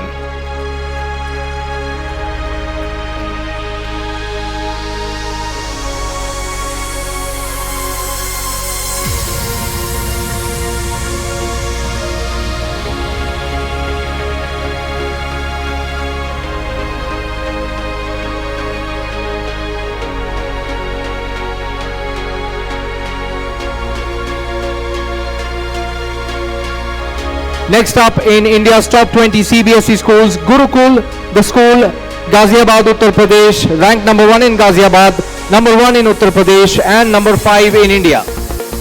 Let's have a huge round of applause, ladies and gentlemen. Do we have the team from the Gurukul?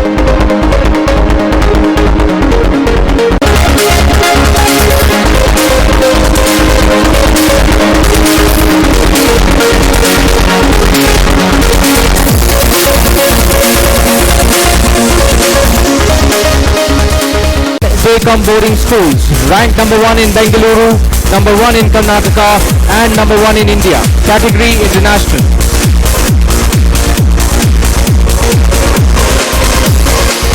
Adding to the list of awards for Greenwood, next up is for the India's top 20 ICSE schools, ranked number 2 in Bengaluru, number 2 in Karnataka, and number 6 in India.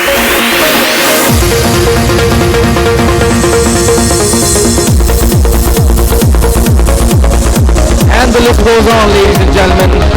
Next up for Greenwood High International School is the award under the category India's top 20 ICSE schools, ranked number 1 in Bengaluru, number 1 in Karnataka, and number 1 in India. Let's hear it, ladies and gentlemen, for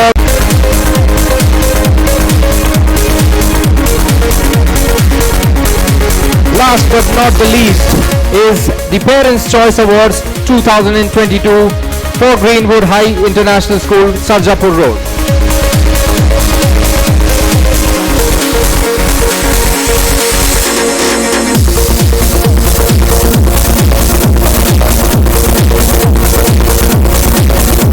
Next up is India's top CBSE schools parameter-wise, which goes to School of India, Banurghatta, ranked number 1 in leadership in quality management.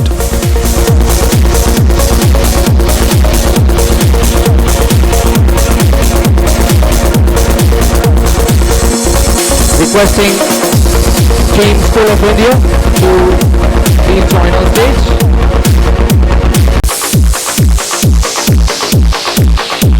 They go away with another award under the category India's top CBSE schools parameter-wise, ranked number 1 in individual attention to students.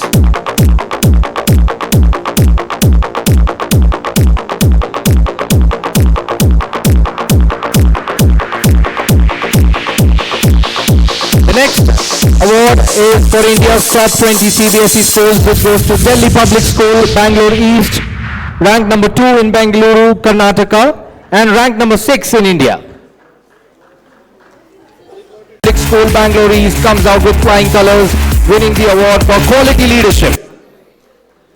Let's hear it, ladies and gentlemen, for Delhi Public School Bangalore East.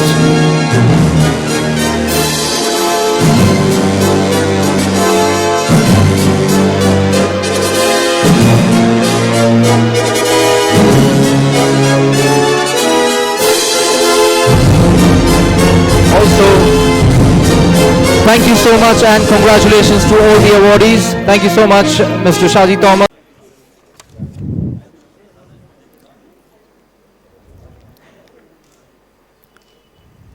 Requesting Mr. Mansoor Ali Khan, Mr. Rikrit Sarai and Mr. Anil Sharma to please join us on stage.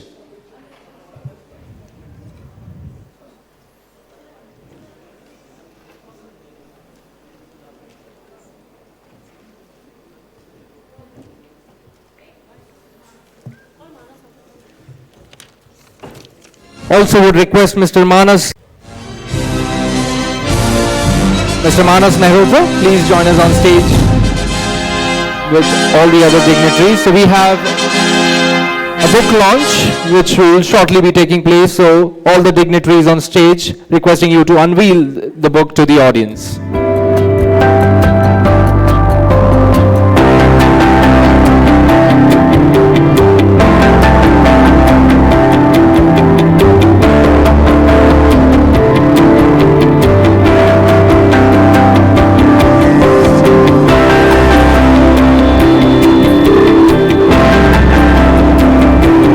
Audience, we can have the claps coming in as we unveil the book.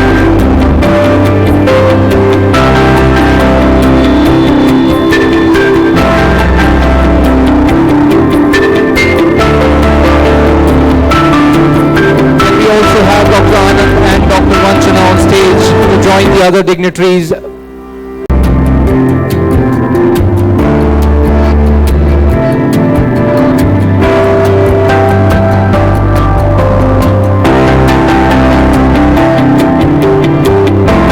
Thank you so much to everyone, all the dignitaries for joining us on stage. Thank you so much, Mr. Anil Sharma.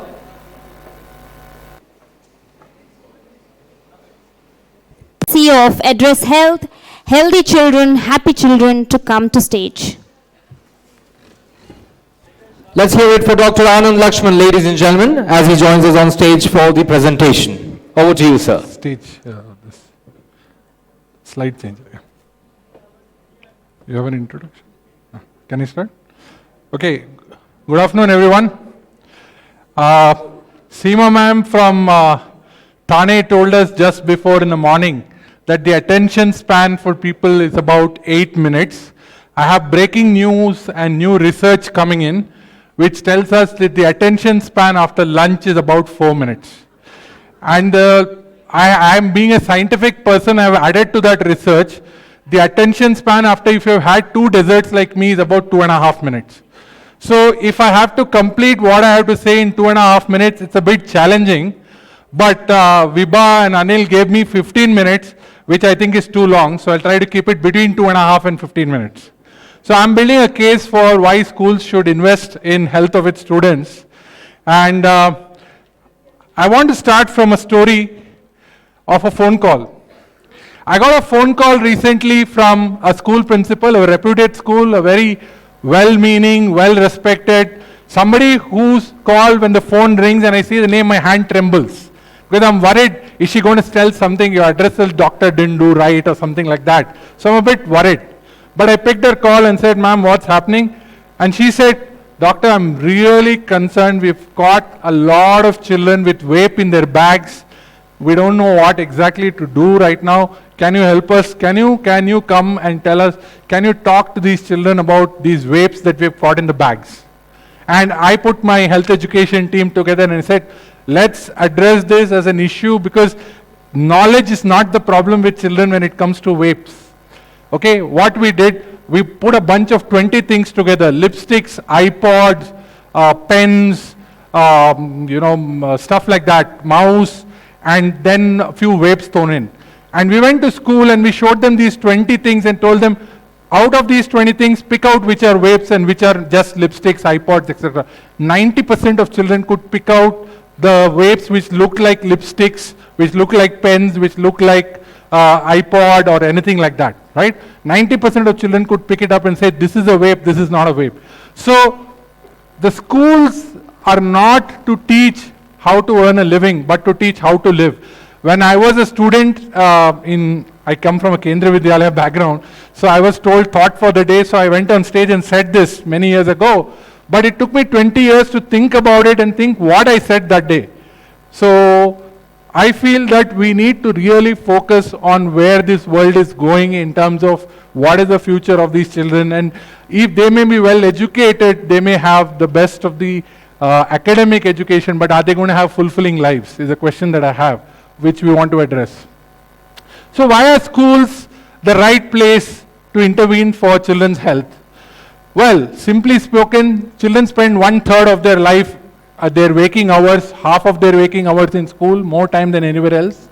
It's a place where you can inculcate and influence values, beliefs, practices. That is the first thing why somebody was talking about online, hybrid education, etc., right?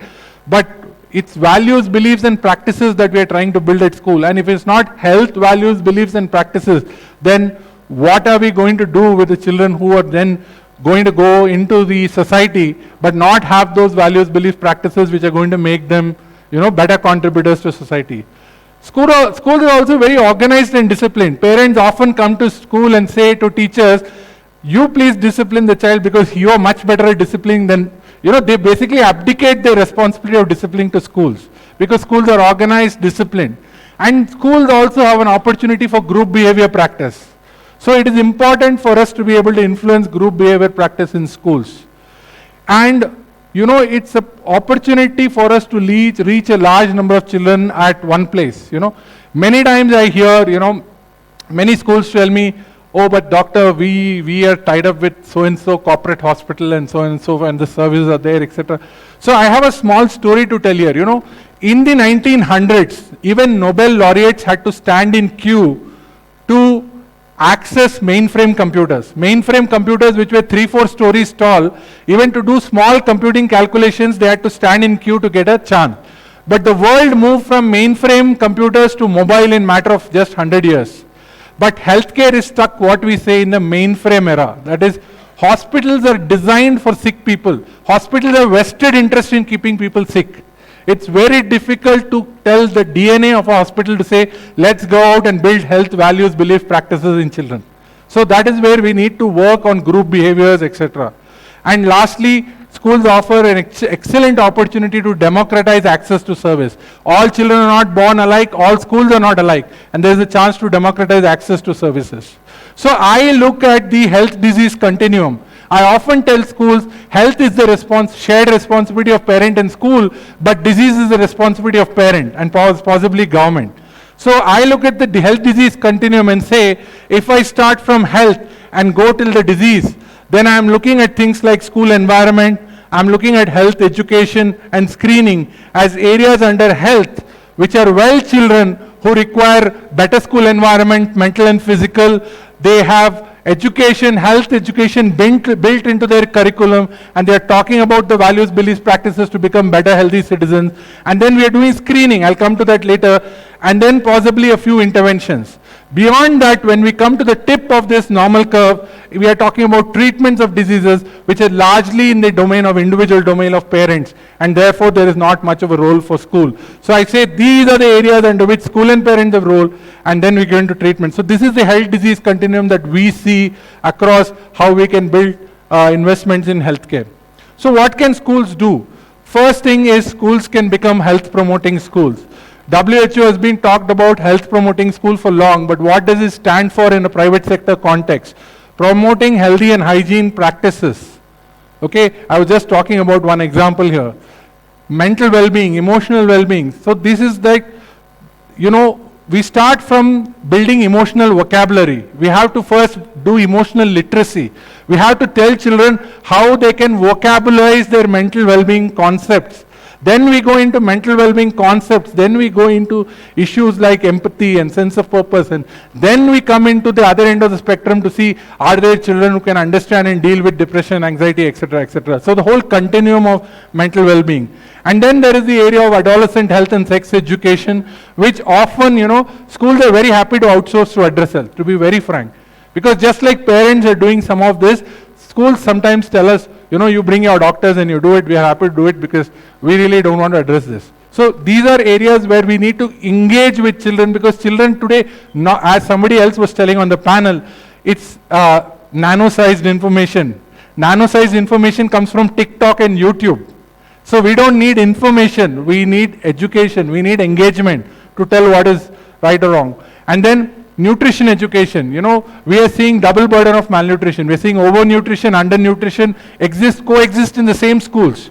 We give out reports, and I'm sure some of the principals here will agree, where we say, we give a report saying WHO standards, your child is overweight, and the parent really comes back and scolds the school, how dare you call my child overweight? Who is this organization who has called your child overweight? We are actually trying to change the child's life before it's too late, genetically programmed. So these are issues that we want to bring into nutrition education. Next, what we can do in schools, we can conduct screening, because there are few conditions which apparently healthy individuals you will not spot. For example, vision defects. This year alone after COVID, we are getting 35% of children with vision defects. It's gone up from 21-22% pre-COVID to about 35% of children with vision defects, and mostly not diagnosed because children have a power of sense of accommodation, what we call accommodation, where we pull the lens. They have eye strain, they don't recognize it, and they have this problem, right? Similar conditions, but then there are also rarer conditions like congenital heart disease. And I'll tell you a story about a congenital heart disease from a very good partner school, okay? We are talking of schools which are very reputed, CBSE international curriculum, parents can go to the best of doctors if they want. Here is a real life story from this year, okay? We identified in grade 1 a child with a heart condition. We have diagnosed 87 hidden heart conditions this year alone in schools. Okay, simple thing, because most of the time, even in reputed schools, what happens, the parents go to the doctor when the child is very ill, fever, vomiting, pediatrician is advising on what dose of paracetamol to give, antibiotic to give, etc., etc., etc. They don't have time to do a cardiac evaluation. In vaccination, the child is going for vaccination again. So this is real life story from a reputed school where we found irregularity, a small hole in the heart, easily correctable up to the age of 19. And this child's life can be changed. So this is where screening can help. What else can we do in school? What else we can do in school is interventions to keep children healthy and not miss school. Okay? So for example, from medical rooms, we often hear that as soon as a child is having some condition, let's call the parent, send the child off. The objective is to keep the child as far as possible in education, if it is possible to keep the child in education. So the child can have a small bit of rest, a small bit of treatment, and child can go back to mainstream education for a few more hours. Can we keep the child healthy and not miss school if possible for a few hours also? And school environment, mental environment, physical environment, nutritional environment, there are multiple things that we can do in schools to make sure that we are addressing these issues, to make sure that children are staying healthy and building, more importantly, building the right base for the future. So as I come to towards the end of my talk, this is from UNICEF, and the causality and the relationship between education and health is very clear. Education creates opportunities for better health. Obviously, the better educated, the chances that they are going to have better resources, better psychological, healthy social benefits, healthy behaviors, etc., to better health. But health itself contributes to education in terms of attendance, concentration, learning difficulties, all of these challenges. So if we get the contextual factors right and we address this combination and cycle of health and education, then we can really make a difference to these children's lives when they grow up to be full-grown adults.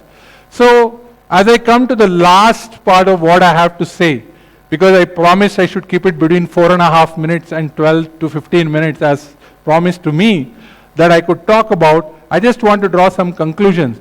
Say, I wanted to be very clear when I was starting this talk, I didn't want to give a pitch about address health. You guys can choose whichever service provider you want to work with. Of course, we are the best. We think we are very good. We do a good job, okay?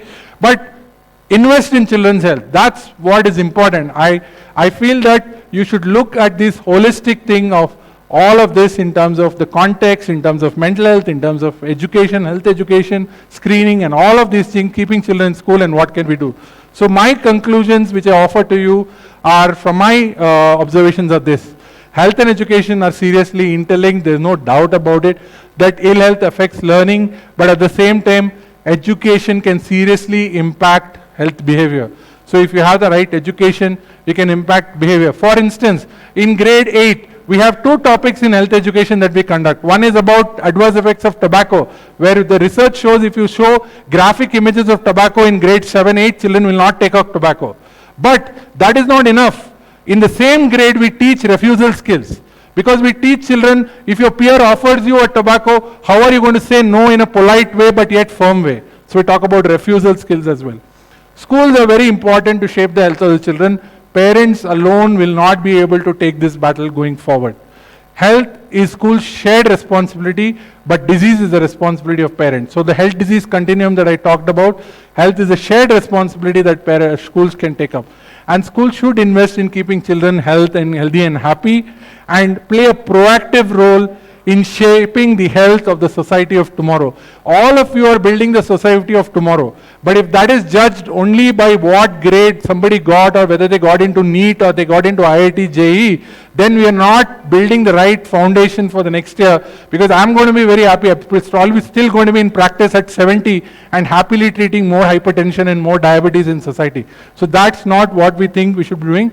More proactive role. And finally, I just want to add, I want to end on very beautiful note shared by Frederick Douglass, abolitionist, social reformer from the slave movement in the US, himself a former slave. And he said, it's easier to build strong children than to repair broken men. So Frederick Douglass's statement resonates very much with us when I say, let's focus on what foundations we can build for good children and good health. Otherwise, we are going to live with broken health systems and rising costs, and then just like somebody wanted to become the education minister, somebody will become the health and the finance minister and say, how are you going to tackle this in a budgetary issue? Thank you very much for the opportunity. Address Health remains available to everybody who wants to build a healthy and happier children's future available. Thank you. Thank you, sir. I request Ms. Vibha Raj to felicitate Dr. Anand Lakshman.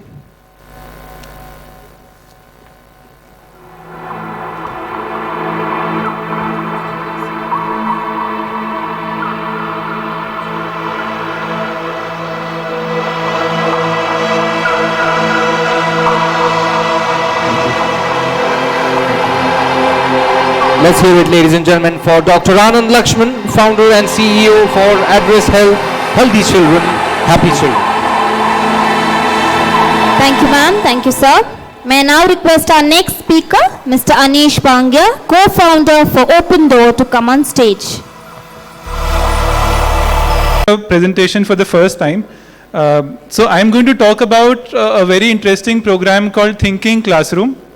Thinking Classroom is a very interesting set of workbooks that changes a normal classroom into a thinking classroom. So let me begin by asking all of you a question. So my question to everybody is, what are the first adjectives that come to your mind when you see this image?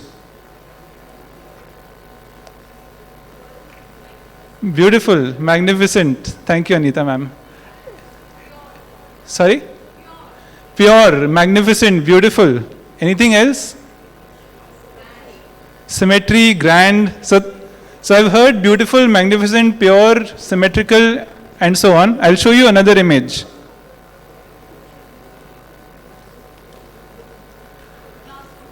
Classroom. So what adjectives come to your mind now? Balanced. Not colorful? No. Complicated? Did I hear beautiful? No. Magnificent? Nobody? So nobody is finding this beautiful or magnificent, while the previous image was clearly so beautiful. What if I tell you this is one of the most beautiful, one of the most amazing, one of the most magnificent phenomena that is happening in the world, but children find it to be boring, academic? Now, this is so amazing. One of the reasons is that this is the property by which trees and plants can create food out of thin air. When we were hungry, we just had lunch today. We didn't see any plants or trees at the counter because they were just standing at one place creating food out of nothing. So photosynthesis is an amazing concept, but it looks so academic. So we created a question on this, and the question is, how would the world change if humans could also do photosynthesis? So would it be nice or not nice? Very nice. What would happen? Can I get some situations? Why would it be nice? Why would it be not nice? No need to work for a living. Yes. We might not enjoy food, the tasting of food, that has to be let go of, but no working for food, no cooking food, no spending time in eating food. Even for eating food, we spend 1 hour at least in a day. So this is quite an interesting concept, and when this question is asked in the Thinking Classroom workbook, so these are what Thinking Classroom workbooks are, which have many such questions in science and math. So let me show you another example. This is a car engine. Every car has one engine, you would know that. So one of the questions that we are asking to children is, how many engines are there in the human body? How many? Don't worry, there are no real engines in our body, but there is something, or there are a few things that work just like an engine. So how many of them are there? A, B, C, D. I'll just take a quick poll. How many of you think we have one engine in the body? Nobody. How many of you think 2? Nobody? Okay. How many think 4? Okay, I've got a few hands now. 3, 4 of you. How many think more than 4? So I've got 15, 20 answers now. So when we ask this question to children, many children say 1 because they feel heart is an engine, but heart is only a pump. It just pushes the blood to different parts of the body. Some think 2 because they think lungs are an engine. So the correct answer is that we have 37.2 billion engines in our body. Every cell in our body has a mitochondria, and that mitochondria is continuously burning fuel and giving us the energy to sit, breathe, speak, and eat, and so on. So our body is really amazing. And in the concept of respiration, typically one paragraph is there or a diagram is there. But when this question is asked, respiration also becomes quite interesting. So is this science and math? Textbooks are filled with equations, paragraphs, diagrams, formulae, but this is not science and math. Science and math are subjects that are filled with amazing concepts that are waiting to be unboxed, but they're currently boxed in a paragraph and so on. So we offer to schools a set of workbooks called Thinking Classroom workbooks, like these. They're mapped to the CBSE curriculum, and they are offered from classes 5 to 8, and they help teachers in unboxing these science and math concepts. Let us see some examples. Any cricket fans here? Does anybody who knows Virat Kohli? Okay, I assume many would know Virat Kohli. Now, Virat Kohli is a very good cricketer, very sporty, very aggressive. So one of the questions that we are asking children is, what should Virat Kohli eat before a cricket match for breakfast? So children become the dietitian for Virat Kohli, and they take a decision for him whether to put proteins, carbohydrates, vitamins, fats, or whatever in his diet, and then they appreciate nutrients as a chapter much better in science. Okay, this is an interesting question that everybody can look at. In which month do you think the khadak khadak sound of trains is the loudest? We have 4 options for you.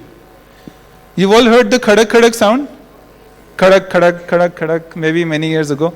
In which month do you think this sound is the loudest?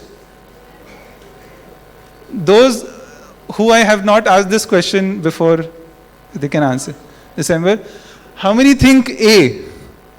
March. Few of you think March. July? Rainy season, something with that. October? Few think October. December? Okay, thank you. So, thank you. December is the correct answer, and the reason is that these railway tracks have a gap between them. In the winters, these metals track, they shrink, and that opens the gap to a much bigger gap, and that is when the wheel passes over the gap, the khadak is much louder. So the correct answer is December. And teachers teach this concept every year. They teach it very well, but Open Door gives them a fresh set of good questions to ask while teaching heat. So there are many such questions that are there in the book, such as we are questioning why is pie chart in the shape of a circle always? Why can it not be a square? And if it was a square, then what would happen? So this is the question you will see in the math thinking classroom book. Children carry a 10 rupee note with them, 20 rupee note with them, but we are questioning whether there can be a minus 10 rupee note or minus 10 rupees with us, and what could that imply? So this is another question from the book. We are asking children, between the two animals, which one is the predator, which one is the prey? What do you think? Which one is the prey? Animal 1 or 2, which one is the prey? These diagrams are quite the same. There's one difference between them. Do you see that one difference? Okay. Yes. Okay. So the eyes are different, that's clear. For one of the animals, the eyes are much closer, animal 1, and the animal 2 has eyes that are far apart. How many think it's animal 1 who's the prey? Animal 2 is the prey? Okay, many of you think. So animal 2 is the correct answer. What I find so fascinating about this question is that with so many years of evolution, some animals, their eyes have come closer to each other, and some animals' eyes have drifted apart. Animal 1 is the predator here, and animal 1 wakes up in the morning and searches for food. Not like us, they can't order from Swiggy or Zomato.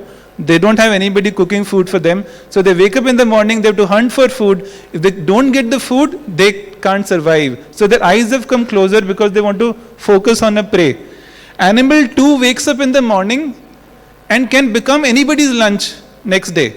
So animal 2 has to live one more day, and that quest for survival has drifted its eyes apart so that it can look around to prevent itself from a predator. So adaptation is a phenomenal sort of a concept that can become really interesting if good questions are asked. What do you think this monkey is doing? Some monkey business this monkey is doing. What do you think this monkey is doing in this figure? Anybody could raise their hand and answer. I'll give you a hint. It has something to do with the taste of the food that the monkey is holding. It's cleaning. It's a good answer. Okay, just give me 1 minute, please. Okay. So this monkey has figured out that when the monkey soaks this food in salty water, it becomes salty, seawater, and it becomes more tasty. So the monkey is found to go to this seashore every day and make its food more tasty. Unlike humans, no pickles, no chutneys, nothing. So Thinking Classroom is a set of workbooks. I'm just summarizing. It can be paired to any textbook, NCERT or any textbook that you're using currently, fully mapped to CBSE. It changes a passive classroom into a classroom where children think. Lot of schools in Bangalore and across India use Open Door. Many schools have sort of signed up for the next year. And Open Door has a stall outside. My name is Anish, and I'll be happy to meet you if you have any interest in Thinking Classroom. Thank you. Have a good day forward. Thank you. Thank you, sir. May I request Ms. Vibha Raj to felicitate Mr. Anish Bhangia.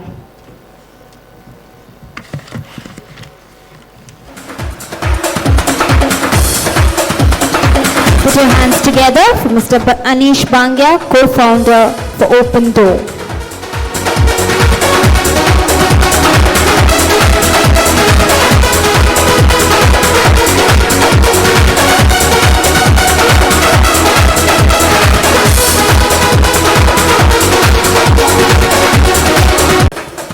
Over to you, sir.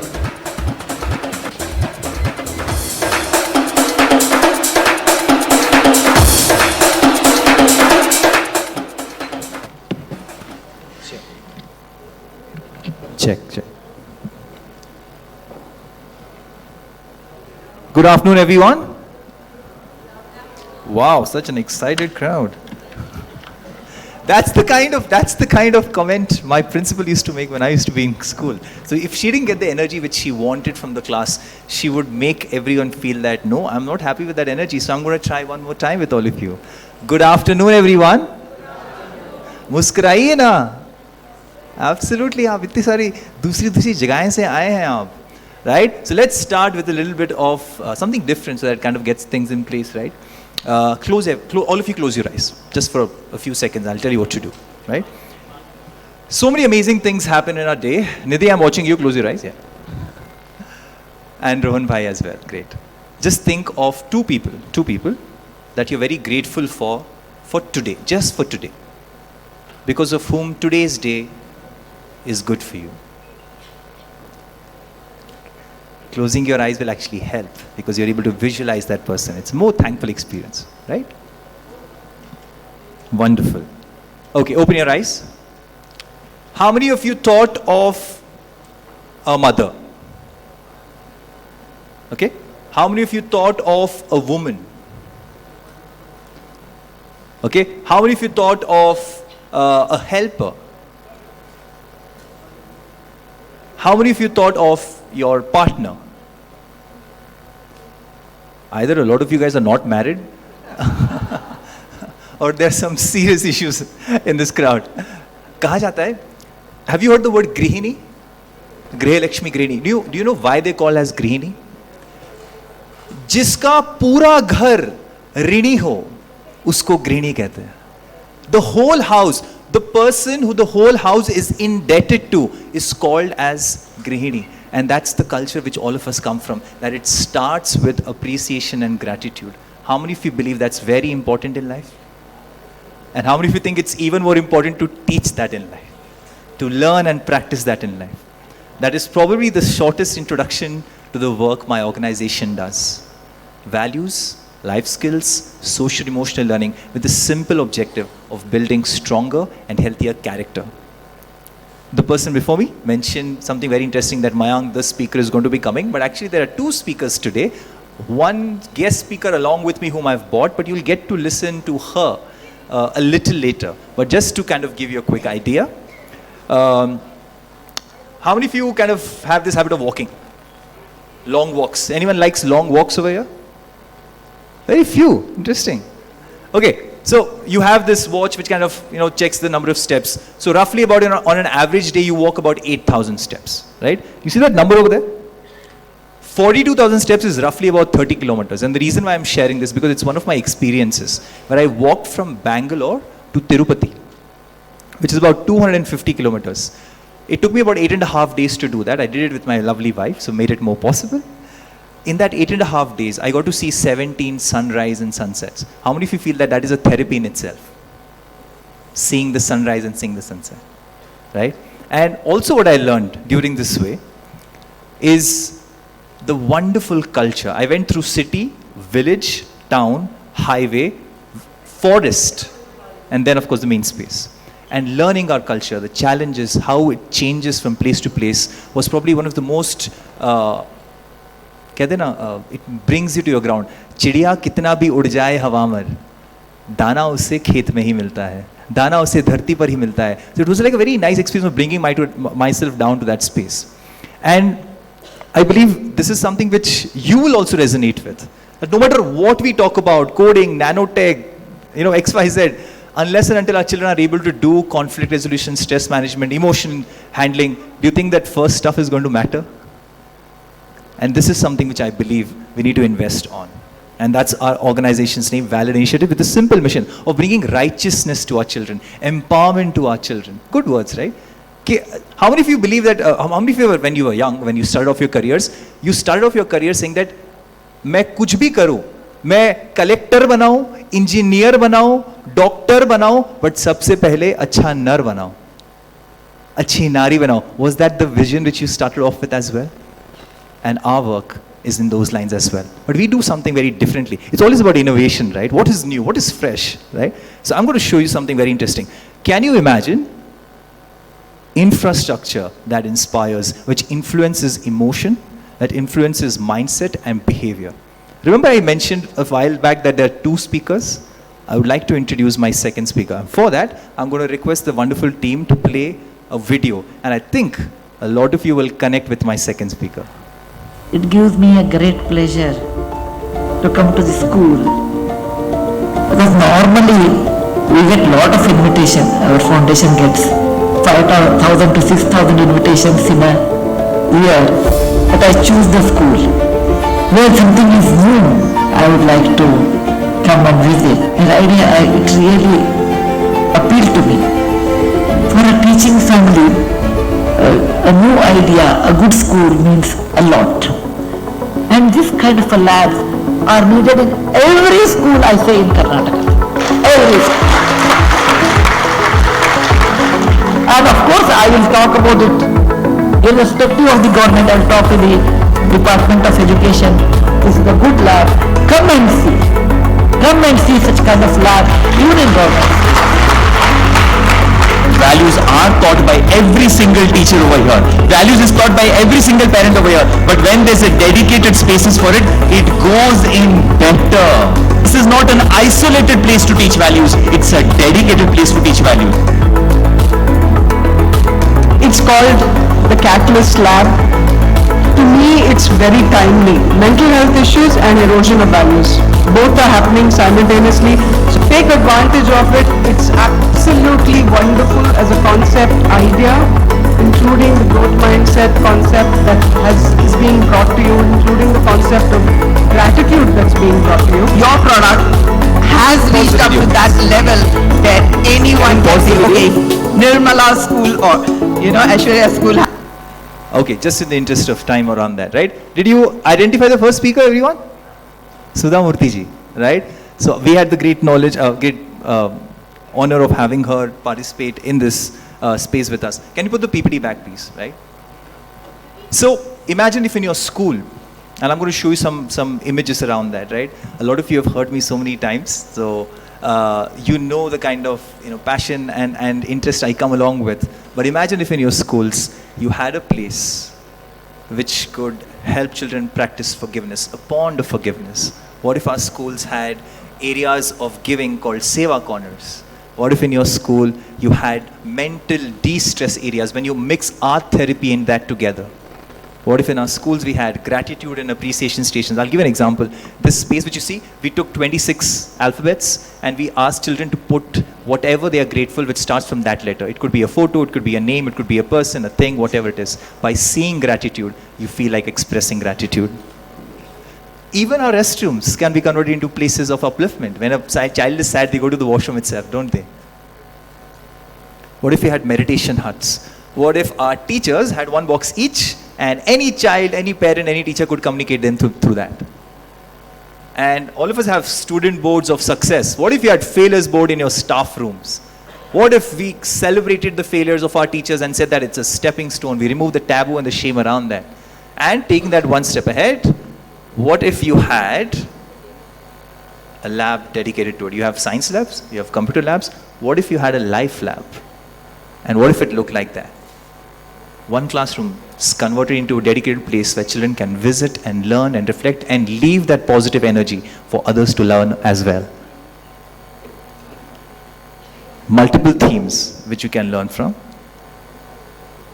This is an Indian theme. You can see a lot of browns and the chakras on top. You can see a green theme lab. You can see, you've heard of a blackboard and a green board. Have you heard of a lotus board? We created a lotus board in this school and we made a dedicated storytelling corner like this. So that's one half of our work, right? Keeping in mind the interest of time which we have. They say that you can have the world's greatest library, Priya ma'am, right? But if no one wants to go inside, it makes no difference. Which means curiosity is more important than the book itself. Which means if I'm creating the structures, there also needs to be a program which helps it happen, right? So our program Saksham, is something which we work on a long-term curriculum integrated manner, which all across boards works right from pre-primary to grade 12. And the simple intention of this program is how can we bring achai, sachai, and uchai in our children? How do we work not just with children but also, how many of you agree today we need to work with parents and teachers more than children itself? And that's something that we are working on as well.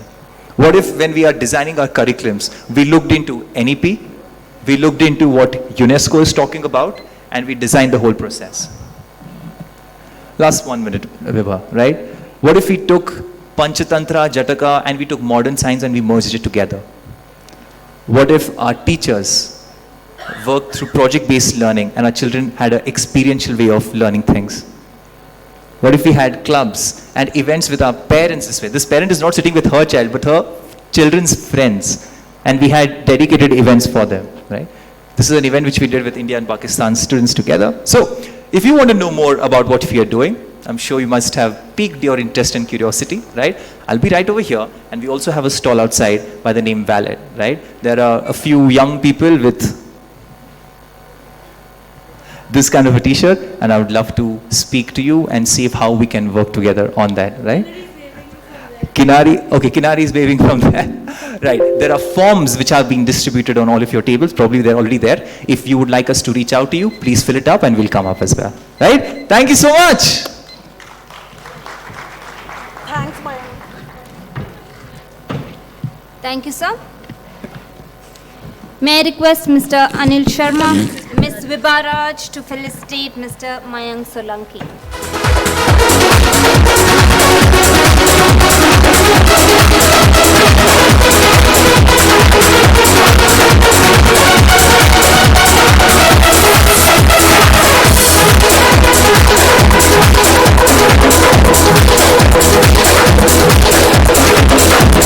Thank you, ma'am. Thank you, sir. Next up, we have India Prestigious School Jury Awards, Education Stalwarts of the Year, and Top Effective Principal Awards. May I please request Dr. Anand Lakshman, founder and CEO of Address Health, Healthy Children, Happy Children, to come on stage. Can we also have Mr. Anil Sharma, the founder and managing director of Education Today, on stage to present the next set of awards.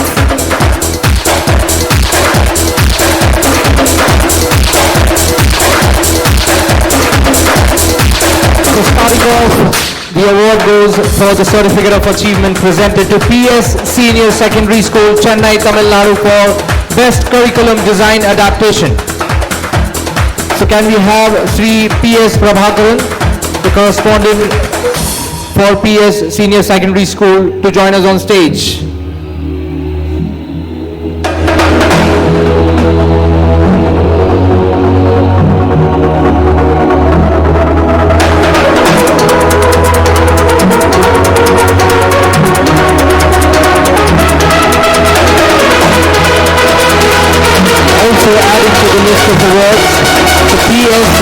Secondary School under the CBSE parameter is ranked number 1 in leadership in quality management.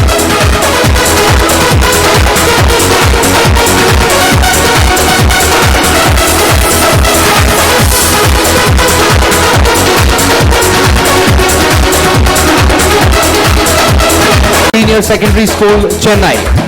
Let's have a huge round of applause for Dr. Revati Parameswaran.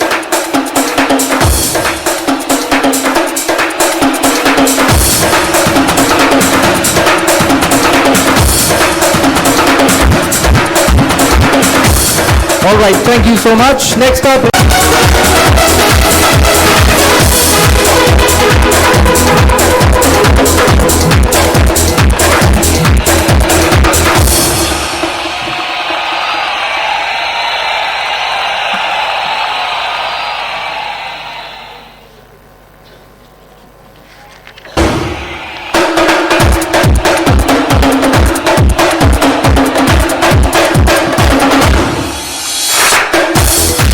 M. Srinivasan.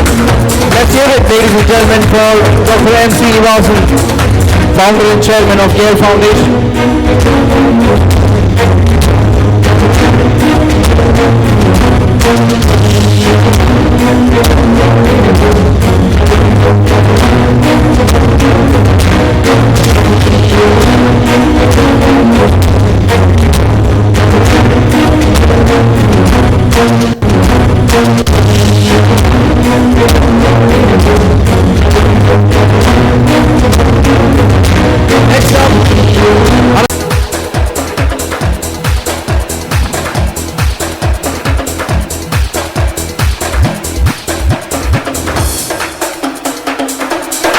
Next up is Global Academy for Learning, Raja Rajeshwari Nagar, Bengaluru, for future-proof learning.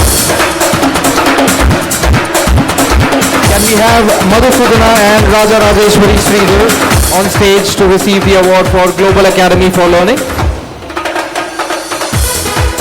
Okay, moving forward, the next.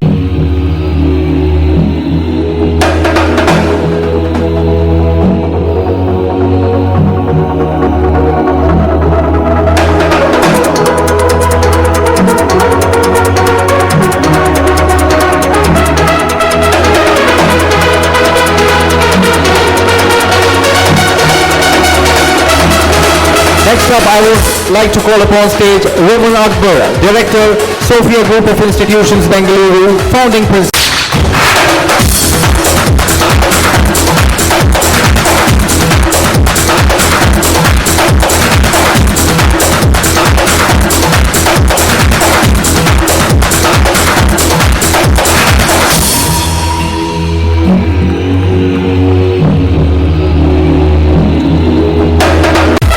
Chennai, Tamil Nadu.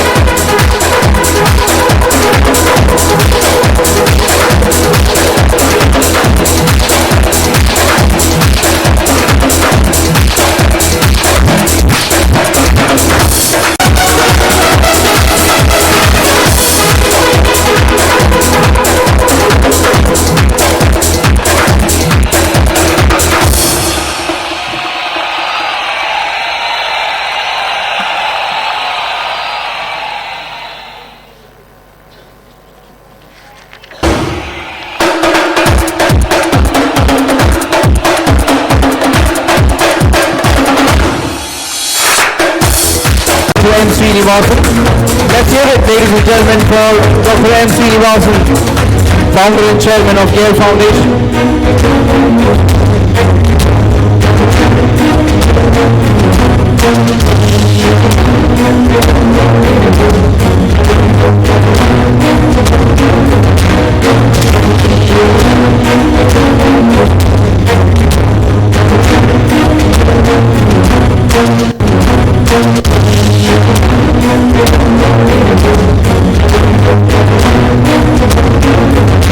Next up,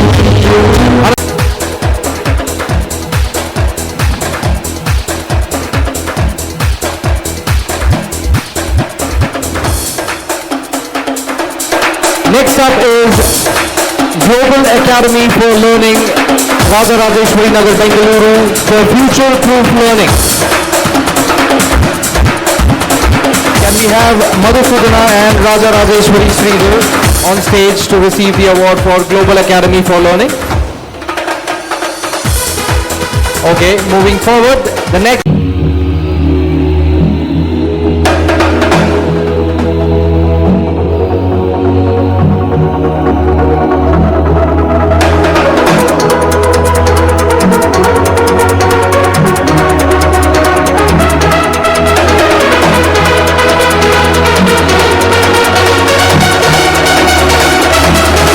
Next up, I would like to call upon stage Roman Akbar, Director, Sophia Group of Institutions, Bengaluru, founding principal.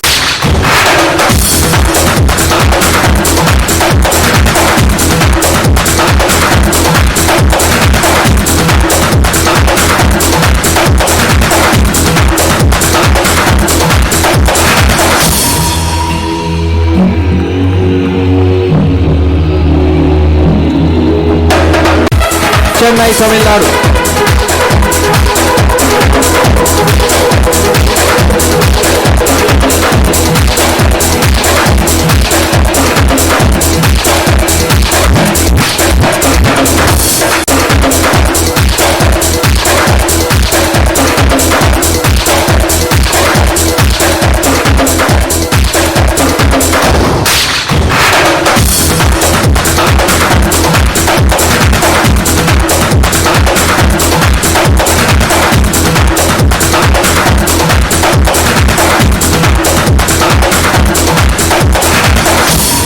So Delhi Public School also takes away the award for the top 20 Day-Cum-Boarding Schools, ranked number 1 in Hyderabad, number 1 in Telangana, number 1 in India.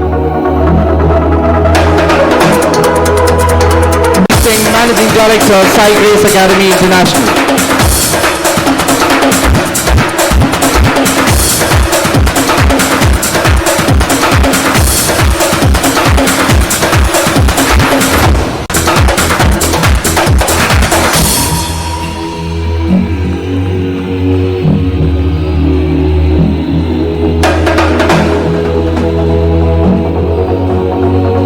Next up, can we have Sandhya Cherian corresponding the Star Award, bagging the award for the top effective principals.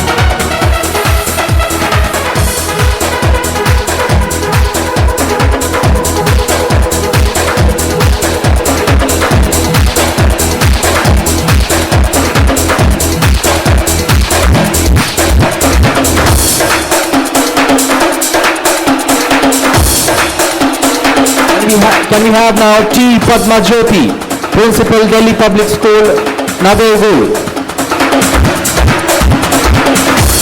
T. Padma. Also adding to the list of awards, Delhi Public School, Nagargul also collects the award under the CBSE parameter, ranked number 1 in individual attention to students.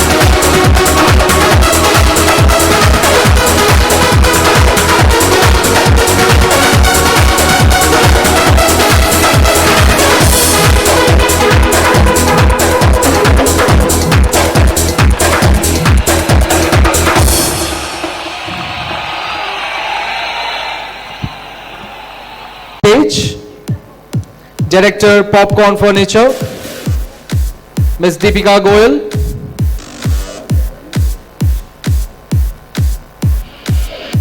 All right, can we have Mr. Anuj from Puma to please join us on stage to give away the next set of awards, which is for CBSE City-wise.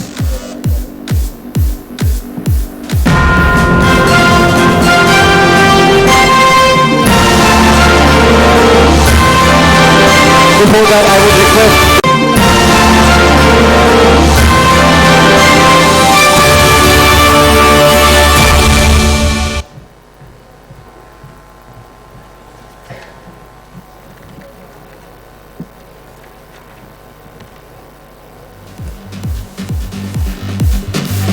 all right, ladies and gentlemen, so starting up with the CBSE City-wise Day-Cum-Boarding to receive the award. Let's hear it, ladies and gentlemen.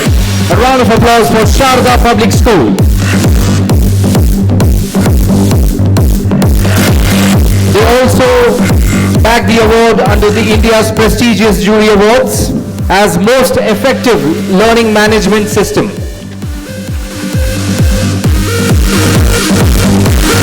And adding another feather is the Stalwarts, Education Stalwarts of the Year Award, which goes to Manjunath Srivatsa, the Secretary of Sri Sharada Public School, Mysuru.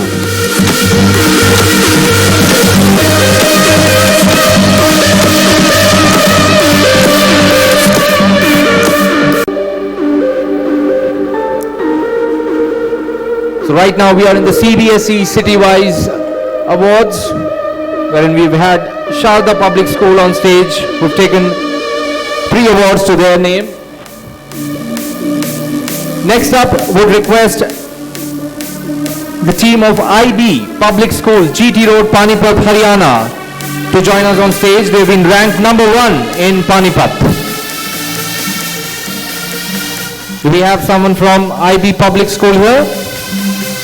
All right, moving forward. Next up is Little Kingdom School, Tirupur, Tamil Nadu, ranked number 1 in Tirupur.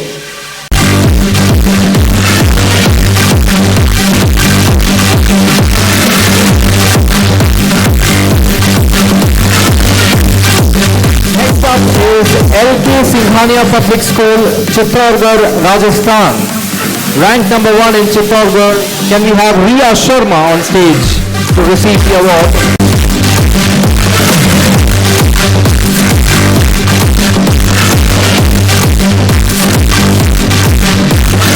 Next up is the Mother Teacher School, Barnala, Punjab, ranked number 1 in Barnala. Can we have Ansh Kapil Mittal and Samaira on stage to receive the award? Let's hear it, ladies and gentlemen, for Mother Teacher School, Barnala, Punjab.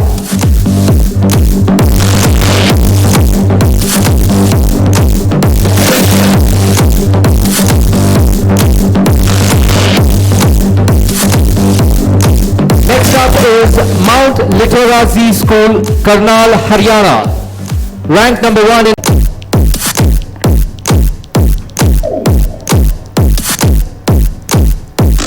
Next up is the Police Modern School, Prayagraj, Uttar Pradesh, ranked number 1 in Prayagraj.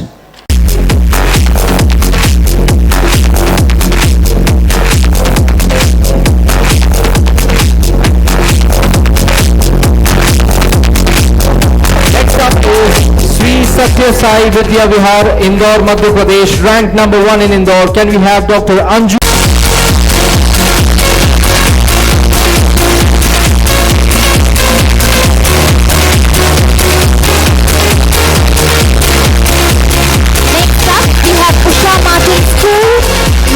West Bengal, ranked number 1 to receive the award on behalf.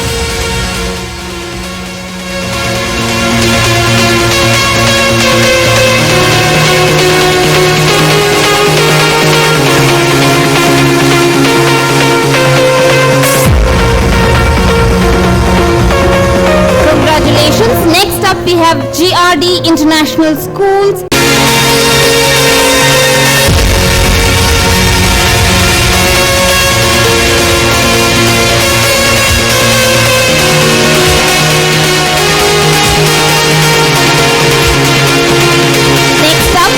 Sandipani Public School, Bilaspur, Chhattisgarh.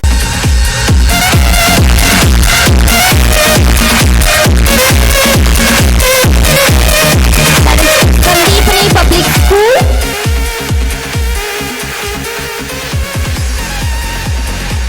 Next up, we have Asian International School, West Bengal.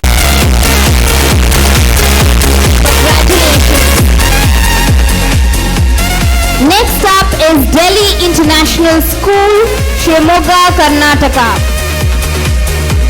Ranked number 1 in Shimoga. Can we have Mr. Jagdish Kauda and team to receive the award?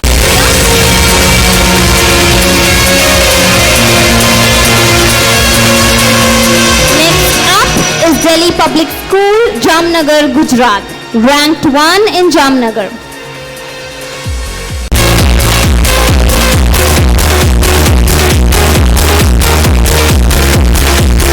Next up is School of Scholars, Akola, Maharashtra, ranked number 1 in Akola. Can we have Ketaki Shendale on stage, please?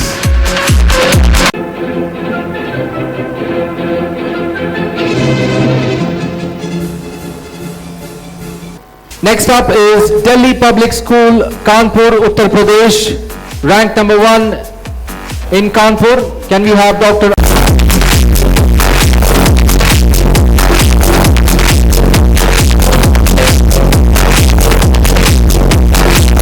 representative from Delhi Public School, Kanpur, with us here today.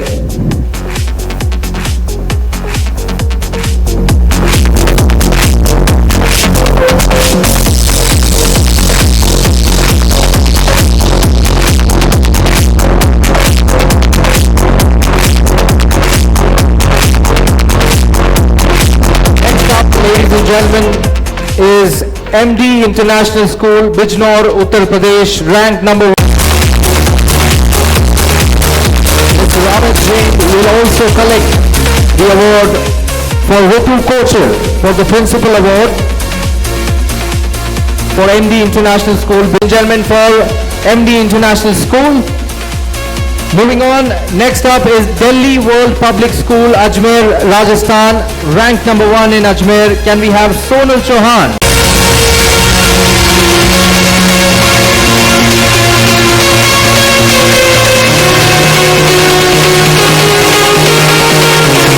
Next up, under the CBSE parameter, Kaushalya World School, Greater Noida, Uttar Pradesh, ranked number 1 in Ghaziabad.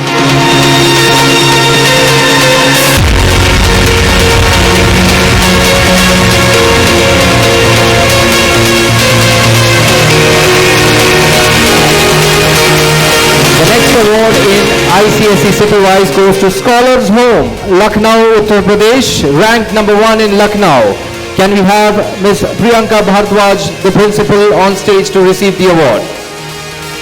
Let's hear it, ladies and gentlemen, for Scholars Home.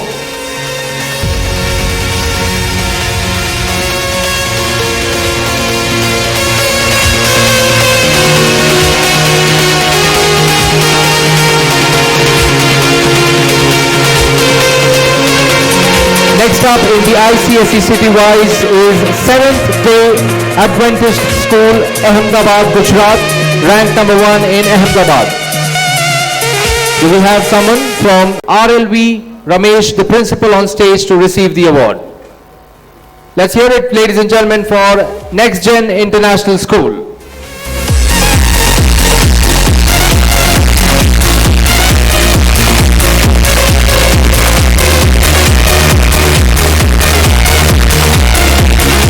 Next up is Sanskaram Public School, Jhajjar, Haryana, ranked number 1 in Jhajjar. Can we have Mahipal, the chairman, on stage with us to receive the award for Sanskaram Public School?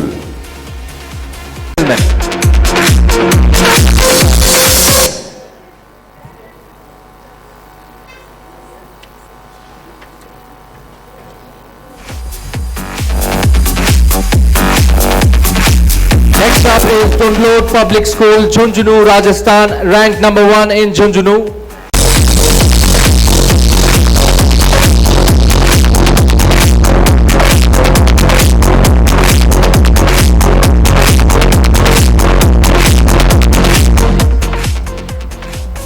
Next up is International City-Wise Awards.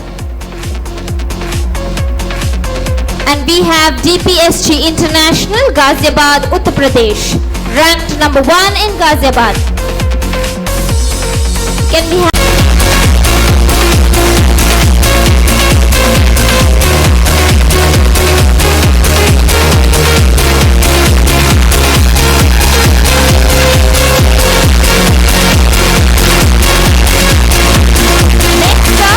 Ivy World School, Jalandhar, Punjab, ranked number 1 in Jalandhar.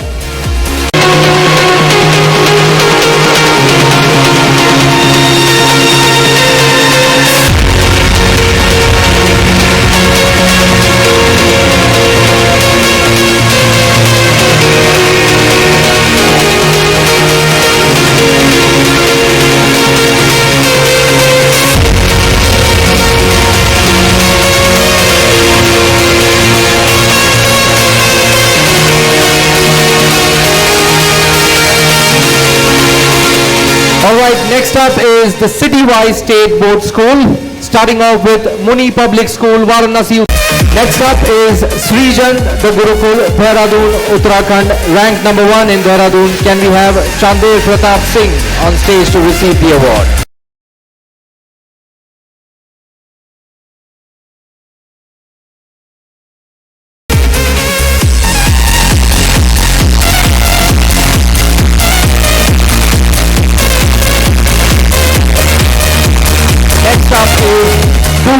Blossom Academy, Ahmedabad, Gujarat, ranked number 1 in Ahmedabad. Can we have Sheetal Agarwal and Snehashri Agarwal on stage to receive the award?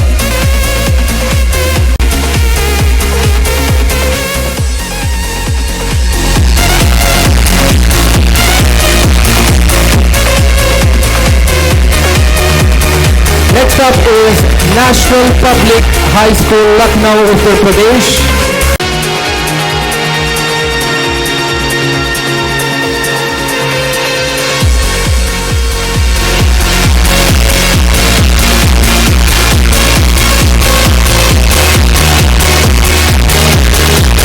Public Saint Secondary School, Amritsar, Punjab, ranked number 1 in Amritsar. We have Tejbir Singh on stage, the director. Let's hear it for the team, ladies and gentlemen. Designers offer suitable and unique pattern for your institution. Unipro provides you with the quality certificate as well as fabric swatches so that delivered products can be matched with samples shown at time of order placement. Our team of over 150 workers helps us ensure timely delivery. These, all the said aspects helps us provide the best after-wash results in the industry. Our production lots are consistent in terms of color, quality and size. We have both online and offline distribution options. With our online portal, and size guide system, parents can easily order uniforms from the comfort of their homes and receive directly at home. Our well-defined offline Education Today initially started as an online portal which was information and knowledge-based for educators. The magazine was launched as a bi-monthly publication that came up with 6 issues a year. Established on a monthly basis as Education Today revamps itself into a monthly magazine, which means more interaction. Let's hear it, ladies and gentlemen, for Delhi Public School, Bangalore East.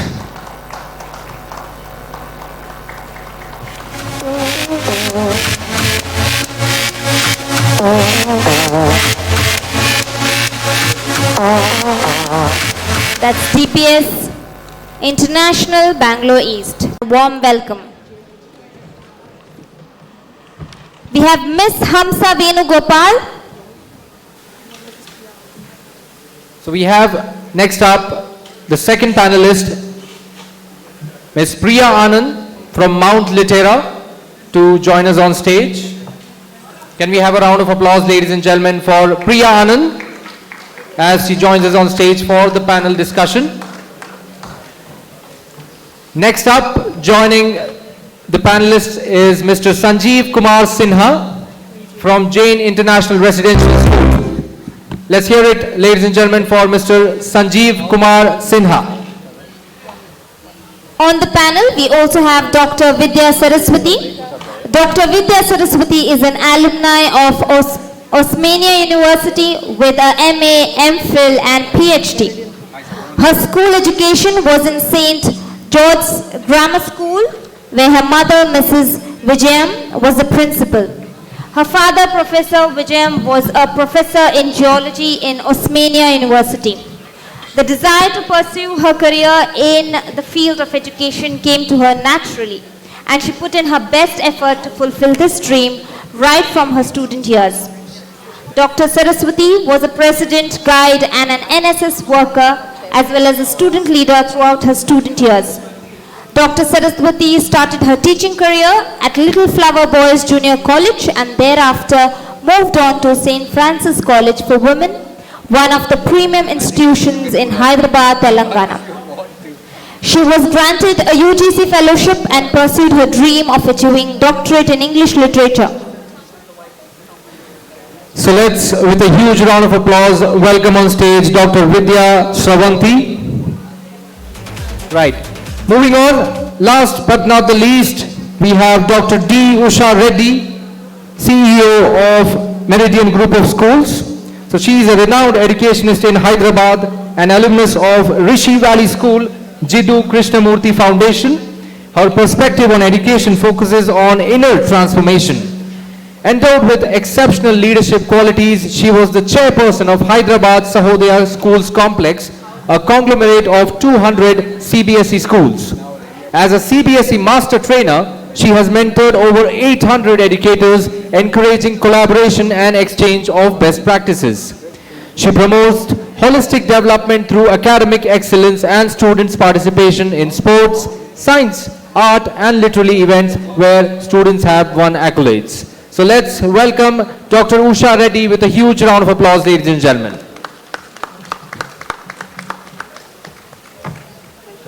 With that, I would request the panelists to kindly take their seats, and the stage is over to Dr. Usha Reddy now to take the panel discussion ahead.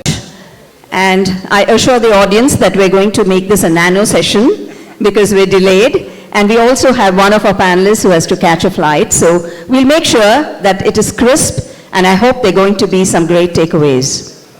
The national education policy, as we all know, is a humongous drive in our country, bringing about a lot of change. We understand that there's been a lot of deliberation regarding the ifs and buts of will it succeed or not.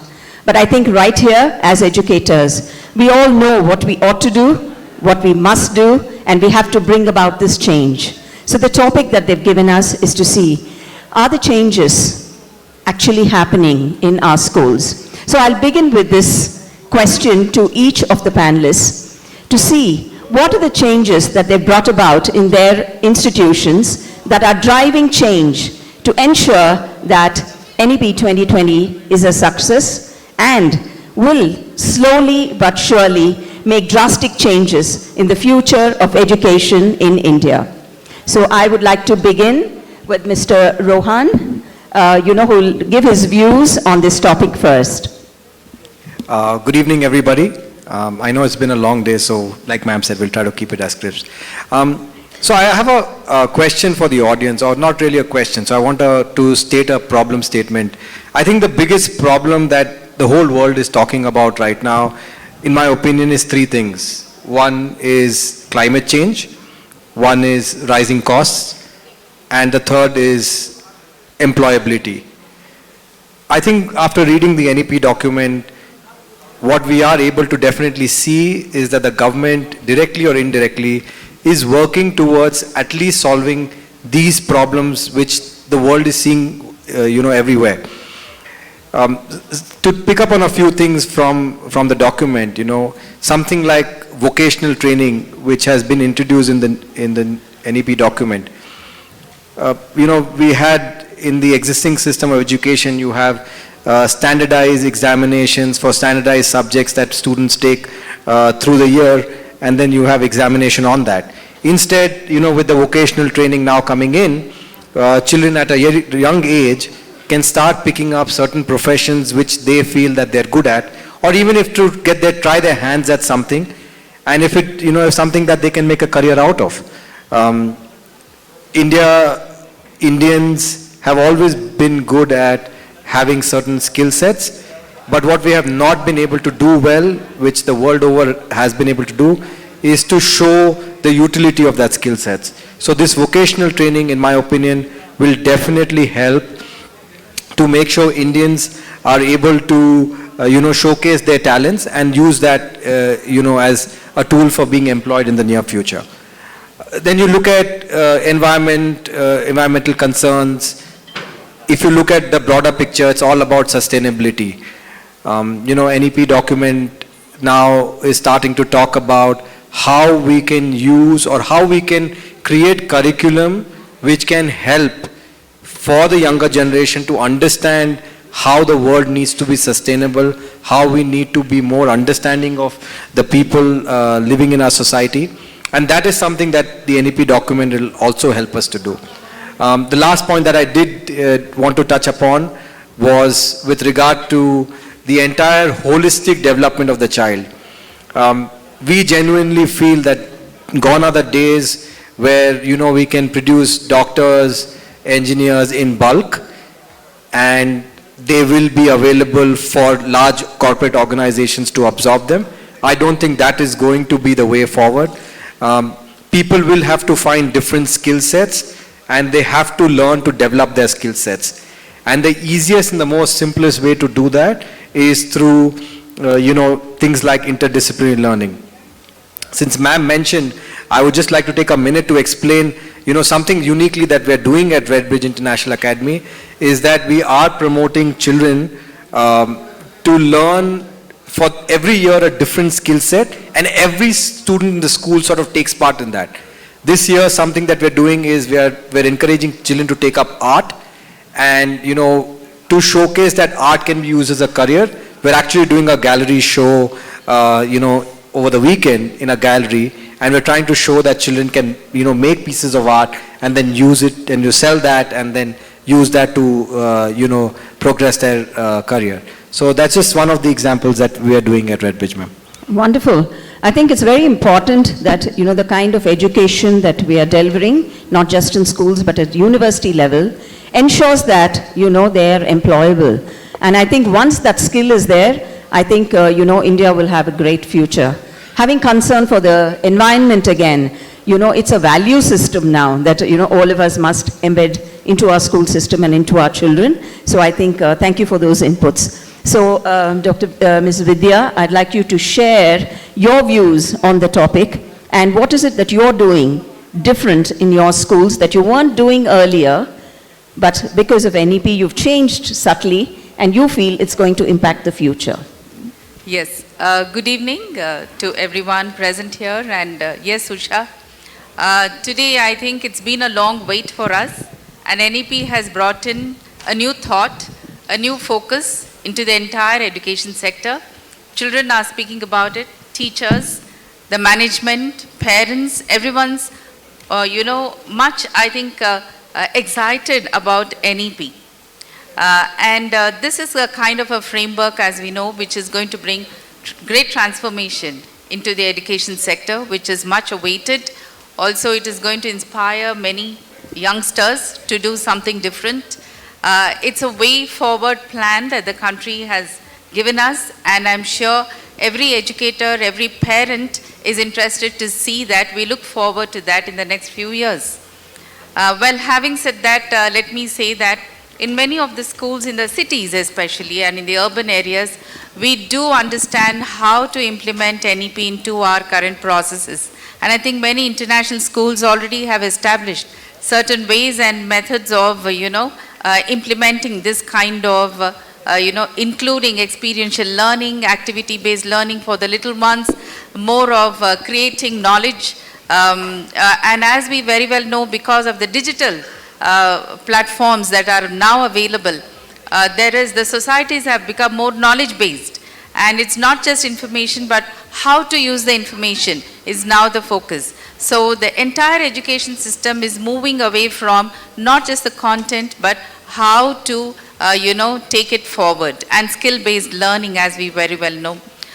So I would say that there are two things that we can see. One is education is much more enjoyable, and number two is it is much more productive if we can consider it in these two different angles. And of course, India has to be in pace with the current trends, the current times, because we know as a world, we are far behind in our methods of learning, and student-teacher interactions are very minimal. If we can still look at the traditional methods, I think in many schools, if they're still following the traditional methods, that would not really help students' learning. Students need to be much more empowered, and they get much more empowered if they have more choices and if there is more flexibility. So in our school, at Reckleford International School in Hyderabad, what we have seen to it is that we've seen that the little ones, because post-COVID, when children started to come back to school, we know that they were much more closed, they were not yet open and willing and ready. So all learning had to happen without the textbook, at least up to the age of 7-year-old, 6 to 7-year-old. Because if the textbook is the main focus, then the learning doesn't happen. Because children cannot really connect. And I assure the audience that we're going to make this a nano session because we're delayed. And we also have one of our panelists who has to catch a flight. So we'll make sure that it is crisp, and I hope there are going to be some great takeaways. The national education policy, as we all know, is a humongous drive in our country, bringing about a lot of change. We understand that there's been a lot of deliberation regarding the ifs and buts of will it succeed or not. But I think right here, as educators, we all know what we ought to do, what we must do, and we have to bring about this change. So the topic that they've given us is to see, are the changes actually happening in our schools? So I'll begin with this question to each of the panelists to see what are the changes that they've brought about in their institutions that are driving change to ensure that NEP 2020 is a success and will slowly but surely make drastic changes in the future of education in India. So I would like to begin with Mr. Rohan, who will give his views on this topic first. Good evening, everybody. I know it's been a long day, so like ma'am said, we'll try to keep it as crisp. So I have a question for the audience, or not really a question, so I want to state a problem statement.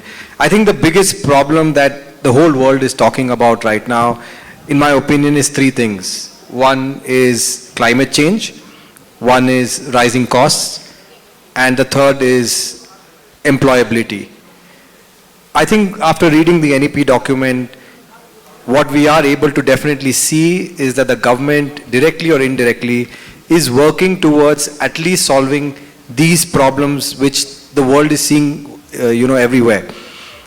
To pick up on a few things from the document, something like vocational training, which has been introduced in the NEP document. We had in the existing system of education, you have standardized examinations for standardized subjects that students take through the year, and then you have examination on that. Instead, with the vocational training now coming in, children at a young age can start picking up certain professions which they feel that they're good at, or even if to try their hands at something, and if it, is something that they can make a career out of. Indians have always been good at having certain skill sets, but what we have not been able to do well, which the world over has been able to do, is to show the utility of that skill sets. So this vocational training, in my opinion, will definitely help to make sure Indians are able to, showcase their talents and use that, as a tool for being employed in the near future. Then you look at environmental concerns. If you look at the broader picture, it's all about sustainability. NEP document now is starting to talk about how we can use or how we can create curriculum which can help for the younger generation to understand how the world needs to be sustainable, how we need to be more understanding of the people living in our society. And that is something that the NEP document will also help us to do. The last point that I did want to touch upon was with regard to the entire holistic development of the child.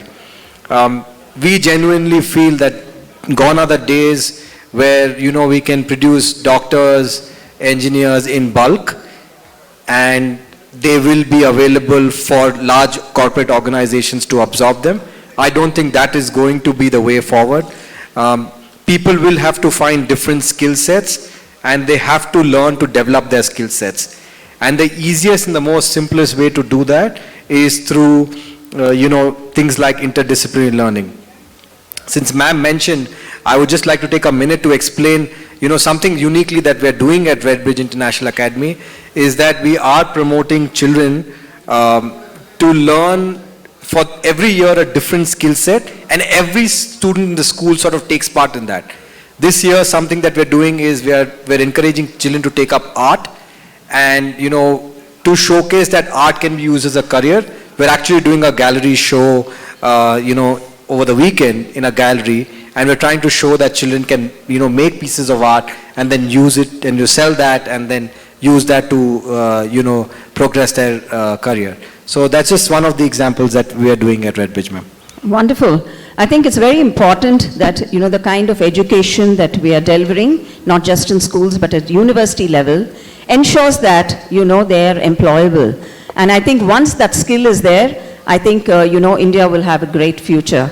Having concern for the environment again, it's a value system now that, all of us must embed into our school system and into our children. So I think, thank you for those inputs. So, Ms. Vidya, I'd like you to share your views on the topic and what is it that you're doing different in your schools that you weren't doing earlier, but because of NEP you've changed subtly and you feel it's going to impact the future.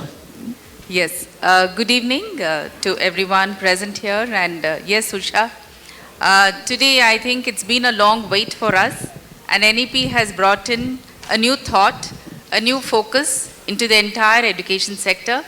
Children are speaking about it, teachers, the management, parents, everyone's, much, I think, excited about NEP. This is a kind of a framework, as we know, which is going to bring great transformation into the education sector, which is much awaited. Also, it is going to inspire many youngsters to do something different. It's a way forward plan that the country has given us, and I'm sure every educator, every parent is interested to see that. We look forward to that in the next few years.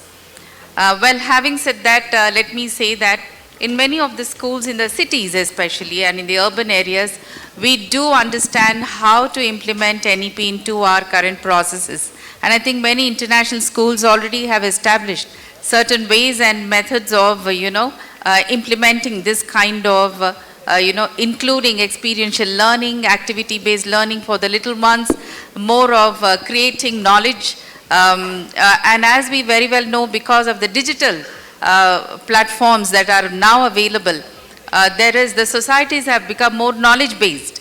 And it's not just information, but how to use the information is now the focus. So the entire education system is moving away from not just the content, but how to, take it forward, and skill-based learning, as we very well know. So I would say that there are two things that we can see. One is education is much more enjoyable, and number two is it is much more productive if we can consider it in these two different angles. And of course, India has to be in pace with the current trends, the current times, because we know as a world, we are far behind in our methods of learning, and student-teacher interactions are very minimal. If we can still look at the traditional methods, I think in many schools, if they're still following the traditional methods, that would not really help students' learning. Students need to be much more empowered, and they get much more empowered if they have more choices and if there is more flexibility. So in our school, at Reckleford International School in Hyderabad, what we have seen to it is that we've seen that the little ones, because post-COVID, when children started to come back to school, we know that they were much more closed, they were not yet open and willing and ready.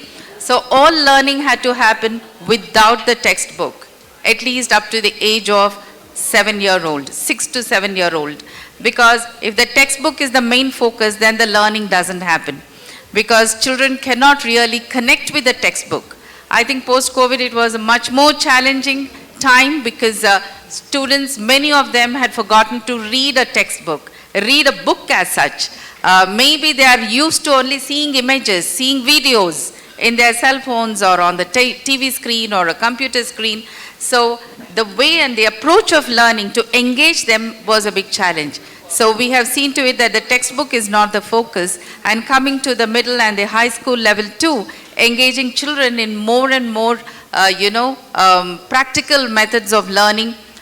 Every topic, it needed to be at least going through a video or going through a worksheet or through some experimentation or through a project. So we had a different plan set up for at least up to the month of the first term examination, that was in the month of October, so that the students can enjoy what they learn. And then writing becomes the last in our priority, as we all know, because listening, speaking, reading, all this becomes much more important, and writing comes later. But then we should remember that according to the NEP, there is a kind of future focus when the board examination would not be, external board examination. That is the future plan, maybe after 2024 and 25 and so on. But then right now, since there is the board examination, the board children still need to be writing and they need to be in the process. So anyway, there is some kind of changes that we had to implement to see that, the learning happens, because learning should happen. What is the outcome is much more important, the learning outcome, rather than the, systematic and the traditional method or something that we implement in the learning process at school. Thank you. Wonderful. So I think few changes that you brought about, especially up to grade 2, is where, because of the learning gap due to COVID, you've actually done away with textbooks, made it more hands-on and experiential. So that's very nice, because we all understand that experiential learning, and as per David Kolb's, systems, everybody is starting to implement it in a more systematic way than before. So you begin with the concrete, move on to the reflective, then you move to the abstract, and then you get to the active learning part. And once that cycle is completed, I think they get an entire experience about that topic, which is so important. So, Mr. Sanjeev, what is your take on the topic, please? Thank you, ma'am. Thank you for giving me the opportunity, and I thank Education Today for bringing me here. I would like to discuss on from 20 to 22, these 2 years, the progress of NEP in terms of CBSE. I come from a CBSE school. When we go back to the policy, 2005 NCF, National Curriculum Framework 2005, if you see the bullet points of 2005, it speaks about constructivism, it speaks about experiential learning, it speaks about project-based learning, it speaks about linking mathematics with day-to-day life. That was those are the core of NCF 2005. And these 15 years, and almost now we are going to be 17 years. In 2020, again, a new document has come. The new document has added all these points because I feel those 15 years to change the education system, which from rote learning to active learning, child-centric method. 15 years is not enough, I think. It will take generations. CBSE being one of the massive board of India, it has very good approach, and it is every day it is coming up with one or other. Being a CBSE principals, you must be agree with me. Whenever early morning you open up the CBSEShiksha.com mail, you get a circular, and that circular tells how to engage a child. There are some of the core things. One is Diksha, that's a open source, which has been massively, which has become more around. There are 8,673 courses are there in that Diksha app, and it is promoted by NCERT. This app, it's an open resource app. Anyone can contribute to it. At the same time, anyone can gain knowledge from it. And there are 16 crore enrollments were done till now. 16 crore enrollments for different courses are done. You can think about the population. It is equal to population of some of the countries. Out of these 16 crore enrollments, 13 crore people have completed their courses from them. 13 available. Yes, I do accept that certain things didn't go too well, and then, we're back to where we began. But I think it's all in our hands. We have nobody to blame. So if all of us are doing it, I think, with our hearts and doing it correctly and not just being loose with whatever we're doing or not responsible, then I think the issue lies there. And I'm sure that as educators we understand why it's important to have a holistic report card, and we will take that forward. So if you look at the CNBC report also, you find that when you look at our higher institutions, we only have 3 of ours that ranked in the top 200 in the country. So I'd like to hear from you, what role does research play? Because only now we've got a fund for research at university level. Earlier on, we all know the kind of research done in India was a lot of cut-paste. Nobody bothered about plagiarism and things like that. So I think the quality just wasn't there. The fun to research wasn't there. And at school level, how do we build that skill in children so that when they go to university, they will do well? Because my observation is that, somebody was showing a picture in the morning of the top CEOs, Indians across the globe. And they all didn't come from very funda schools. They even came from normal schools, but see where they are. So what's your take on that, sir? No, I absolutely agree with you, Dr. Usha. I think one of India's biggest resource has to be their people. And the trend over the past few decades have been good talent has been moving out of the country, going to foreign universities. While we very proudly say that top CEOs are all Indian origin, but most of them don't have Indian passports. So I think that's a change that will come about. I think research-based learning and research-oriented learning is extremely important in that regard, because at the end of the day, whatever problems are there in our existing societies, if you are not trying to find the solution within our country, then all these talented resources are all going to leave the country. And by creating that at a very early age and ensuring that students are able to, at least develop that skill set as to how to do research, I think will change and transform the education system dramatically in the future. So fantastic. I think, I got a lot of inputs from the panelists here. I'd like to thank each one of them. And I hope the audience too got some inputs. And I know that, for the country to get better, it all lies in our hands. So let's take that responsibility. Let's concentrate on teacher training, because no matter what we talk, it's the teachers who drive the change in the class. And what happens in the classrooms of today will definitely change the future of our country tomorrow. Thank you so much. Thank you so much to all the panelists for sharing their inputs. And now I would request Mr. Anil Sharma to kindly join us on stage to felicitate the panelists.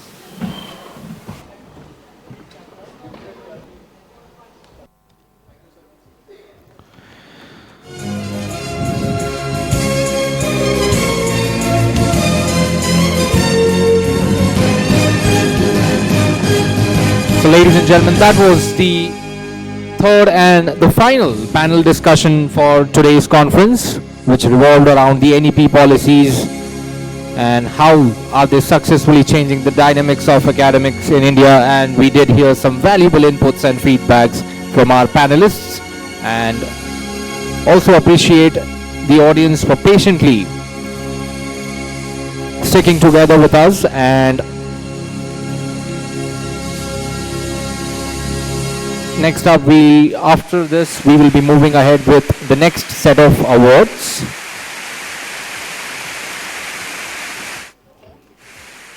Just before we start the awards, a reminder to all the awardees to please do share bites near at the media booth, which is right outside the ballroom. So please do share how you feel after receiving the award. And also, Education Today celebrates their 10th anniversary. So you can share a few words on that as well, and we would love to hear from you.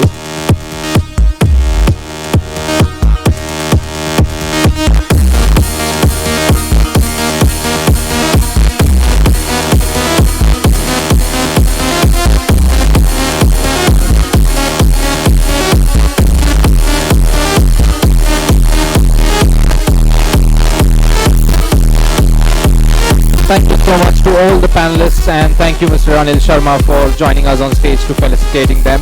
Moving on, next up, leisure and benefits of sport accessible to the many joins the hands with Education Today as an associate partner at the 10th National Conference on K-12 Leadership and India School Merit Awards 2022 and 23. So let's have a look at a short AV of Decathlon Sports India. Can we have the AV please?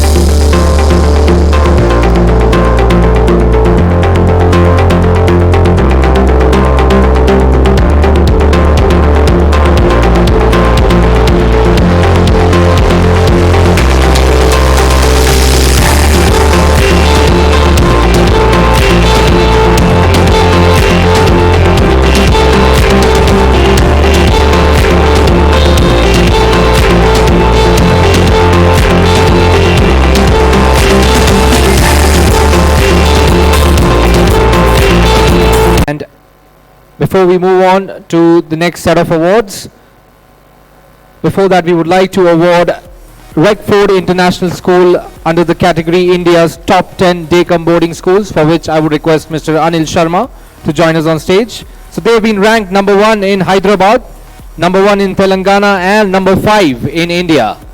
So can we have the team on stage?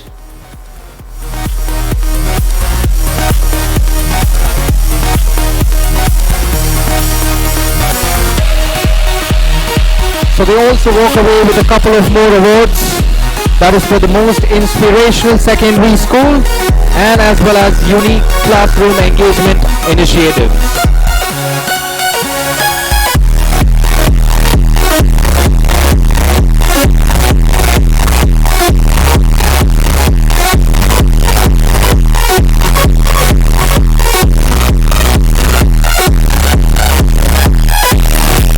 Next up, we would like to call on stage the team of Sai Grace Academy International, Dehradun, Uttarakhand.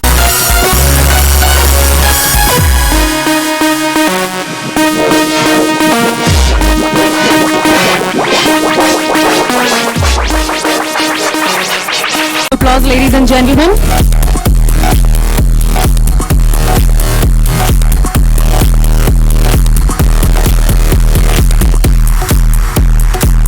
It gives me immense pleasure to award award.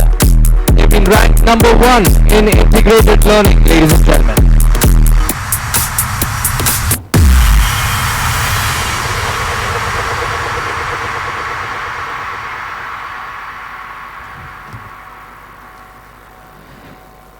Next up, in India's top 10 Day-Cum-Boarding Schools, I would like to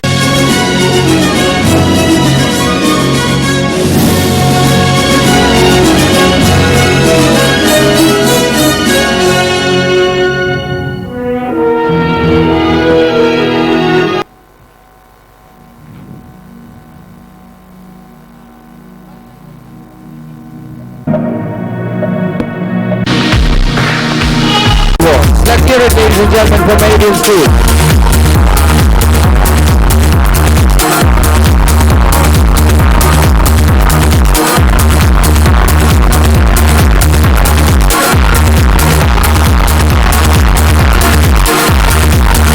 Next up, Cum Boarding Schools.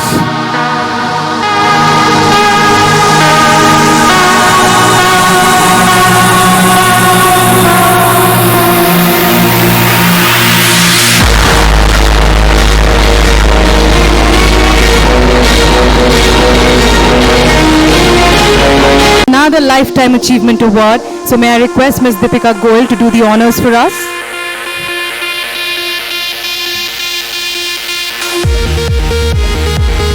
I would also request Mr. Anil Sharma to join us on stage. This Lifetime Achievement Award goes to Ms. Preeti Seth, founder and trustee, Legacy School. Ms. Preeti Seth co-founded her first school under the mango tree of her very own charming British bungalow opposite Richards Park in East Bangalore in 19th of knowledge, and it was amongst the first few Montessori schools to be founded in Bangalore. Over the last 35 years, she has been instrumental in founding of 5 successful schools that have helped shape and define the culture of what great learning should and can be. Strong expertise as a Montessori practitioner and educator in early childhood education significant efforts to shape and influence the practices adopted at Legacy School.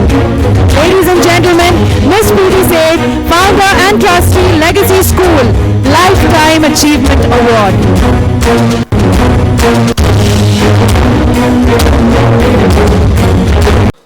My passion has been creating beautiful learning spaces for kids, which are fun for children, which are ergonomically really safe, and which end up in contributing a lot to the learning experience. So Popcorn is a 23-year-old company, and we're India's largest school furniture manufacturer. And over the last 23 years, we've done over 8,500 schools all across India, and we're working in 9 countries as well. We have a state-of-art manufacturing plant which ensures us to give you furniture which is completely hassle-free, it's tamper-proof, and we end up in creating spaces for your school which is just not tables and chairs. It's spaces in which we're doing things on your walls, we're doing stuff on your ceilings, we're creating an entire ambience for you which ends up in contributing a lot to the learning experience. And the best part is that we do furniture right from kindergarten until the university level. So you're getting furniture from classrooms, libraries, labs, cafeterias, hostel, all sorts of furniture.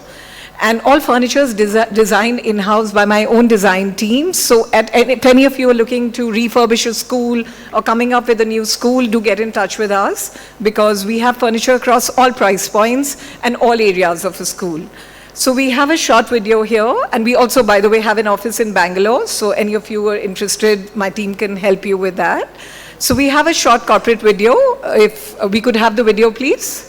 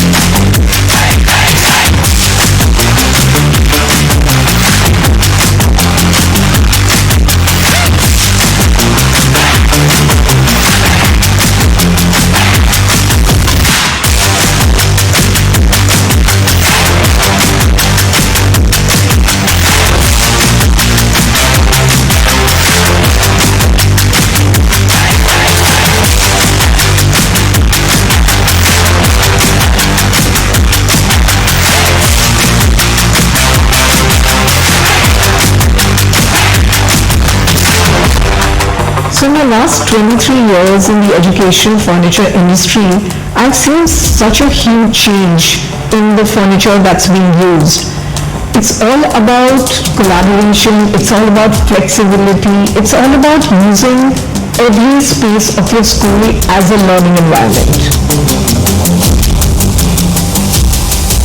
Our association with Popcorn as an organization has been almost like our every partner. When we set up schools, be it ownership schools or consultancy schools, I think as an organization, this is one entity that provides a lot more value addition than just furniture. It's about design, it's about working with budgets, it's about futuristic ideas, it's about innovating with the client, and generally that experience has been a seamless transition whenever we are setting up a new school. And even the after-sales service, quite frankly, has been a very rewarding one for us because it's prompt. So Popcorn is a one-stop shop for school furniture. So we give you everything right from kindergartens, activity rooms, your classrooms, your art room, libraries, laboratories, cafeteria, hostel furniture, gymnasiums, and outdoor. So at one place you're getting furniture for the entire school. So we've been working with Popcorn for the last 6 to 8 years, and a couple of things that stand out for me are even in very tight deadlines, they were able to deliver. I think they've got a huge capacity and yet a very close interface to ensure that they're able to deliver quality and the service that we require.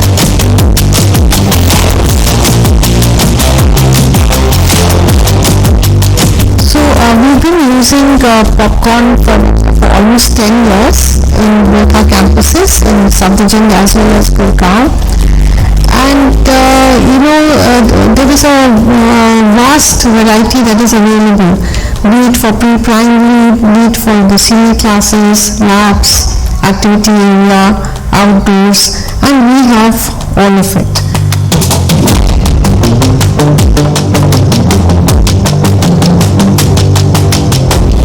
We faced major problems in providing the right type of school furniture.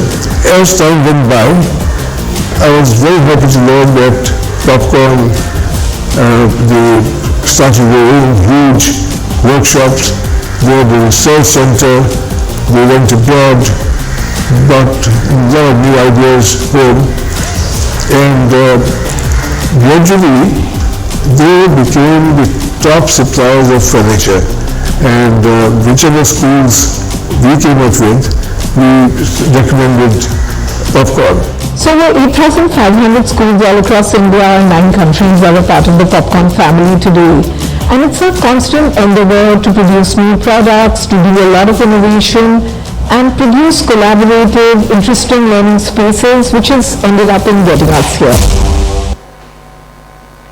So when you saw this video, you could see the various classrooms and different areas of the school done by us. So when we are approaching any area of your school, whether it's a new school or a school we are refurbishing, we're looking at not only giving you furniture as in terms of tables and chairs, but also giving you an overall look for the entire room, be it your ceilings, be it your walls, be it advise on what sort of wall colors that you end up in using. So you don't have to independently go to an interior designer or something. We have an in-house team of designers who end up in helping you in that. And the best part is because the furniture is all customized, we're not telling you that one size fits all sort of an approach.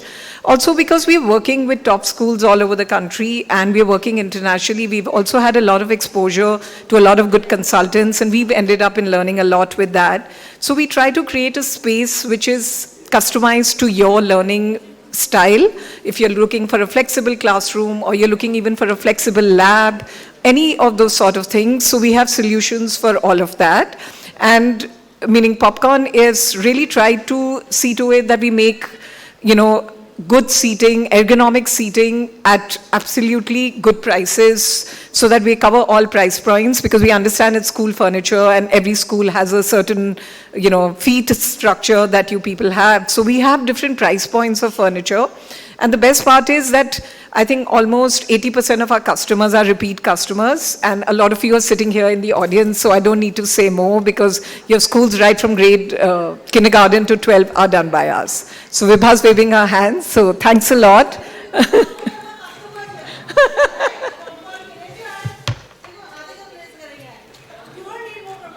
Thank you so much, Ms. Deepika Goyal. So that was Popcorn School Furniture, the title sponsor for today's conference. Moving on, before we move on to the awards, we have something special coming up.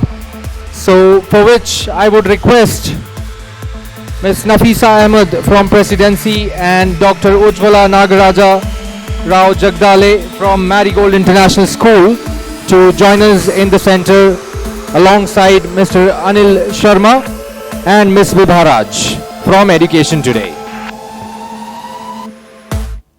So let's hear it, ladies and gentlemen, for Ms. Nasifa Ahmed and Dr. Ujjwala.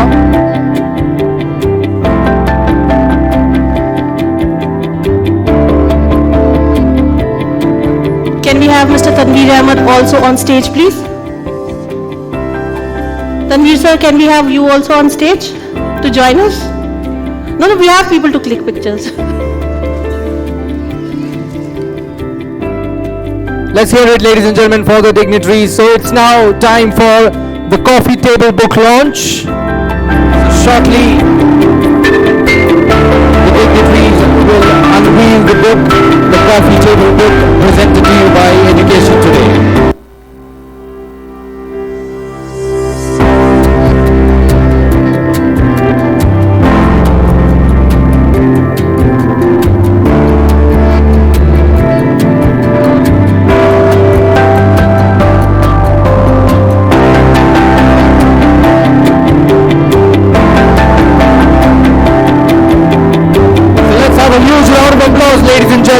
That's the coffee table book launch, and you can see a few glimpses of the same on the screen.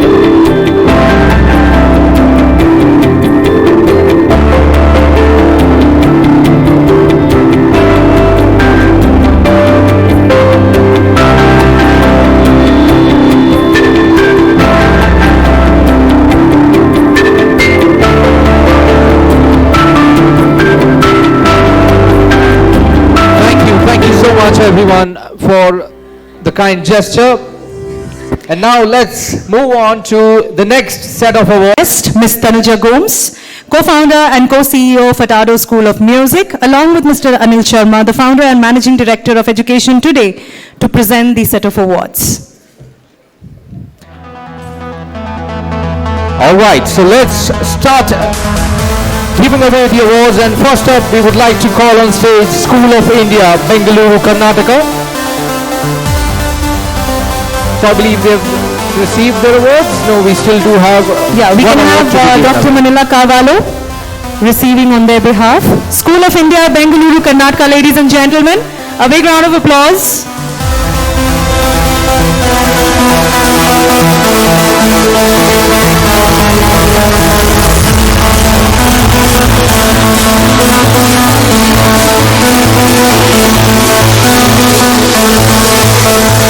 Next up, ladies and gentlemen, is Mussoorie International School, Mussoorie, Uttarakhand.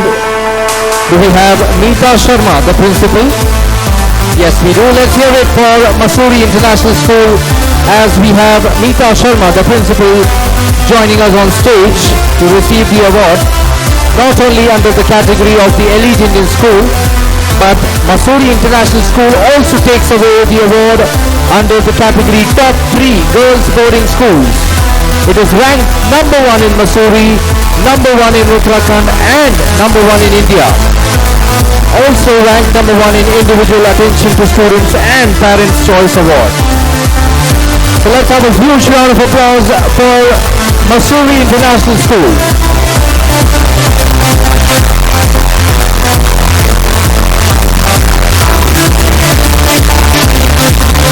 Next we have Marigold International School, Bengaluru, Karnataka. Can we have Dr. Ujjwala Jagdale and her team to come up on stage and collect the award. Marigold International School, Dr. Ujjwala and her team. And they not only take away the award under the Elite Indian School category, but also under the CBSE parameter. They walk away as ranked number 1 in individual attention to students and leadership in quality management. And adding to the fleet of awards, also walk away with the award under the category of India's prestigious jury awards for quality leadership.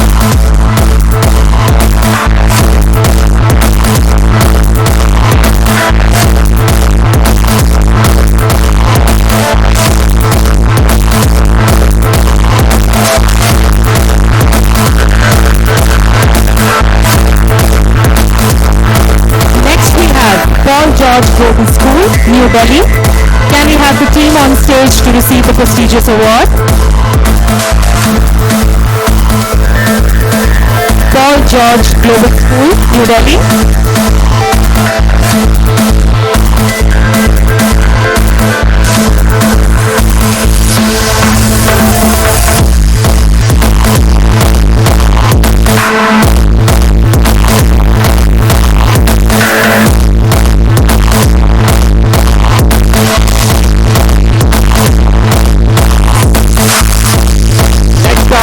Gentlemen, is St. George's College, Mussoorie, Uttarakhand.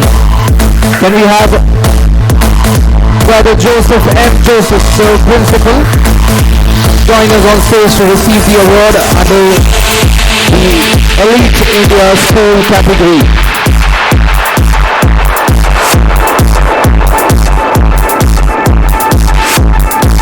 We have a couple more awards to take away. That is under the top 5 boys boarding schools. They've been ranked number 1 in Mussoorie, Uttarakhand and in India as well. And they also walk away with the Parents' Choice Boys Boarding School. And they've been voted as number 1, ladies and gentlemen. So let's hear it for St. George's College.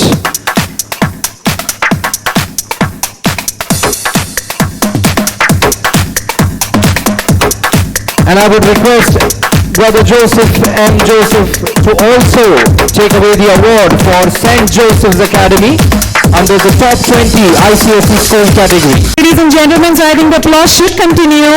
A lot of awards to be taken away by Brother Joseph.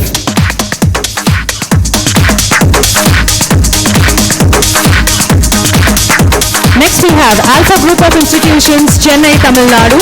May I request the team to join us on stage to collect.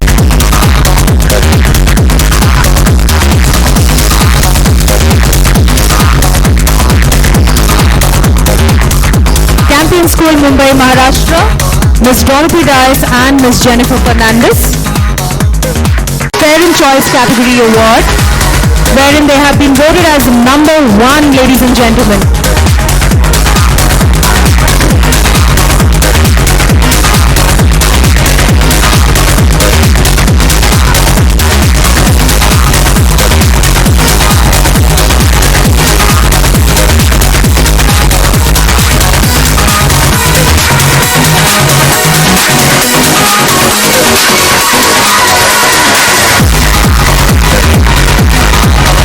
Last but not the least, in the India Elite School category, the award goes to Presidency Group of Schools. I would request Salman Ahmed, Kausar Ahmed and Shaima Salman to join us on stage. We also have Nafisa Ahmed.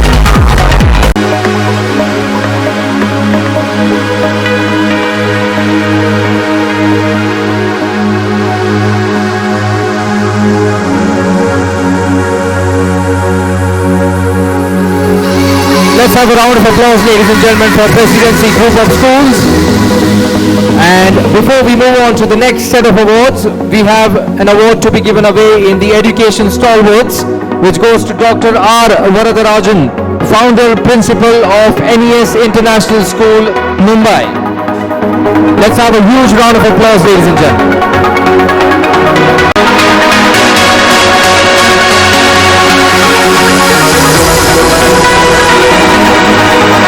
I also request him to collect the award for NES International School under the category of India's Top 20 International School, ranked number 1 in Mumbai, Maharashtra and India.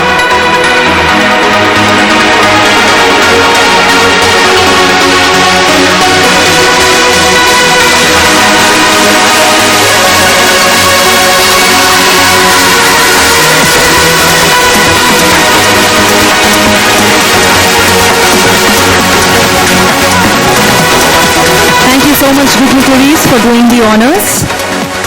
Before we move on to the next category of awards, can we quickly have an AV on the Education Today presentation? Based for educators. The magazine was launched as a bi-monthly publication that came up with 6 issues a year. But we're delighted to now have a regular interaction established on a monthly basis as Education Today revamps itself into a monthly magazine, which means more interaction, more articles, and a lot more knowledge being shared. Merit Awards, preschool ranking. As the AV plays, may I request Mr. Mayank Solanki to join us on stage along with Mr. Anil Sharma to give away the next category of awards. Mr. Mayank Solanki. So ladies and gentlemen, the next category of awards is for top 20 international schools. And starting off, I would like to invite on stage Mr. Abhimanyu Basu, CEO of Dhirubhai Ambani International School, ranked number 1 in Mumbai, Maharashtra and India. Do we have someone from Dhirubhai Ambani International School? Yes, we do. Let's hear it, ladies and gentlemen, for Dhirubhai Ambani International School. They've been ranked number 1 in Mumbai, Maharashtra and India. I would also request ma'am to collect the Lifetime Achievement Award for Mr. Abhimanyu Basu, the Dean and CEO of Dhirubhai Ambani International School.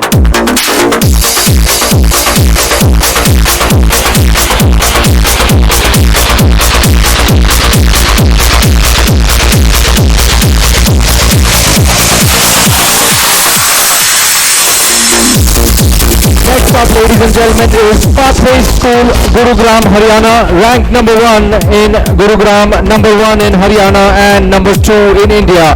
Can we have Neeta Reena on stage to receive the award? Let's hear it for Pathway School, ladies and gentlemen.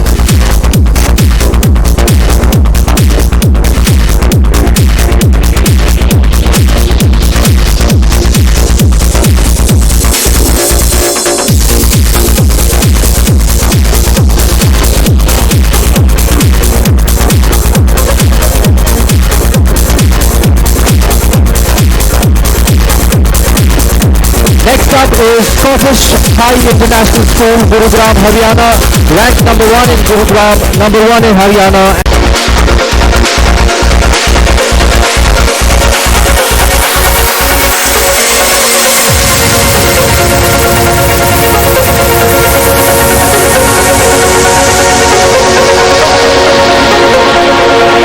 Ladies and gentlemen, please put your hands together for Legacy School.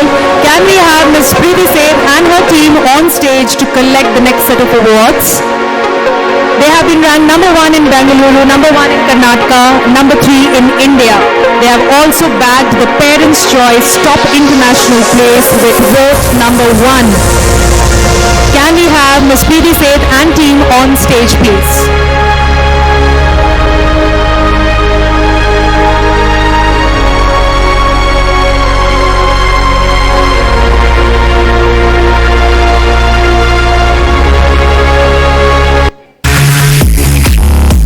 I would also request Preeti ma'am to collect her Lifetime Achievement Award. What an achievement, ma'am.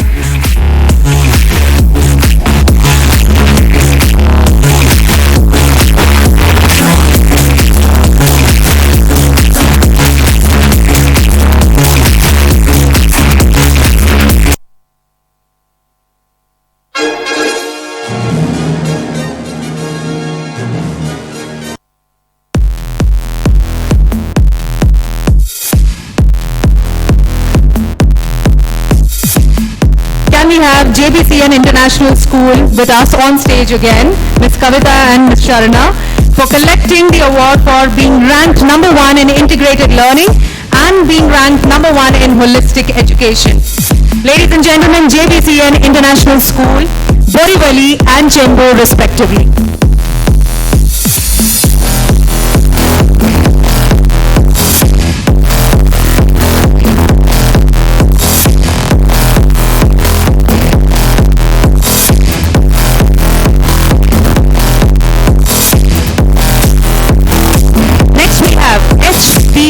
Global Academy, Mumbai, Maharashtra, for being Mumbai, number 2 in Maharashtra, and number 4 in India.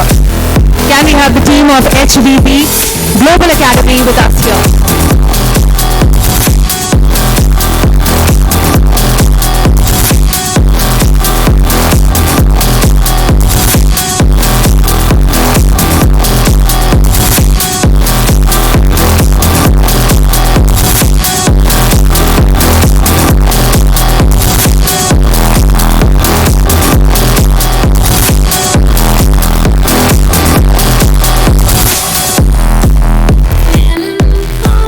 International School, Hyderabad, Telangana.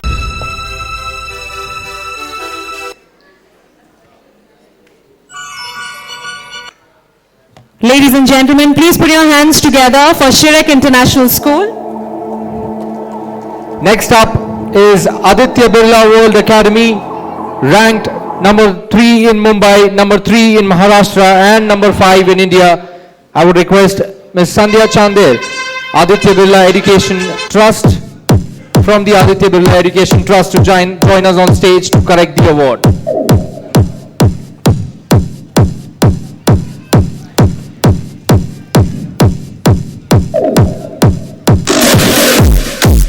Moving on, next award goes to Hira Nandani Foundation School International, Mumbai, Maharashtra, ranked number 4 in Mumbai, number 4 in Maharashtra, and number 6 in India.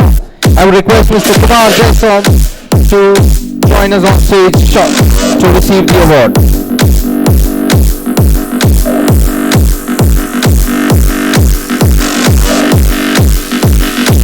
The next award goes to Podar International School, Santa Cruz West, Mumbai, ranked number 4 in Mumbai, number 4 in Maharashtra, and number 6 in India. Do we have someone? All right. Moving forward, next up is DPS International Bangalore East, Sarjapur.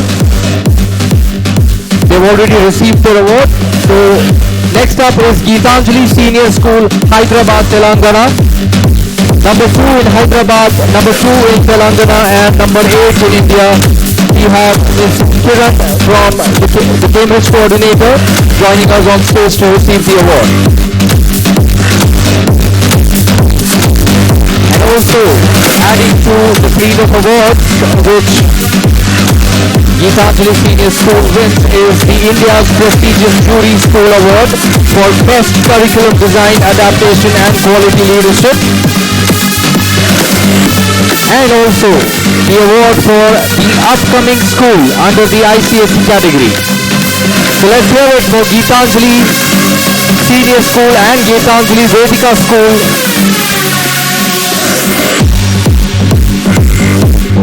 Ladies and gentlemen, next in line, Sadbhavna World School, Calicut, Kerala, ranked number 1 in Calicut. Unfortunately, they are not with us here today.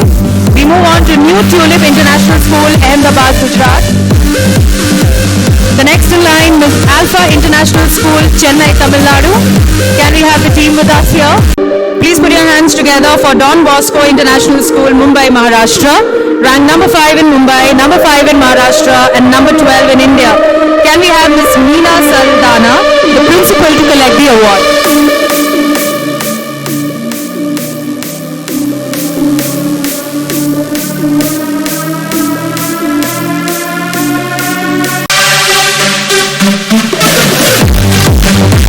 Next up, I would like to invite on stage Wisdom High International School, Nashik, Maharashtra, ranked number 1 in Nashik, number 6 in Maharashtra, and number 13 in India. We have Shraddha Gaur.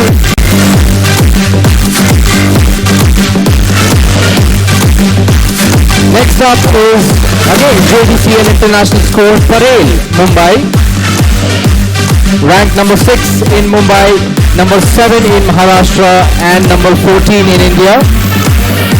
We have Ms. Kavita and Shavana joining us on stage again for JDCL International School, Parel, Mumbai, Maharashtra.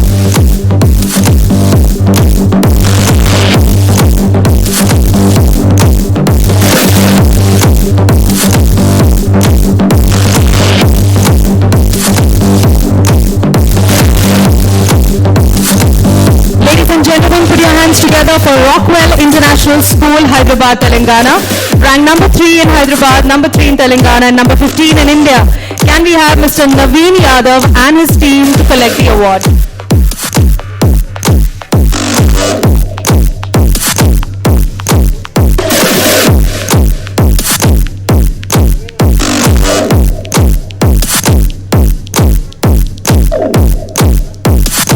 Please put your hands together for Nahar International School, Mumbai, Maharashtra. Ranked number 7 in Mumbai, number 8 in Maharashtra, and number 16 in India. Do we have the team with us to collect the award? Nahar International School.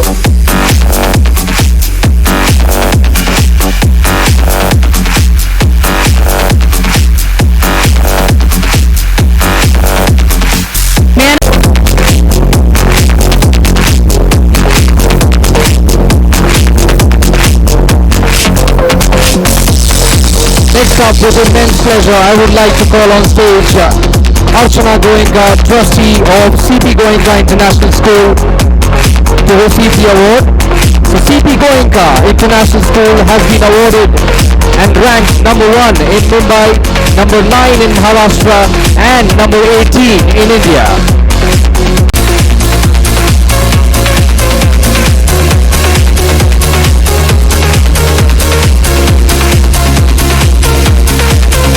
Next up is Manchester International School, Coimbatore, Tamil Nadu. Ranked number 1 in Coimbatore, ranked number 2 in Tamil Nadu, and ranked number 19 in India.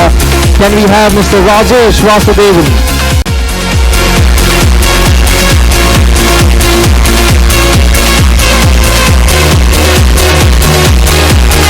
Moving on, next up is Calcutta International School, Kolkata, West Bengal.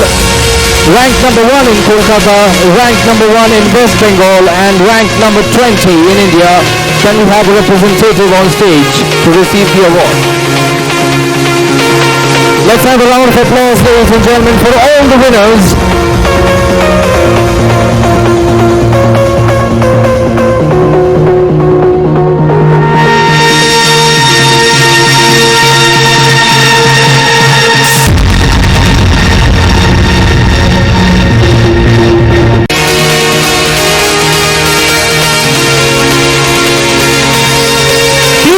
Together for Dr. S. Radhakrishnan International School, Malad West and for Borivali West, Mumbai, Maharashtra.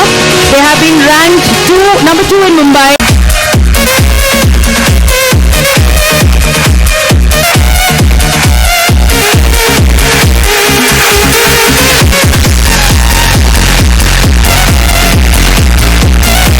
Ladies and gentlemen, next we have the Bombay Cambridge International School, Andheri West, Mumbai, Maharashtra. May I now call upon Ms. Poonam Arora, Principal, to collect the award. They have been ranked number 4 in... Next up, ladies and gentlemen, is Athena Global School, Chennai, Tamil Nadu. Ranked number 1 in Chennai, number 1 in Tamil Nadu, and number 6 in India. We have the team of Athena Global School with us here today. Poonam Arora, Principal, Bombay Cambridge International School. Ladies and gentlemen.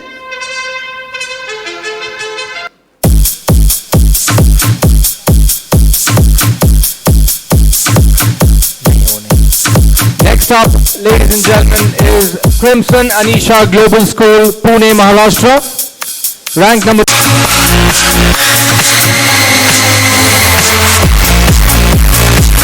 Moving on, next up is the Knowledge Academy School, Chennai, Tamil Nadu. Ranked number 2 in Chennai, number 2 in Tamil Nadu, and number 10 in India. Can we have Mohammed Azhar, the Prince?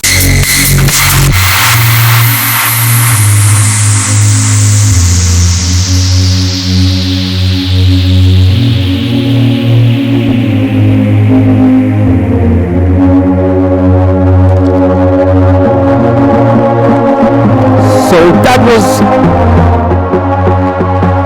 Top 10 International Schools IGCSE. We now move on to the next category of awards, that is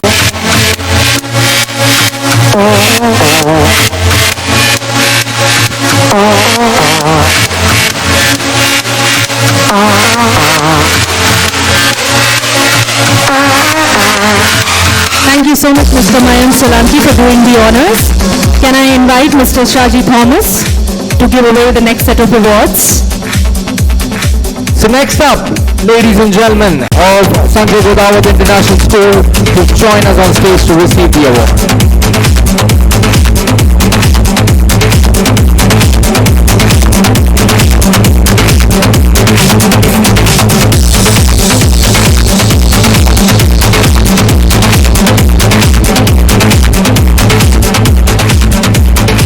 LK Singhania Education Center, receiving the award on behalf of Riya Sharma.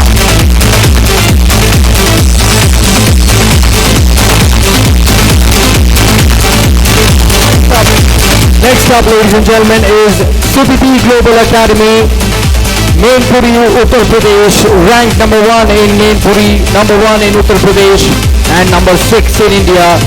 Can we have Dr. Ram Mohan, the principal, to join us on stage to receive the award?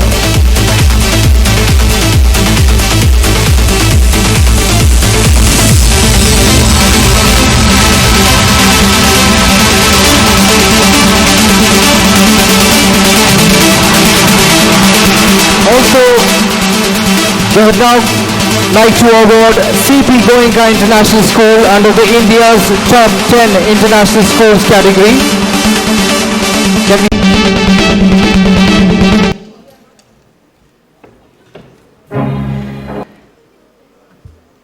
Next up is Top 10 Day-Cum-Boarding, which goes to Nirja Modi School, ranked number 1 in Jaipur, number 1 in Rajasthan.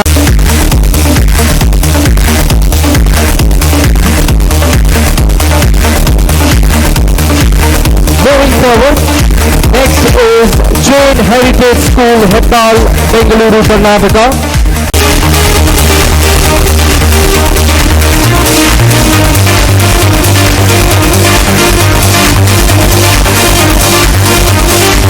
Please put your hands together for Olivia Enlightened English School, Darjeeling, West Bengal, ranked number 1 in Darjeeling, number 1 in West Bengal, and number 8 in India.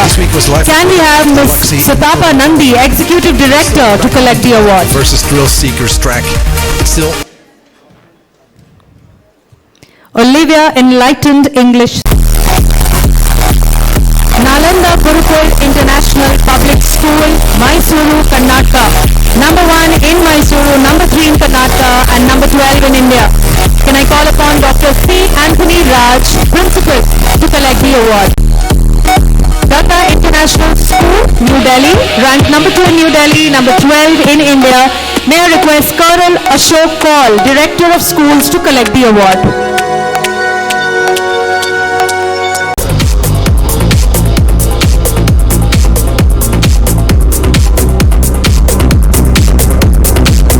Ladies and gentlemen, Coorg Public School, Karnataka, ranked number 1 in Kodagu, number 4 in Karnataka, and number 13 in India.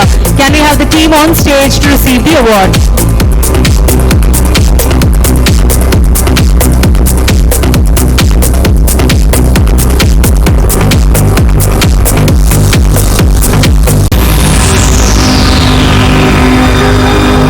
Please put your hands together for Livingstone Foundation International, Dimapur, Nagaland, ranked number 1 in Dimapur, number 1 in Nagaland, and number 14 in India. Can we have the team of Livingstone Foundation International to collect?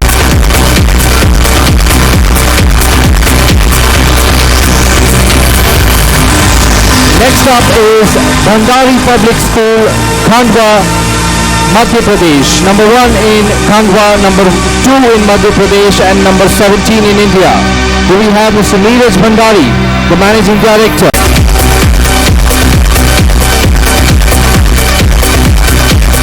The next award is India's Top 20 CBSE School, which goes to Delhi Public School. Next up, ladies and gentlemen, is Lucky International School, Jodhpur, Rajasthan. Number 1 in Jodhpur, number 3 in Rajasthan, and number 19 in India. Can we have Next up, ladies and gentlemen, is HG International School, Abu Road, Sirohi, Rajasthan. Ranked number 1 in Sirohi, number 4 in Rajasthan, and number 2.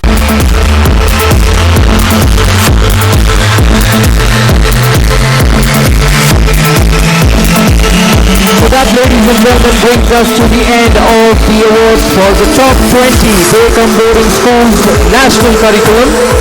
Is the Gachipoli, Hyderabad, Telangana branch.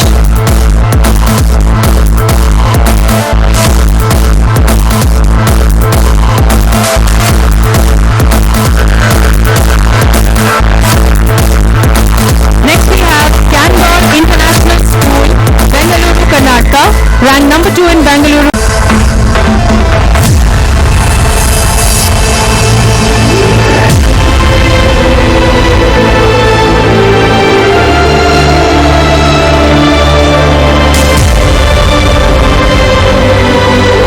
They have been ranked number 1 in holistic education and co-curricular education. An indeed proud moment for Sridhar C. Dean Admin.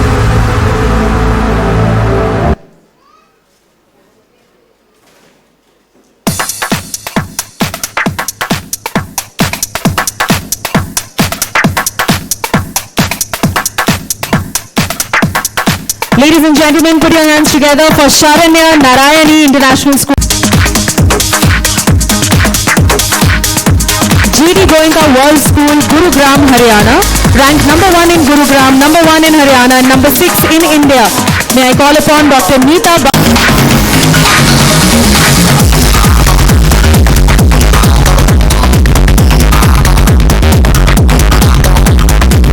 Please put your hands together for Reverend Father Anish Xavier, PM, Vice Principal.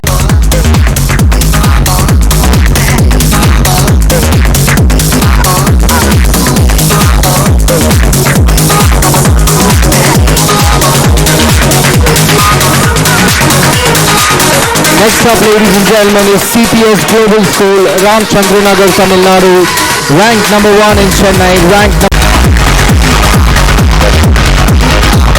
Next up, ladies and gentlemen, is Chaitram International, Indore, Madhya Pradesh. Last but not the least, the Navarashna International School, Vadodara, Gujarat, ranked number 1 in Vadodara, number 1 in Gujarat, and number 10 in India. May I call upon Theophane D'Souza, Principal, to collect the award. And the other team members on stage to receive the award.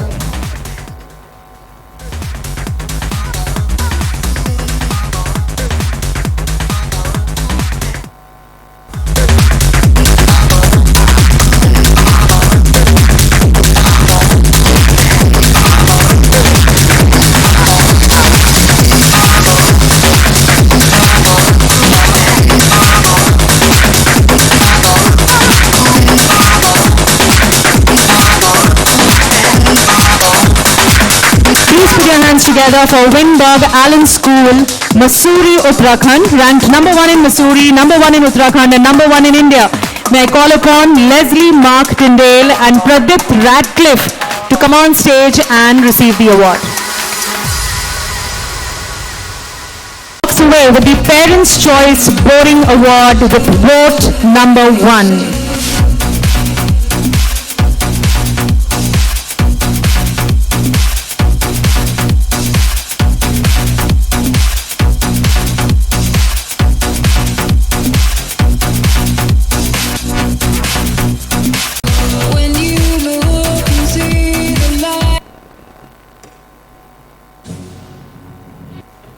Next up, ladies and gentlemen, is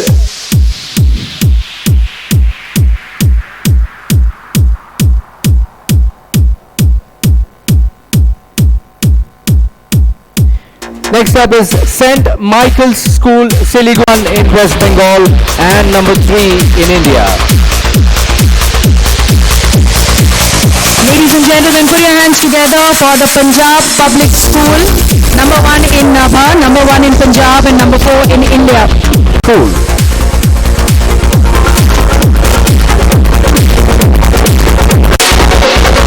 Next up is Kasinga School, Dehradun, Uttarakhand, number 1 in Dehradun, number 2 in Uttarakhand, and number 6 in India. Do we have the team from Kasinga School here?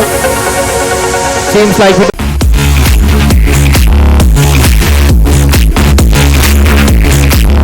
up is Abhyasa International Residential School, Medak, Telangana, number 1 in Medak, number 1.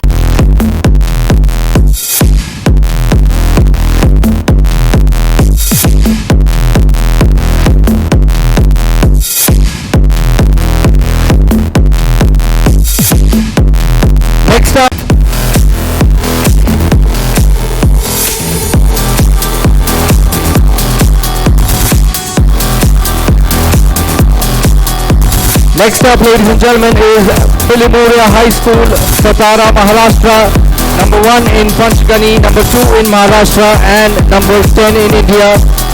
Can we have?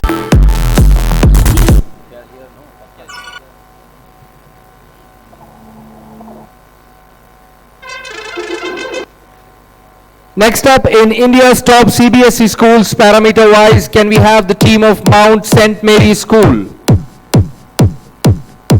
Delhi Cant. Birla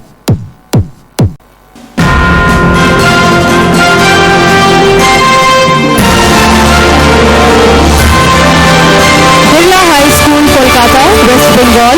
Number 1 in Kolkata, number 1 in West Bengal, and number 3 in India. Can I call upon Loveleen Sehgal, Principal, to receive the award. Ladies and gentlemen, we move on to the next category, that is Boys Day-Cum-Boarding School. Bishop Cotton's Boys School, Bengaluru, Karnataka. Number 1 in Bengaluru, number 1 in Karnataka, and number 1 in India. May I call upon Dr. Mrs. Lavanya Mithran, Principal, to receive the award. St. Joseph's College, Nainital, Uttarakhand. Number 1 in Nainital, number 1 in Uttarakhand, and number 2 in India. May I call upon Hector Basil Noel Pinto, Principal, to collect the award.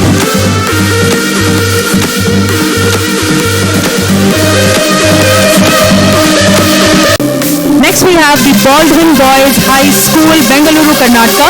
Number 2 in Bengaluru, number 2 in Karnataka, and number 2 in India.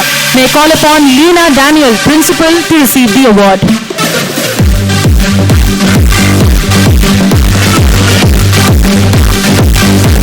Baldwin Boys.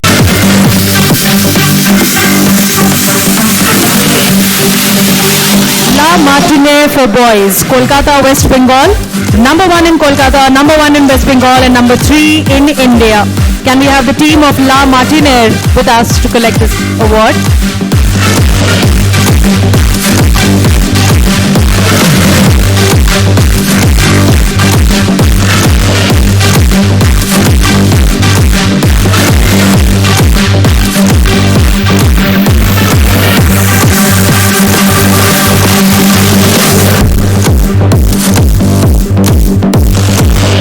Moving on to the next category of awards for top 5 boys boarding schools, I would like to call on stage Mayo College.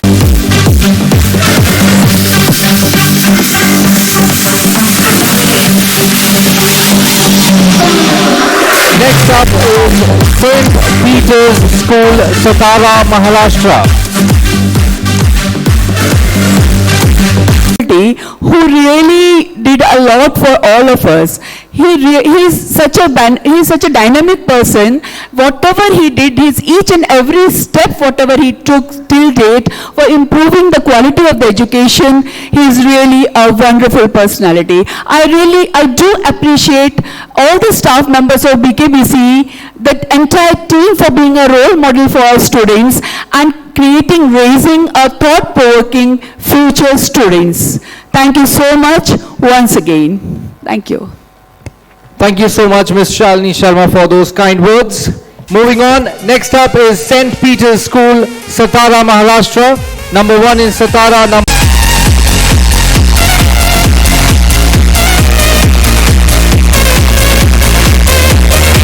Let us move on to the next category, the Girls Day Schools category.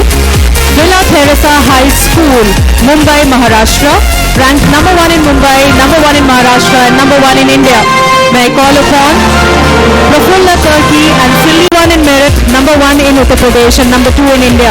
May I call upon Sapna Ahuja, the principal, and her team to come up on stage and receive the award.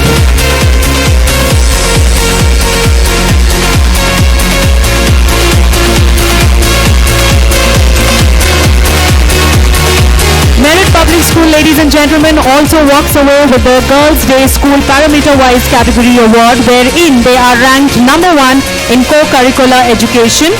The Merit Public School Merit Cant also is ranked under number 1 in holistic education. So may I request the team to be on stage and receive the award.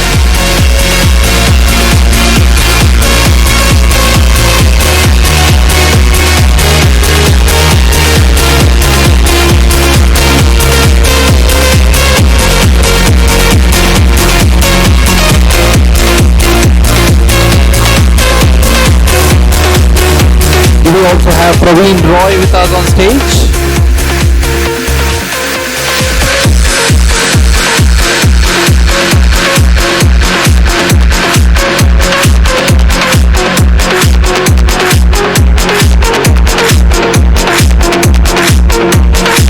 I would also request the team to collect the award for Samsara, the World Academy, who have been ranked number 1 in co-curricular education under the CBSE parameter, with Praveen Roy being the principal.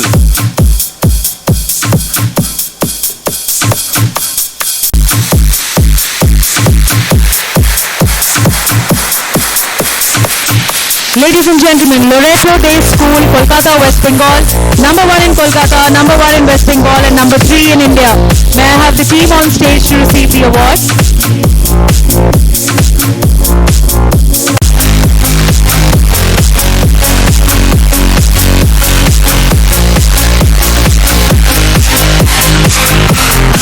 Carmel Convent School, Jammu, ranked number 1.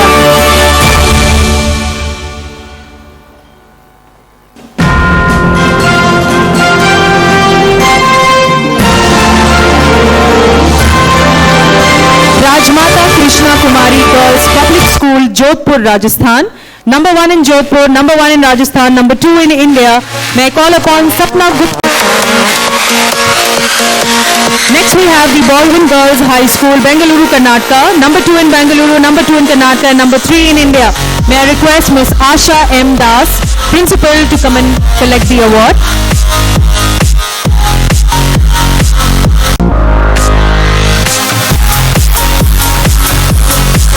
Pragya Girls School, Indore, Madhya Pradesh, ranked number 1 in Indore, number 1 in Madhya Pradesh, and number 4 in India. Can I call upon the team of Pragya Girls School to come on stage and receive the award?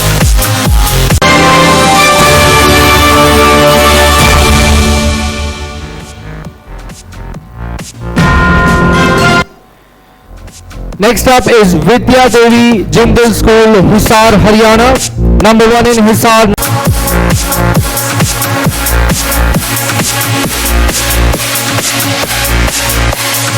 Next up is Heritage Girls School, Udaipur, Rajasthan. St. Xavier's also walks away with the Parents' Choice State Board School Award. So 2 awards this evening.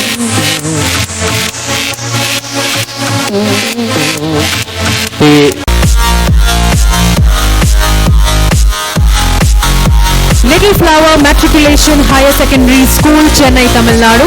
Number 2 in Chennai, number 2 in Tamil Nadu, and number 4 in India. May I call upon Lion S.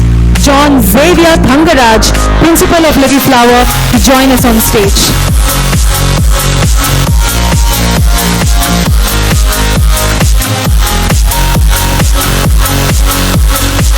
Ladies and gentlemen, put your hands together for St. Philomena's Public School, Bengaluru, Karnataka. Number 1 in Bengaluru, number 1 in Karnataka, and number 5 in India. May I call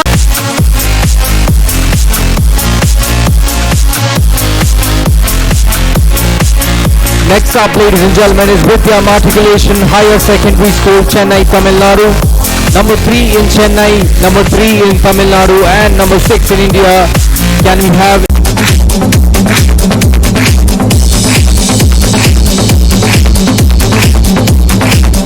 Next up is SIES High School, Matunga, Mumbai, Maharashtra. Ranked number 3 in Mumbai, number 3 in Maharashtra, and number 8 in India. We have someone from SIES.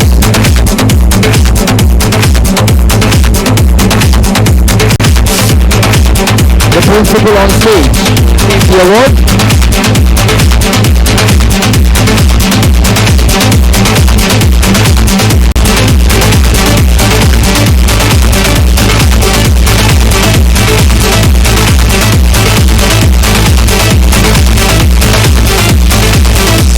Thank you so much.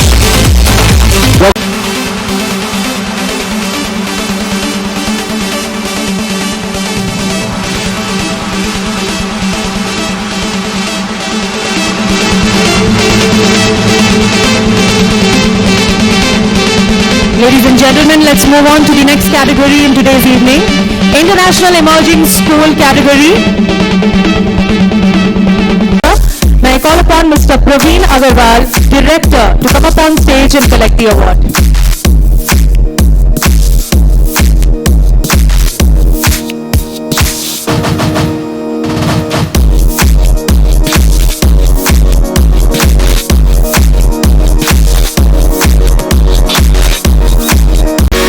Moving on to the next category for today's evening, the CBSE Emerging School. Please put your hands together for Rockwell Public School, Hyderabad, Telangana. May I call upon Preetham Reddy Bodhu and Rakesh Reddy Rupi Reddy on stage to collect the award.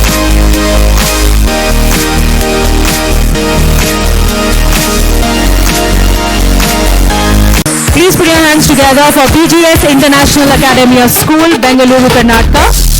May I call upon the team onto the stage to collect the award.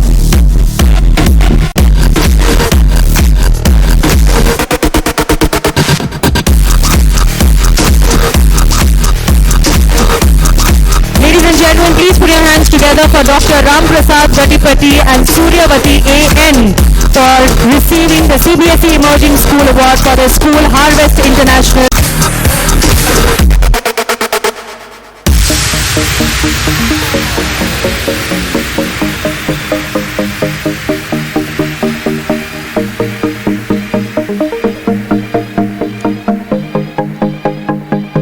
The last name under CBSE Emerging School, the Global Edge School, Vasant Nagar, Hyderabad, Telangana. May I request the team to join us on stage to collect the award.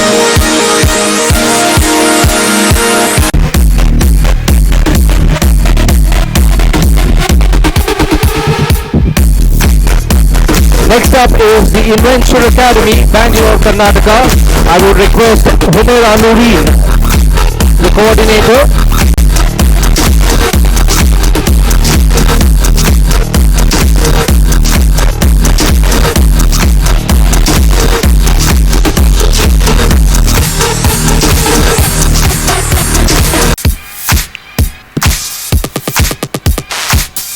Next up is Sarla Birla Academy, Bengaluru, Karnataka.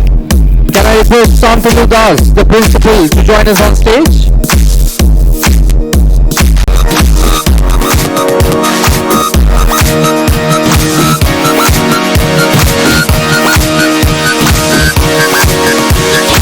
And the last award under this category goes to Ryan Global School, Andheri West, Mumbai, Maharashtra.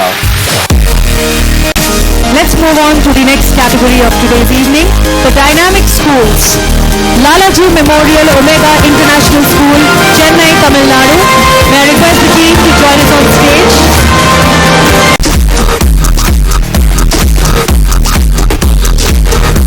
The School for Global Minds, Bengaluru, Karnataka. Please put your hands together for Ms. Meera Sundaram, Principal. May I request you, ma'am, to join us on stage and collect your award. Hani Chandra A and Pankaja TV to collect the award, please.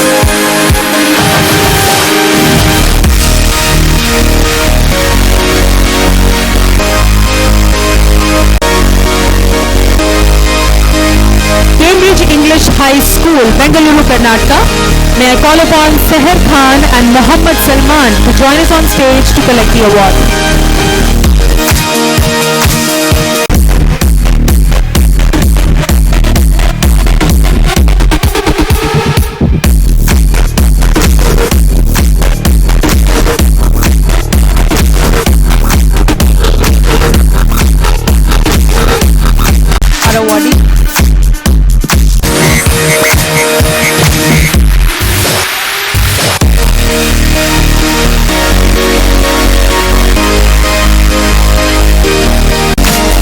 But not the least, the last school under this award, Shantiniketan Public School, Bengaluru, Karnataka.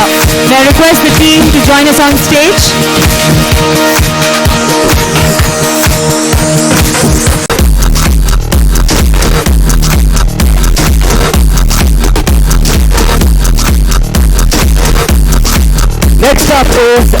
World Public School, Ajmer, Rajasthan, ranked number 1 in individual attention to students. I would request Sonal Chauhan, board member at Delhi World Public School, to join us on stage.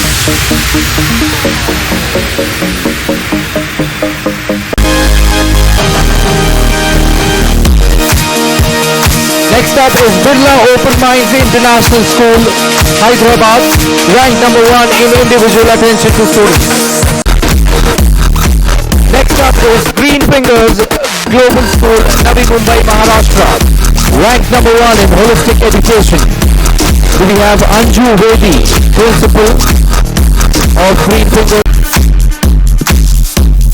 Next up, under the category of NIOS, Vidyaniketan Academy, Bengaluru, Karnataka. Next up, ladies and gentlemen, is Bright Scholar Senior Secondary School, Sonipat, Haryana, ranked number 1 in student advancement and mentoring. We have someone from Bright Scholar. No, we don't. Next is Banyan Tree School, Jaipur, ranked number 1 in individual attention to students. Name of Glentree Academy, Whitefield. Let's have a huge round of applause, ladies and gentlemen, for Glentree Academy walking away with 4 awards this evening. This show says live recordings. This week was live in Toronto. Who's still on the background mic versus Thrill Seekers track.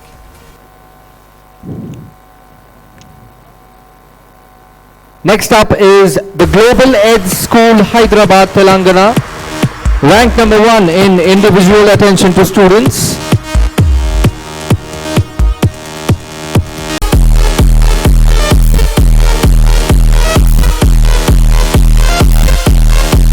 St. Philomena's Public School, CBSE.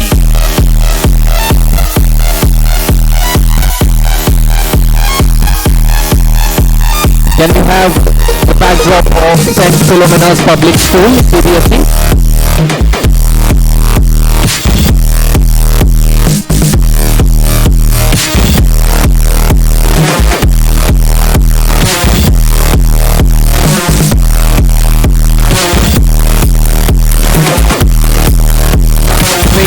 Philomena's Public School. Next in line, the Premier Academy, Hyderabad, Telangana, ranked number 1 in holistic education. Ladies and gentlemen, please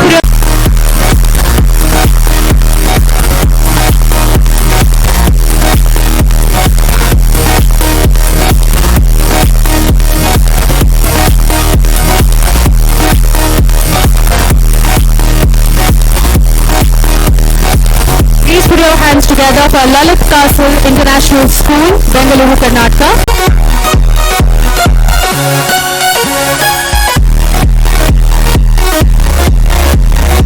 Next in line we have the Veda Public School, Kalaburgi, Karnataka, ranked number 1 in digital learning advancement. Next.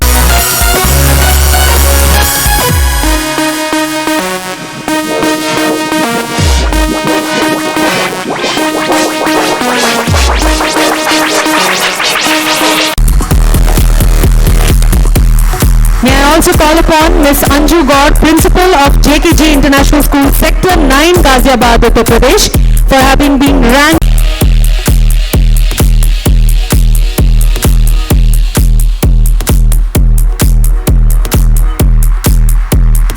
Please put your hands together for Mr. Ken Kendre, Chairman, Global International School and Junior College, Nasik, Maharashtra, for their school.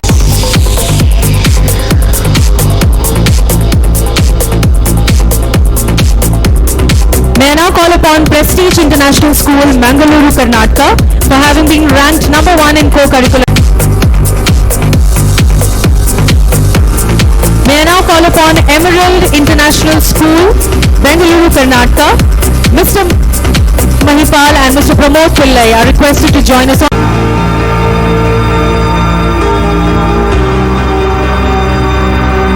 Next we have Dayanand Sagar Public School, Bengaluru, Karnataka. It has been ranked number 1 in co-curricular education. May I have Sini VT, Principal of Dayanand Sagar Public School, on stage to collect the award.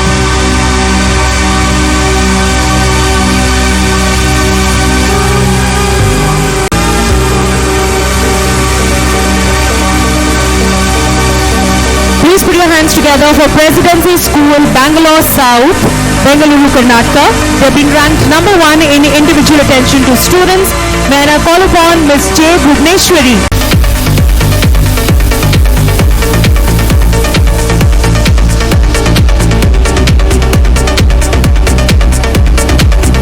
Edify School, Bengaluru, Karnataka. They have been ranked number 1 in.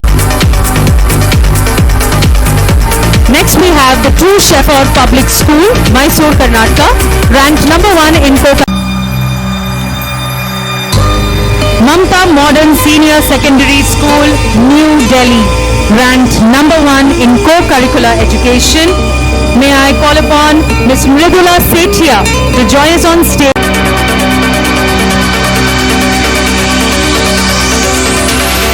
Next up, ladies and gentlemen, is the August School, Mundwa, Pune, Maharashtra.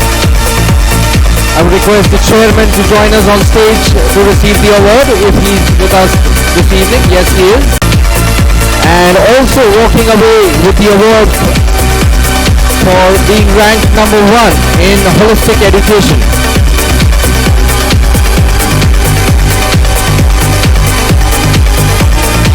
Next up is Indus Valley World School, Kolkata, West Bengal, ranked number 1 in West Bengal and ranked number 2 in India.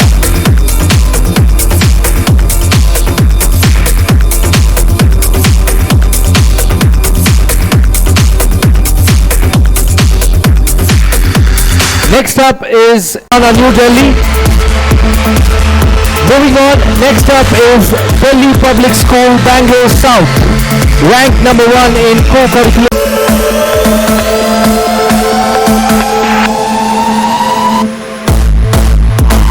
Next up is Mayur Public School, Saraswati Marg, New Delhi.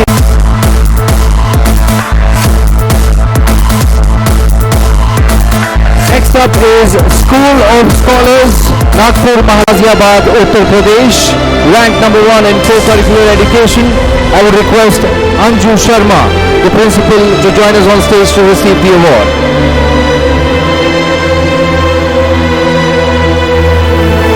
Do we have someone from Ryan International School here? Yes, we do.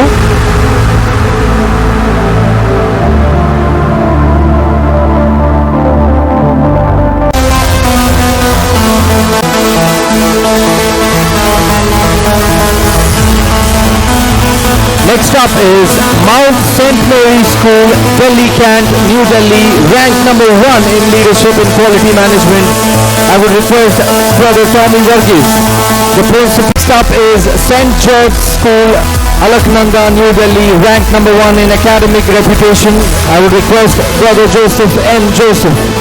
The next award is for Paul George Global School, Alaknanda, New Delhi, ranked number 1 in future-proof learning infrastructure. Do we have Rosemary Gaikwad, the principal?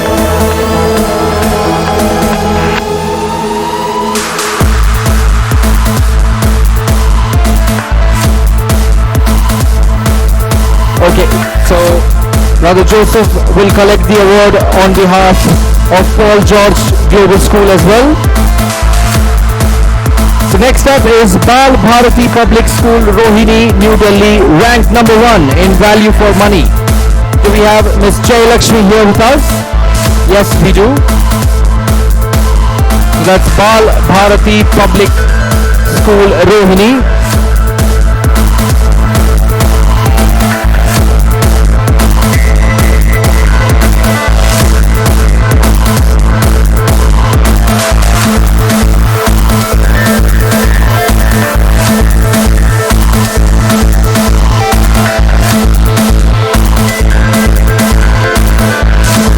Next up, ladies and gentlemen, is Bhatnagar International School, Paschim Bihar, New Delhi, ranked number 1 in holistic education.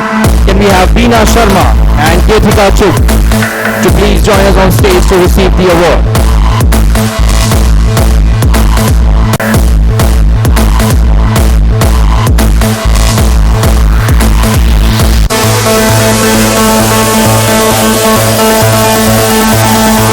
Next up is Jubilee Hills Public School, ranked Hyderabad, Telangana, ranked number 1 in leadership in quality management, requesting A. Shravan.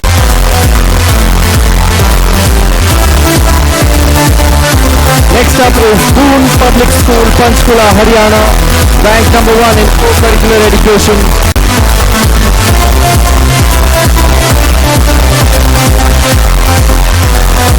Next up is JM International School, Dwarka, New Delhi, ranked number 1 in integrated. Next up is Delhi Public School, Rewari, Haryana, ranked number 1 in co-curricular education. If we have Mr. Hariram on stage to receive the award. Delhi Public School, Rewari, Haryana.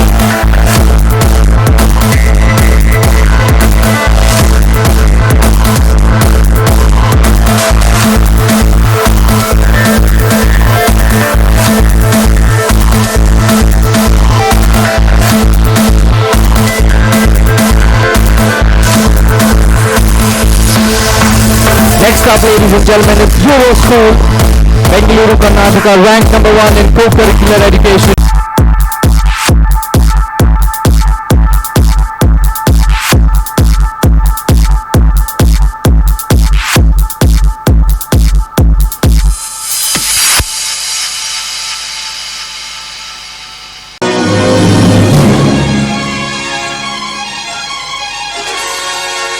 Next up, ladies and gentlemen, is Avon International School, Bengaluru, Karnataka, ranked number 1 in co-curricular.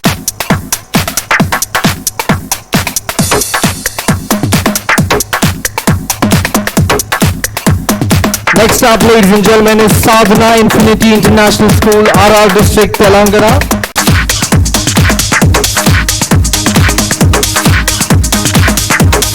Next up is Vidya School, Sector 24, Gurugram, Haryana.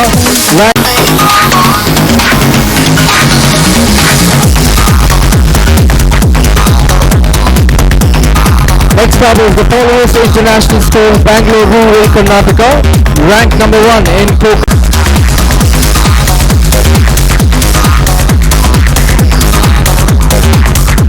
Next up is Birla Open Minds International School, KR Puram, ranked number 1 in walks away with the award for the effective principal for Birla Open Minds International School.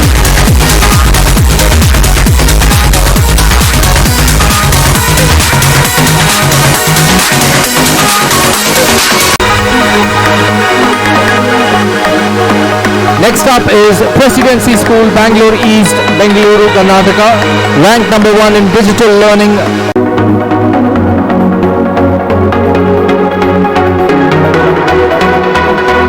Next up is the Sahaj International School, Ghaziabad, Uttar Pradesh, ranked number 1 in co-curricular education.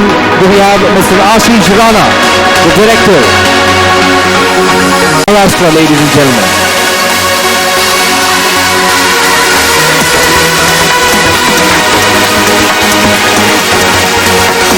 Next up is CP Goenka International School, Bahal, Maharashtra, ranked number 1 in holistic.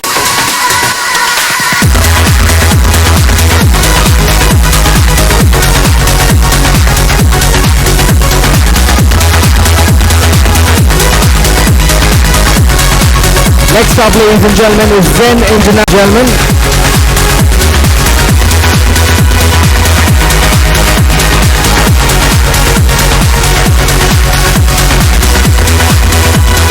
Next up is Linga Global School, Kovil, Tamil Nadu, ranked number 1 in co-curricular.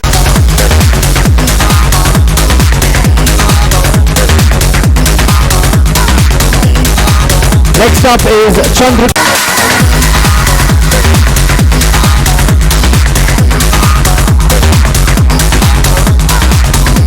Next up is SD Patil Public School, Pune, Maharashtra, ranked number 1 in holistic education.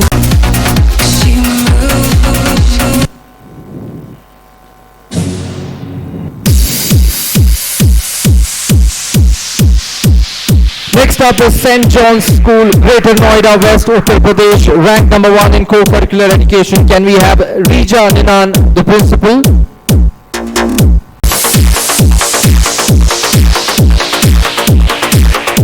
Next up is Johnson Grammar School, Secunderabad, Telangana, ranked number 1 in integrated learning. Do we have someone from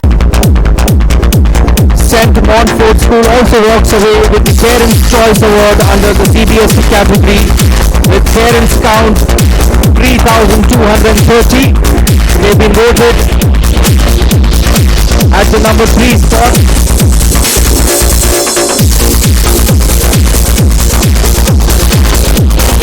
Next up is National Victor Public School, Patparganj, New Delhi, ranked number 1 in individual attention.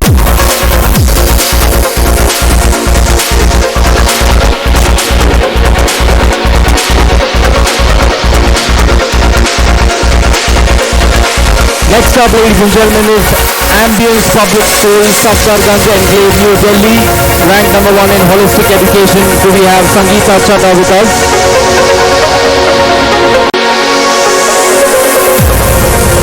Next up is Unison School, Hyderabad, Telangana, ranked number 1 in holistic education. Do we have C.V. Ramadevi, Principal?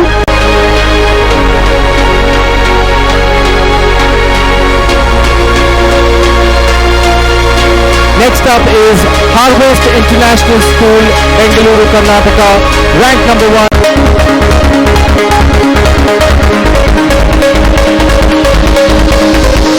Next up, ladies and gentlemen, is Jain Public School, JP Nagar, Bengaluru, Karnataka, ranked number 1 in holistic education. Can we have Miss Veena G on stage with us?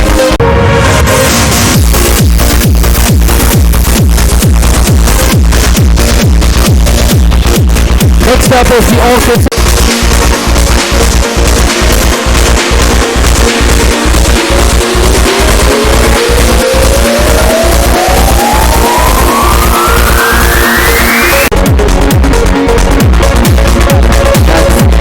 School.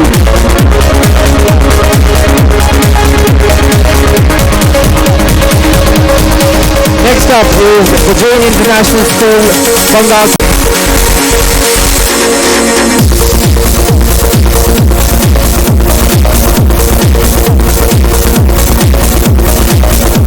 Next up, ladies and gentlemen, is Shaurya International School, Jeevan Nagar, Jammu, ranked number 1 in co-curricular education. So we have Dr. Rajesh, the principal, with us here this evening.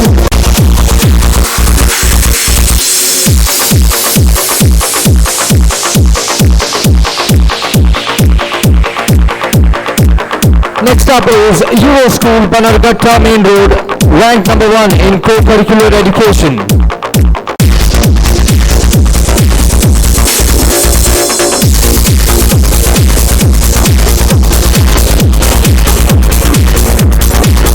Next up in the India's top CBSE Schools,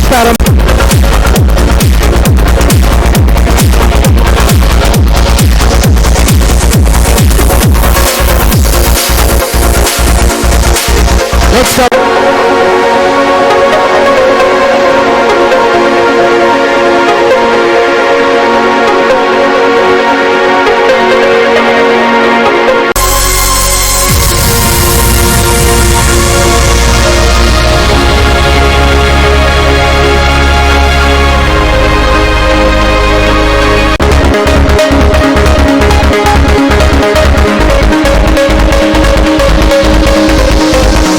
Next up, ladies and gentlemen, is Asnani School, Bhopal, Madhya Pradesh, ranked number 1 in holistic education.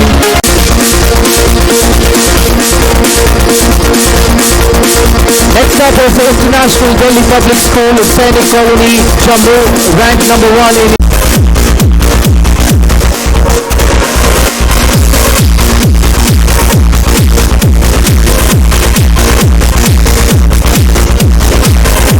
that, we will be moving on to the next set of awards.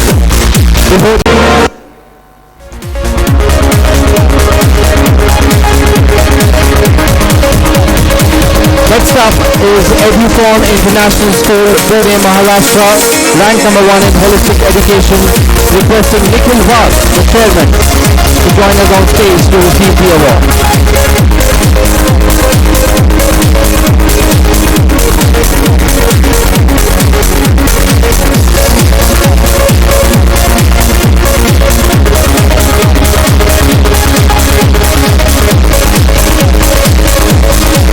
Next up, ladies and gentlemen, is Dayananda Sagar International School, Bengaluru, Karnataka, ranked number 1 in co-curricular education.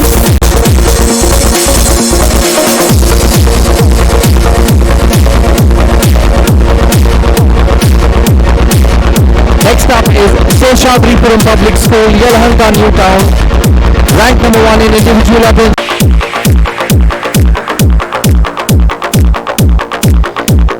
Next up is Podar International School, Bengaluru, Karnataka, ranked number 1 in co-curricular education.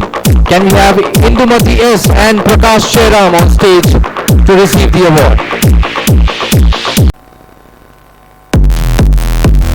Next up is SSB International School, Indranagar, Bengaluru, ranked number 1 in individual attention to students. Can we have Srinivas and Elizabeth? Next up, ladies and gentlemen, is Gopal Sharma International School, Powai, Mumbai, ranked number 1 in integrated learning. Can we have Ms. Vimala on stage?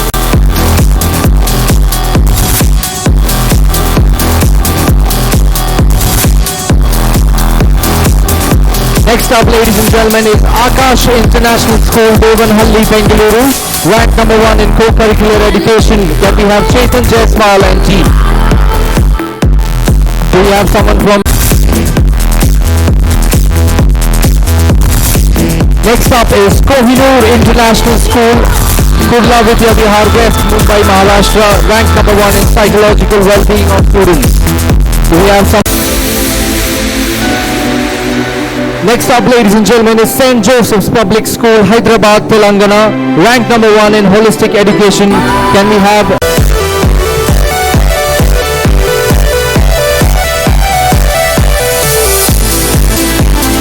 Moving on to the next category in today's evening, top Day-Cum-Boarding Schools. Srinidhi International School, Hyderabad, Telangana, ranked number 1 in future-proof learning infrastructure. May I request the team to join us on stage?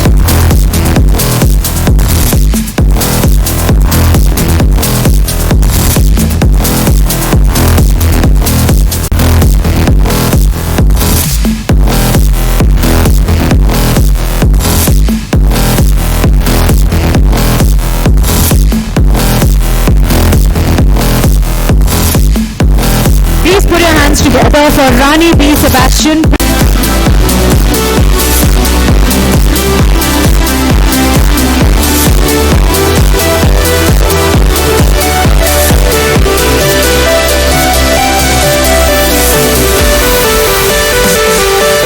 Please put your hands together for Medicaps International School, Indore, Madhya Pradesh.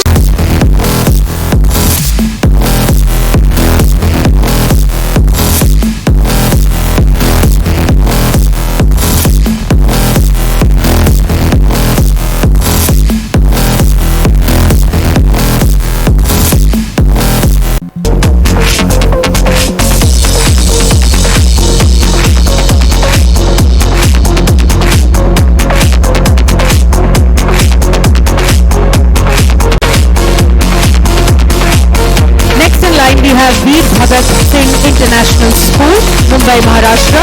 They have been ranked number 1 in holistic education. Belvedere Springs School, Mumbai, Maharashtra.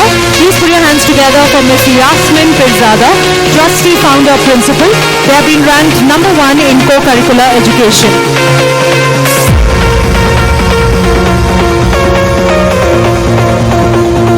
Do we have Ms. Yasmin Pirzada with us? Moving on to Pravashi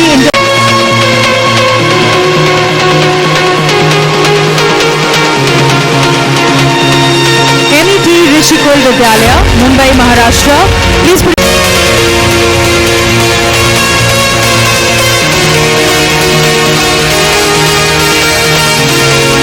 Next we have CP Goenka International School, Andheri, West Maharashtra. May I call upon Ms. Ritu Dubey, Principal, to be ranked number 1 in holistic education. Receiving the award.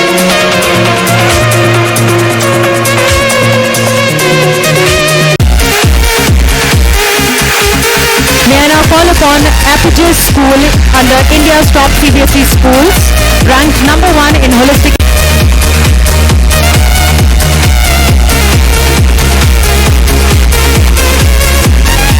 Next up, can we have Rich Harvest Public School, Janakpuri, New. Next up is the Polaris International School, Bangalore Rural, receiving the award in St. Mary's Nursery and Primary School. Please put your hands together for Margaret Thomas, Principal. They have been ranked number 1 in Bombay Cambridge School, Mumbai, Maharashtra. They have been ranked number 1 in value for money. Do we have Ms. Poonam Arora with us?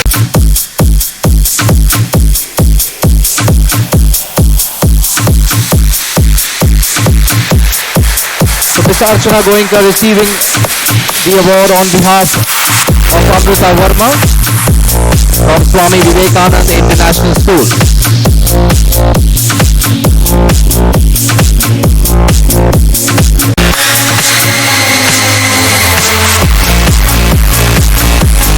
Next up is Jnana Sagar Vidya Mandir, Varthur, Bengaluru, ranked number 1 in innovative teaching. Do we have Rupa R, the Secretary of Jnana Sagar Vidya Mandir?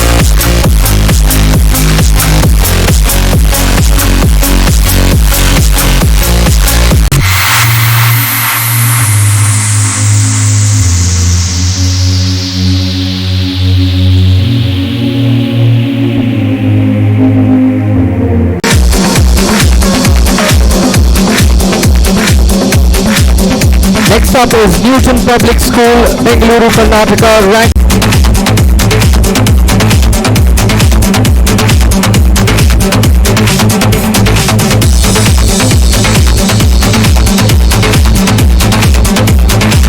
Next up in the boarding.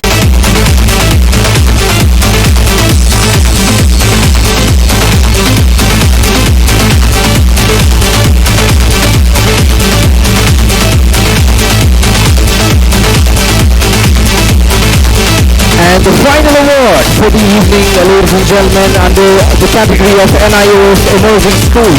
Can we have Tapas School, Manishankri?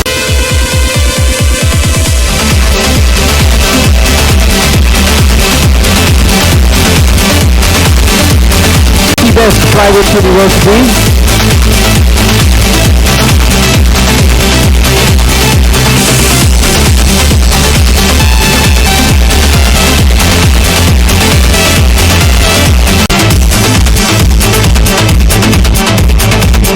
Ladies and gentlemen, please put your hands together for Dayavati Modi Academy. They have been ranked number 1 in holistic education under India's top 20 CBSE schools.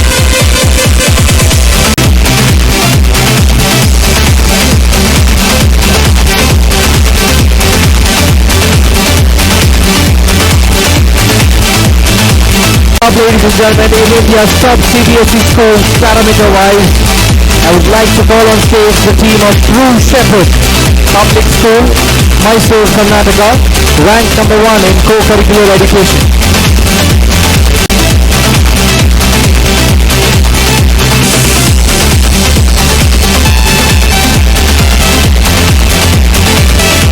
Next up in India's top 20 ICSE schools, Shri Ravi Shankar.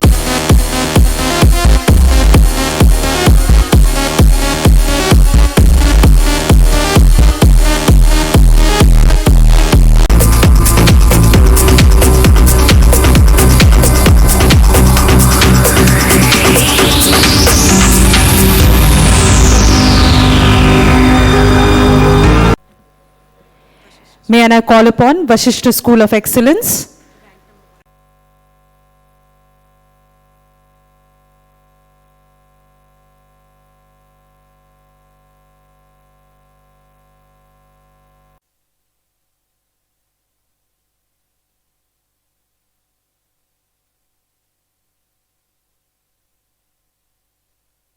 Award ceremony.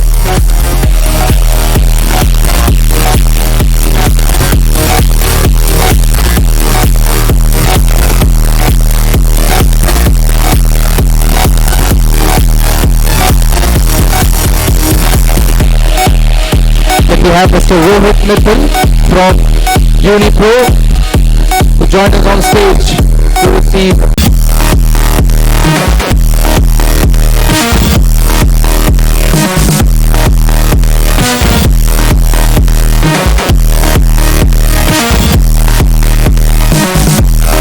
healthy children, happy children to join us on stage to receive his certificate of